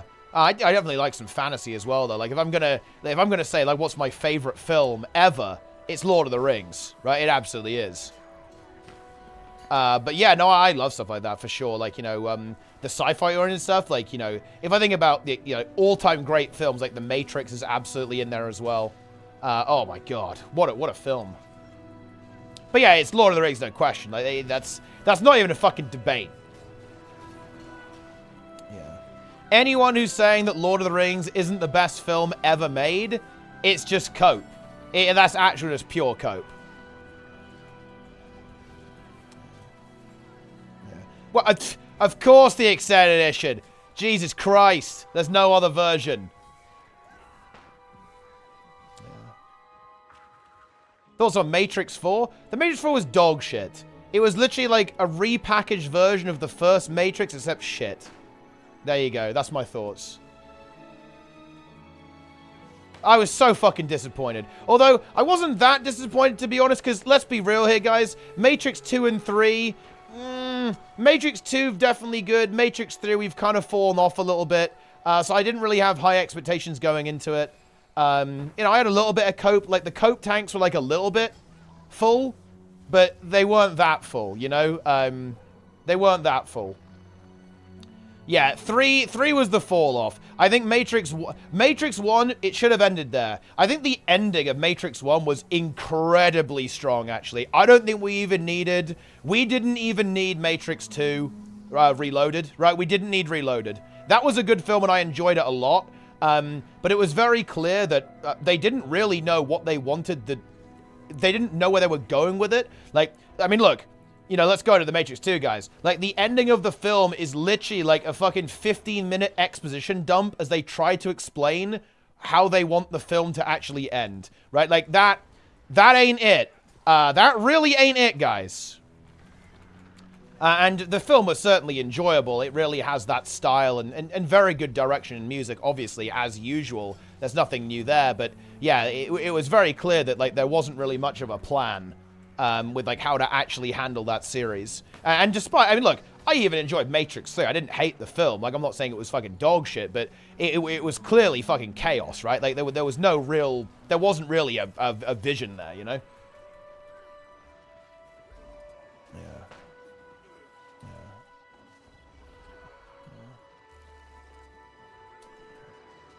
Yeah, I mean, yeah, the action sequences in Matrix 2 are exemplary. Yeah, I think that's something that the Wachowskis really pioneered, actually, with Matrix 1 and Matrix 2.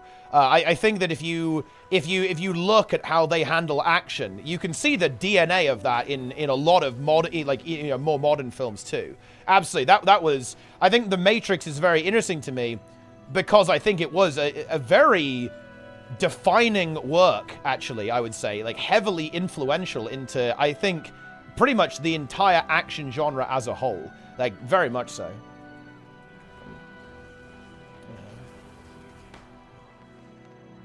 By 100, yeah.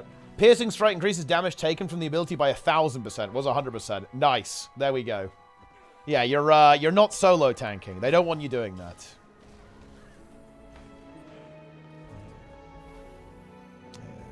Matrix 1 you're talking about? Oh, well, yeah, Matrix 1 was, like, the original big meme. But I think Austin is talking about the car chase in Matrix 2.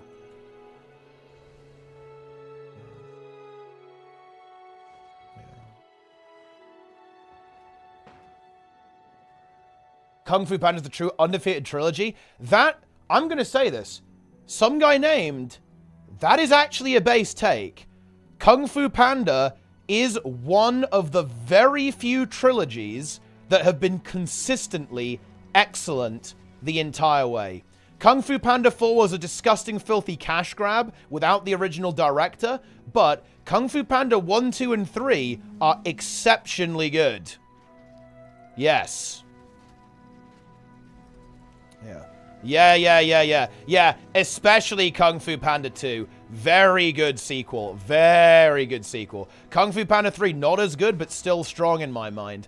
But yeah, Kung Fu Panda 2, exceptionally good sequel. Yeah. Very good. Yeah. I really want to hate it, but I just couldn't. It's so good. Yeah, you know, it's almost like, seems like a very, very goofy concept, and I admit that I didn't watch it for a long time because of that, but wow, it's a smart film, it's a funny film, it's a very well-directed film. Wow. Yeah, all the performances are incredibly on point from the voice cast. The animation is beautiful. The music is incredible from Hans Zimmer. Like, wow. Awesome. Great film. Yeah. Thoughts on the X-Men movies? Oh, I mean, let's be honest. They're not great, are they? You know, I think the... I would say Logan was good. Right, and I think those types of films have worked out quite well for X-Men. I would say X-Men First Class was okay. Like, so in other words, like the newer films were pretty okay. Not some of them were a bit fucking hit and miss. I'm gonna be honest, right? Like, I'd say incredibly shaky. I wouldn't give them a particularly high rating. But yeah.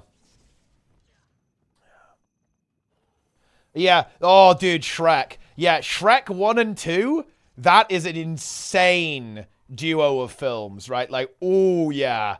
Wow. Yeah. Shrek 2, I think Shrek 2 is probably one of the most legendary sequels of all time. Is there a better sequel than Shrek 2? There might not be. There might not be a better sequel than Shrek 2. Yeah, Deadpool and Wolverine was great. I watched that recently, actually. That was a good film. I think Ryan Reynolds is very funny. Ryan Reynolds is very, very funny. I love all the stuff he's in, pretty much. Yeah. Yes. Watch Alone for the villains and Master. Yeah, they have great villains. It's Gary Oldman as Lord Shen is amazing. Really, really good.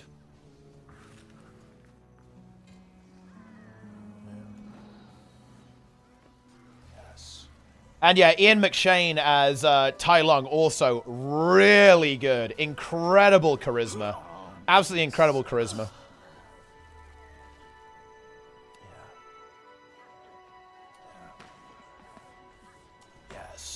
Slow Horses? Yeah, Slow Horses is fucking fire.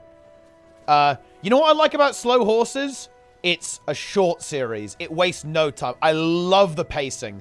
Love the pacing on Slow Horses. It is slick. It is fast. It's action-packed, right? Like, it's smart. It's funny. Yeah, wow. Great. Megamind. Oh, my God, Megamind is such a good film. Oh my God. Ha! Ah, yes. That is very good. Yeah. Megamind is insanely good. What an extremely good film.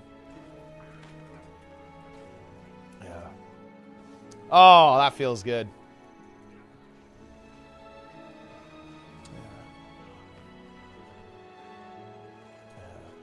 Love that shows that can be concise. Yeah, exactly. Yeah, I love the pacing on it. I find a lot of TV shows to be milking it a little bit. It's like, okay, yeah, we probably could have done without the fucking 3 episodes of filler. You know what I'm saying? Yeah.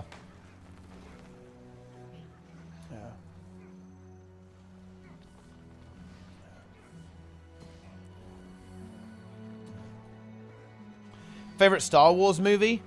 This might be heresy, but I haven't been super into Star Wars, honestly. I didn't, you know, I didn't, I don't know.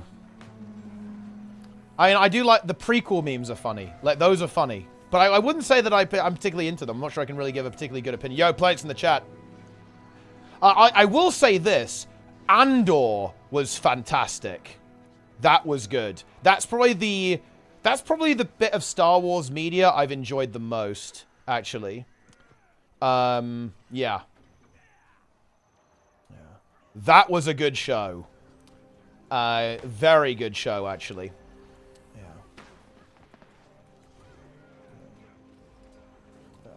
Yeah.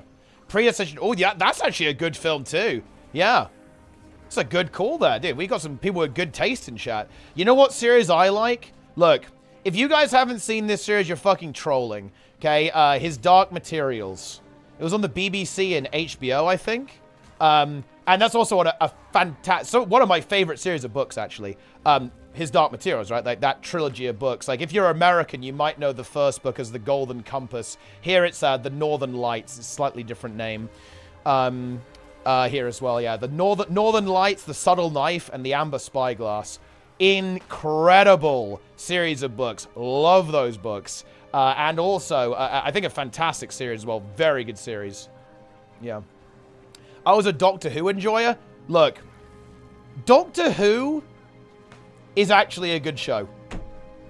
But there is a tradition with Doctor Who that quite a lot of it is a bit shit. And you have to wait. This has been true forever, I guess. This is not new. This is not new. Okay? This is all, even back, everyone's like, oh, I miss David Tennant. You know, oh, that was when the series was good. Guys, let's be honest. There's been some fucking dog shit in, like, every single series of Doctor Who. Like, every Doctor Who fan knows this, okay? That there's been some shit. And you kind of have to wade through that. But honestly, when, exactly what Rain says. Like, when Doctor Who pops off, it kind of cooks, honestly. It actually does kind of cook when it cooks. Yeah. When they get it right, it's really good. Yeah. 100%. Yeah. But it is a little... there is some crap that you have to wade through to get to it. That is a fact. Okay, that is... yeah.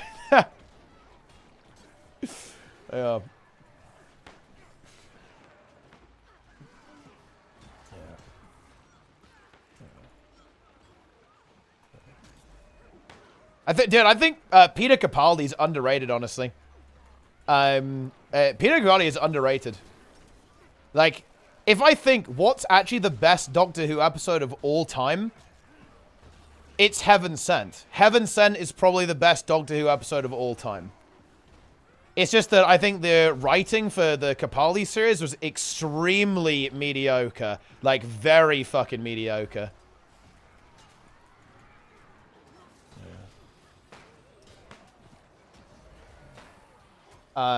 So yeah.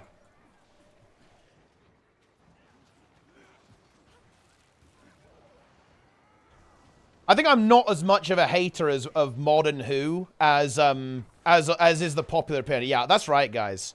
I am an edgelord. That's right. I actually don't hate modern Doctor Who.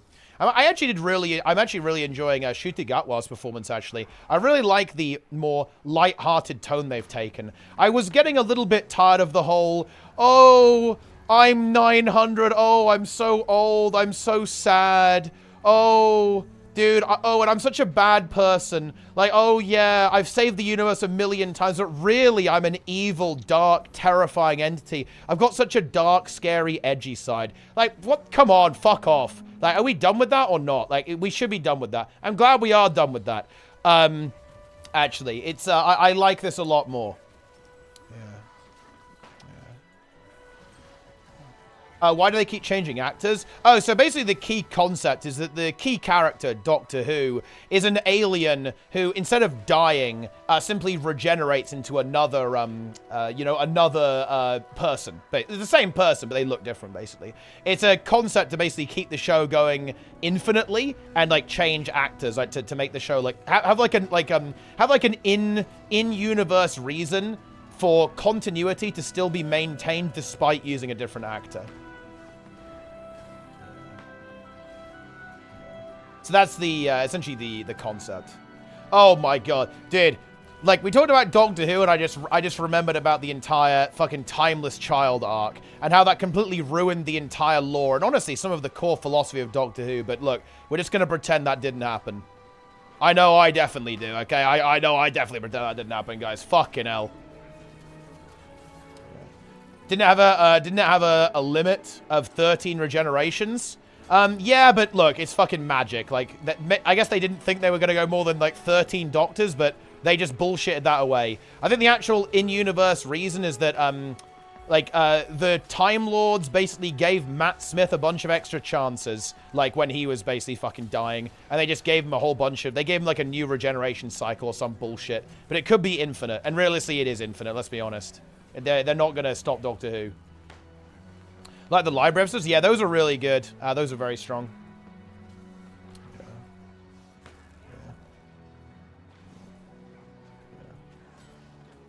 The algorithm is relentless. Yeah, I mean, you gotta watch the Doctor Who episodes, right? Yes.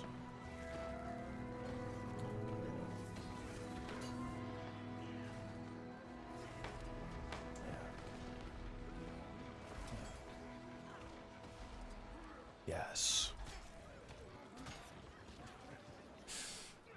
A Mozart update. Wait, what did Plenix add? He added something, but I don't see what he added. Dude, something is happening. I'm not really sure what, though. Exterminate. Oh, it's like it must be like a Dalek thing. Yeah, I think my 17 was like bugged out. I can't see it. Must be like a Dalek or something.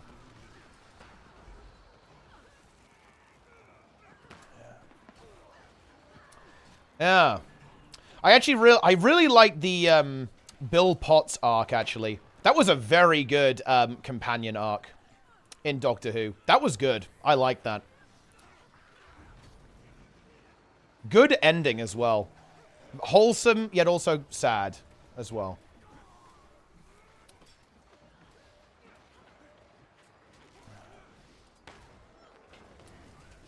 Very nice. I like Donna. Yeah, it was really cool to see. Yeah, it was really fun to see them come back, right? Like to have Ted, you know, I'm sure that they'll do that again, right? If ever they need like they need some more viewers, they'll wheel out Ted and Donna again.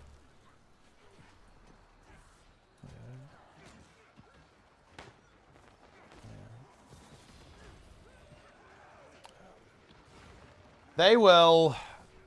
That's a classic combo. It absolutely is. Henry Cowell's coming for 40k. Yeah, that is going to be cool. I think 40k show could be really interesting. Yes.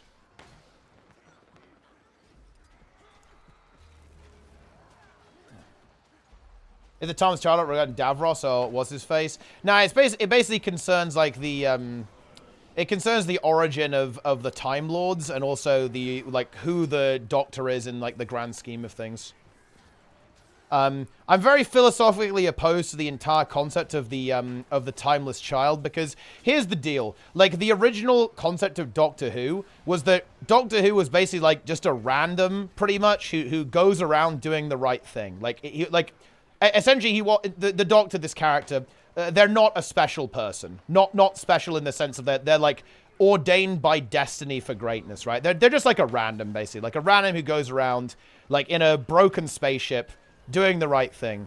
But they changed it. They basically said that actually the Doctor has been the chosen one since the beginning. And I actually think this is a more significant change than it might first appear. Because I think that really undermines the concept of what the show is. All of a sudden, the Doctor is special, not because of what they decide to do, but because of what they are. And that is a totally different thing, right? I think a real core part of the messaging of the show was you can be a hero, right? You can make a difference, even if you aren't like a fucking magical like a magical being. It's about like normal people doing good things. I think the narrative change there like fundamentally undermined the concept of the show in an incredibly negative way. I do not like it at all. I think that was an extremely poor writing decision by it was Chibnall, wasn't it, who did that, I think. Yeah, not good. I did not like the chosen one angle they went with. I think that was a huge mistake.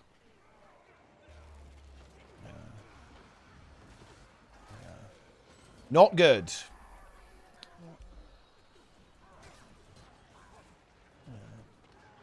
that when they started about the Doctor of War? No, I mean, technically that's actually ages ago.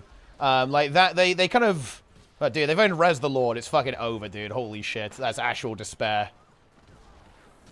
Yeah.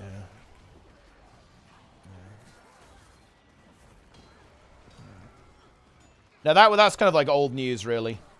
Basically, the idea is that the Doctor is also a bit of a fucking war hero, right? Like, well, it's very interesting. Basically, there's like a war that involved time travel, and it's like the worst war ever. And theoretically, it's infinite as well. Like, the time war is going on forever, like in like different timelines and like different dimensions and shit. It's basically an infinite like hell war between the Daleks and the Time Lords, and essentially. The concept is that the Doctor was like a big, scary war hero, and he also like blew all of them up and like killed literally all of them. It's kind of bit of a team kill situation, but he kind of got the job done at the same time. Yeah. But you're not the most efficient with the kind of kill-death ratio. A lot of team kill going on. But also not really. They kind of copped out of that as well. They did a pretty big cop-out on the whole, like, Last of the Time Lords thing. It turns out they're actually living in, like, a little pocket universe. And they're just out there somewhere, kind of. Yeah.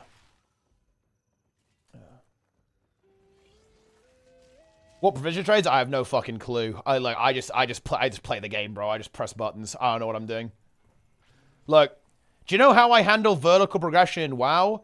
I just do what the nerds tell me. That's all I do. I don't research this stuff, guys. I don't look at it. I just go, well, you know, if that's what I gotta do, then that's what I gotta do. You know, and the nerds tell me what to do. I look at the sim. I do what the sim tells me to do. The cop-out was a great arc. It actually was. I, in particular, love the cameo at the end. With Tom Baker, right? Of course. Yes. That, I'm not gonna lie. I will admit, it was actually a good cop-out arc. I will freely admit that. I will give you that. Matt Smith arc was good. It was a good era of Doctor Who. Overall. Had some misses, but it was alright. Pretty good.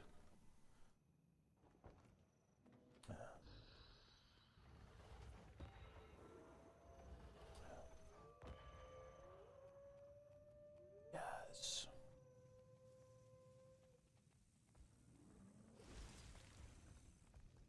The Blish War. Blish the Breaker.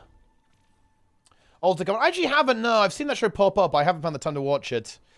It's about like, it's about like, duplicates of people, right, I think?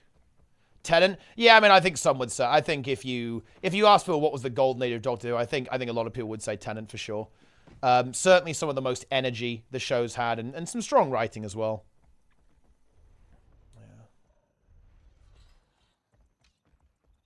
Immortality through cloning. Ah, yeah, okay, yeah, interesting, yeah.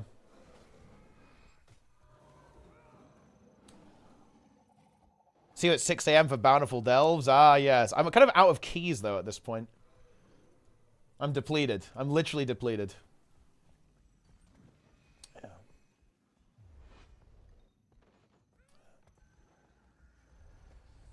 Yes. The squad is fucking depleted. Wait, what the fuck is going on here? Like, wait, what happened? Wait, dude, this guy is like flaming hackers. What was even happening? Yeah. Yes.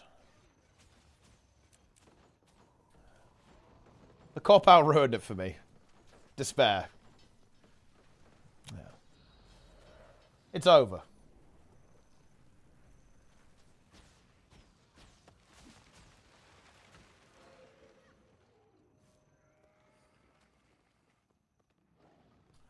Something about teleport inside SMC. Oh, that's cringe, actually. My first key is done. Wait, you depleted +4? Wait, what happened? Okay, actually, this is not actually unbelievable to me. I was doing +2 pugs. And yeah, that was an experience. Like, +2s are fucking wild, dude. Like, there are people who are doing, like, Shadowlands DPS, like, in +2 pugs. It's a wild ride out there. But now I have got my own key, so I'm mostly clean, I guess.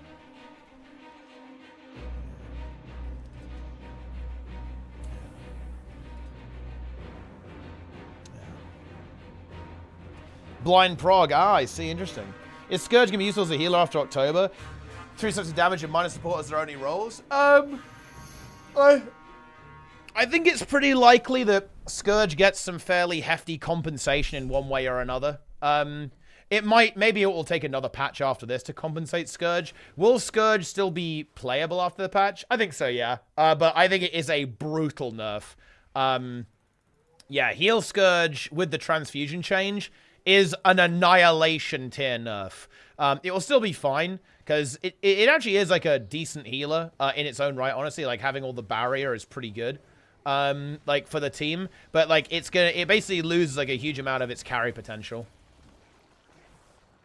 Which is kind of what made it so good. It's a big reason why you played it in pugs in particular, is, like, you know, you basically recover really messy situations by being able to revive people and kind of fix their positioning mistakes by, like, pulling them out of AoEs. It's playable, though. Like, you know, it's not, like, unplayable. But I think it's much worse. You know, what's actually interesting is that in, like, a good group, it's actually exactly the same. It's not nerfed, because you don't really use transfusion if you're playing in... Let's say you're playing in a static group, then transfusion is not really relevant. But if you're playing in pugs, I think it's massively relevant and like a really key part of like why you would ever play that build. But yeah. Like in like organized play, Scourge will be identical because you're not going to be going downstate in like an organized group, theoretically anyway. Which actually is quite interesting because ArenaNet's in this weird spot. Like, they're probably going to buff Scourge to compensate for the lack of transfusion. And it might end up potentially making Scourge relatively overpowered in high-level play, which is kind of interesting, actually, to think about. But we'll kind of see how that one goes, what they do.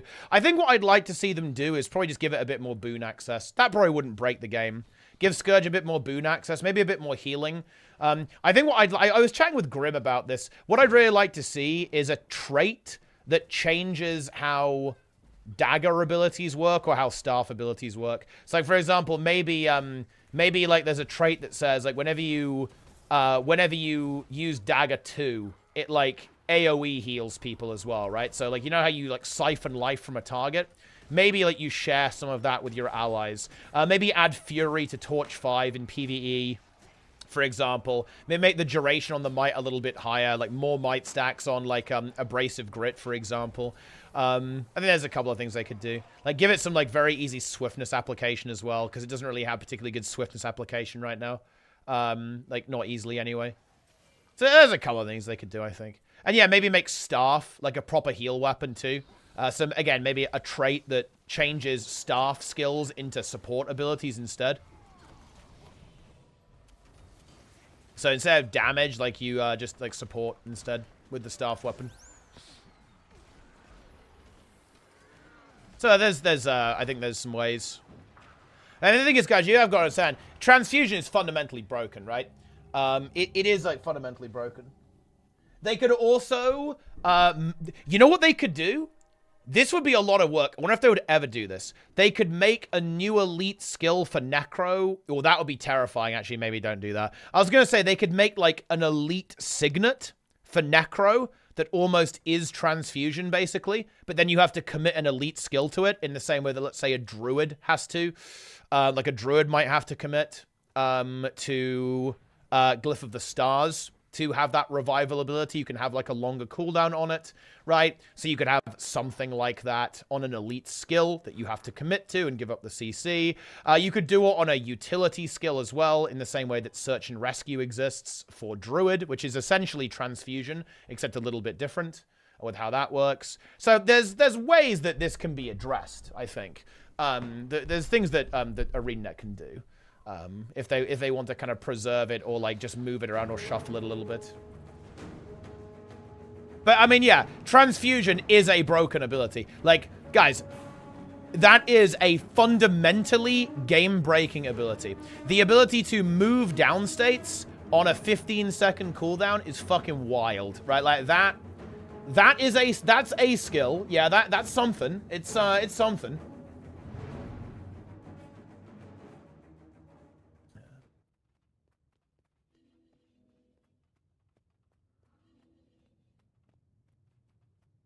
It's made for a different game. I don't think it's made for any game. I actually think the way I've been watching a lot of Final Fantasy gameplay because I've been watching Lara play it. The way they handle revives in that game is intensely interesting to me. So this is my understanding, is that basically you can basically res people whenever you want, but it is obviously like you have to commit to a lengthy cast time to actually get this ability off.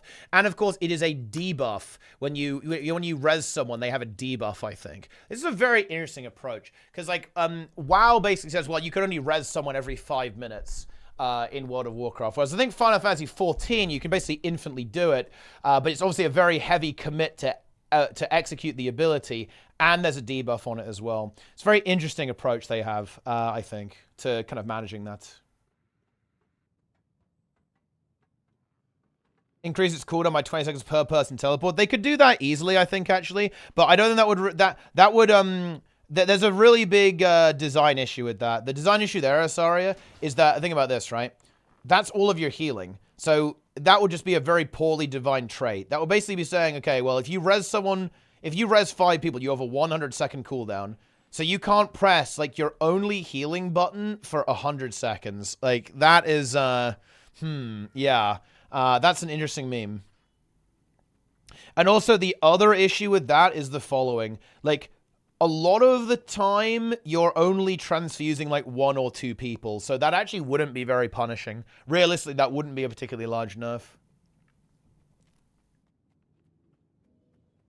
They did it well in Guild Wars 1. I think they did it less well when it became insanely power crept. I think there's some kind of ridiculous revive abilities. But certainly in the early Guild Wars, yes, I think so. And I would say in factions as well. I think an ability like Flesh of My Flesh is acceptable. I think there are some fucking wild res skills, though, later on in the game.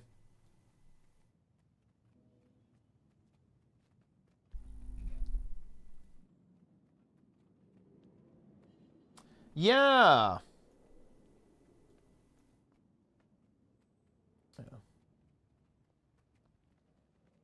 If you die and get res, you have to rotate through your set for maintenance buffs, debuffs again. It takes a really long time with a GCD. Additional DPS, also your only debuff, but rotation you punish. Exactly, yeah. I think that's an interesting implementation they have there. Like how they do it in 14. It's like, it's still very punishing, but it's like a little bit more forgiving than WoW. Like, WoW is very punishing. Like, it is interesting to me, and a criticism of WoW, that when you're raiding Mythic, if someone dies early and you're kind of like close to killing, it's over, right? Like your run is over. Like you're not going to be able to finish it a lot of the time. Whereas I think that I would imagine that there's potentially a bit more recoverability potential in Final Fantasy because of this, right? That, yeah, you're still going to eat a DPS hit, but you're also, you know, it's not like it's not like GG, right? There's not like no hope. Whereas in WoW, a lot of the time, if someone dies early, like, you know, it's game over. Like you're just going to be resetting and going again.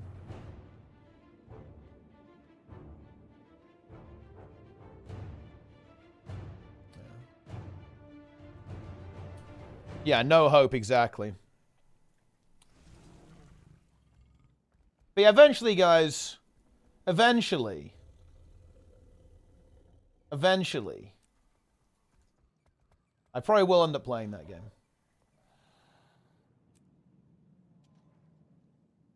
Surely.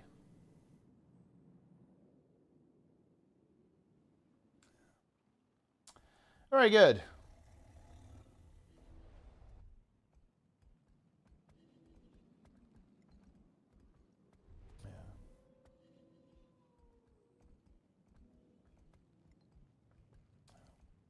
Very nice.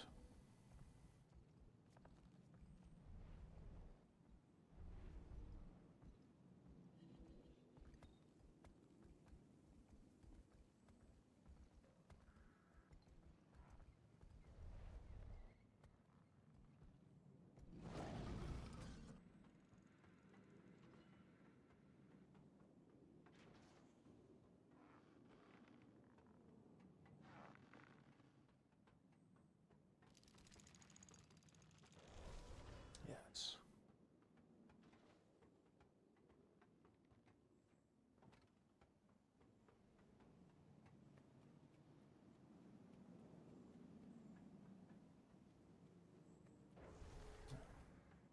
Incredible.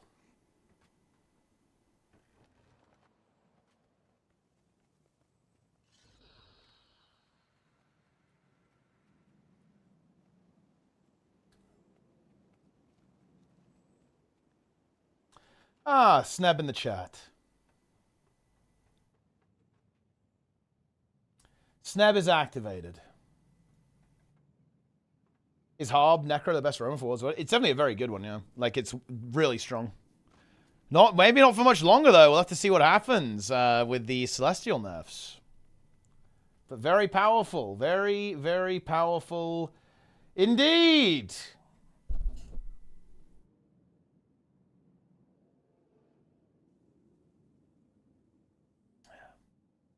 Yes.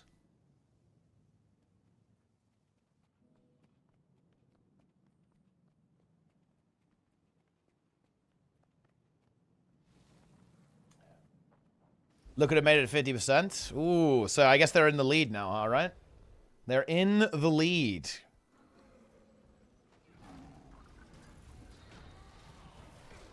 I think his Mesmer's a little bit dead, isn't he? I think should be down, so yeah, we got him. Got into stealth, but we were able to finish the kill off.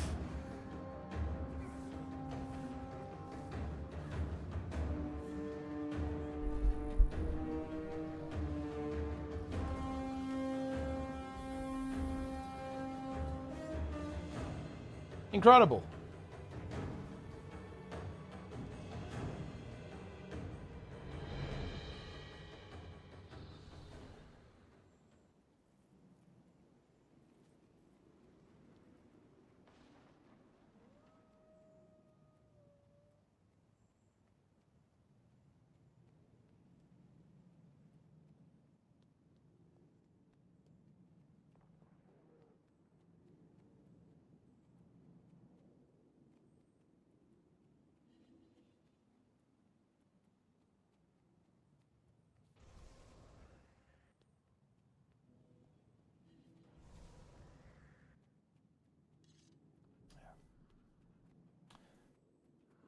Method hacking in there.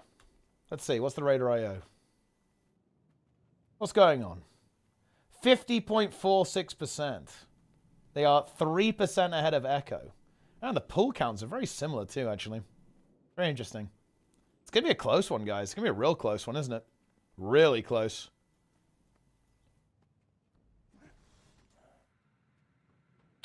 Very exciting. Very exciting. Of course, they're changing the fight as well. It's getting a little tweaked. A couple little tweaks, you know? Log in. Imagine if ArenaNet made a core trait line. You only had 2 trait lines. Not spec, core, HOTP of an EOD, plus build, power con the healer. I don't even know what that means. I just killed it. Good job, Mice. Well played. Well done. The Splinter controversy, or did Blizzard let it slide? I mean, there's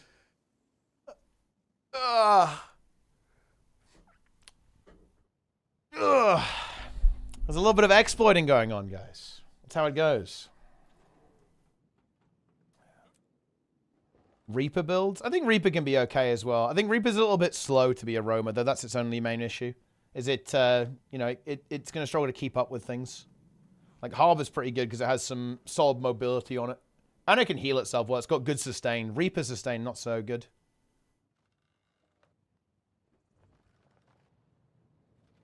Always exploit. Indeed. Always exploit, guys. That is the way.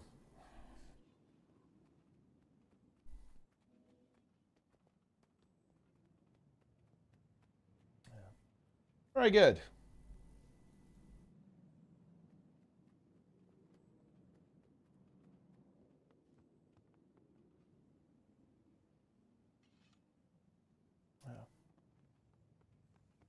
Drydy's comment about Method Echo exploit is so much better. I mean, it is very funny, yeah.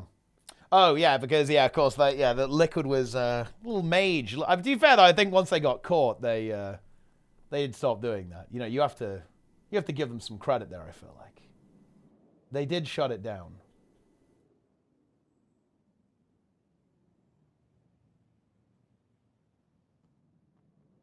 That is how it is.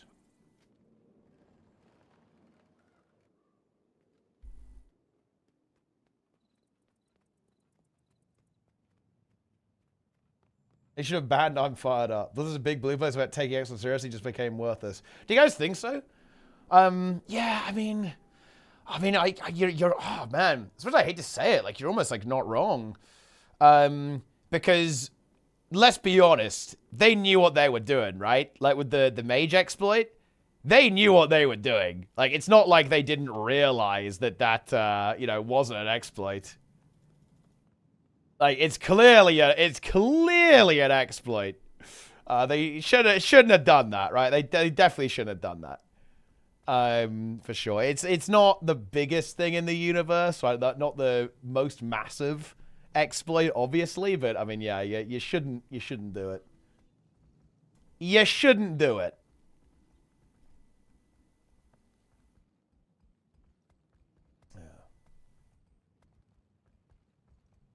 If you ban it when now the tier meter becomes worth it, just like Dragon Soul. Yeah, but that okay, but hang on a minute. If you refuse to ban because it would kind of impact the race, you're basically saying you'll only get banned for exploiting if you do it early, right? So if you just wait a little bit and then start exploiting, then, you know, then you won't get banned. It's actually a really difficult, it's a very difficult case to actually think about because it's a relatively minor thing, right? It's not the end of the world, I feel like. But, you definitely do want to have, you definitely do want to have, like, strict rules in this. Like, you definitely shouldn't be bug abusing, right? Like, you shouldn't be bug abusing. It's not good to do that.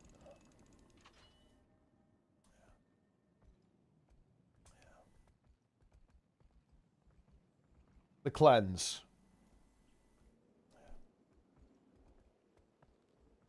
Focus casting every spell targeting yourself. Nice. Threshold for a ban cannot actually be... Yeah, exactly. That can't be the threshold, right? Yeah, exactly. I think you do have to be relatively draconian with this. Like, if you want to take it seriously, then you have to take it seriously, right? You know what I mean? It's stuff like that. You can't do it accidentally, right? You have to, like, very specifically set it up. Like, I think Blizzard does need to, you know, it's probably a little bit too late now, but yeah, they probably should take that stuff seriously. I think that's right. That is correct.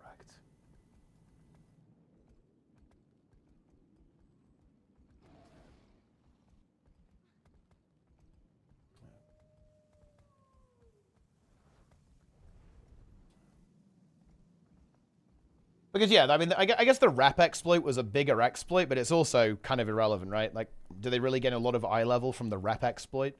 Probably not. But that doesn't mean they shouldn't get banned for it. Wait, this is the recap video. Wait, what is Drill? All right, whatever. Come on, answering the phone. We're going to have to do this intro ourselves. This week we've got, today actually, it's not this week. I keep saying this week because I'm used to doing weekly content, but today we've got, wait, Dratnos just straight up says they should ban that. Wait, they should actually ban? It's fucking crazy. Dude. Based, actually. Dratnos, the Giga Chad. The actual Giga Chad, guys. Insane. React content. Yeah. I like how rational these comments are. Did Fired Up and the other two majors exploit? Yes. Did they try to hide it? Yes. Did they report it? Yes. Did they keep exploiting it after reporting it in hopes of killing the boss in time? Yes. I love Liquid, but holy moly, this makes Max looks like such a two-faced rat. Laughing emoji. Jesus. Fucking hell. What the hell is going on here? Yeah. Incredible.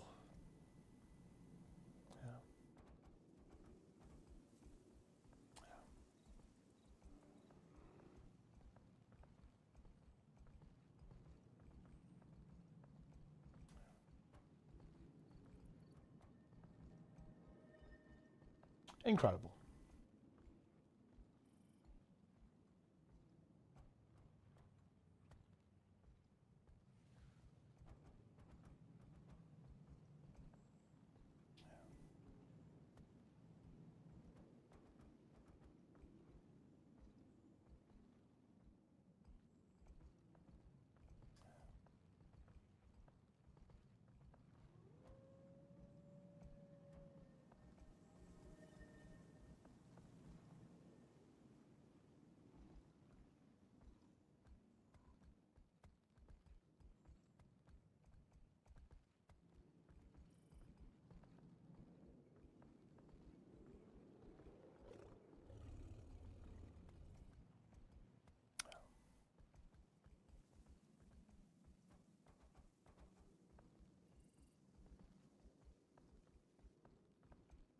Want to rate World vs. World DPS tier list on Fungus Discord. Oh, shit.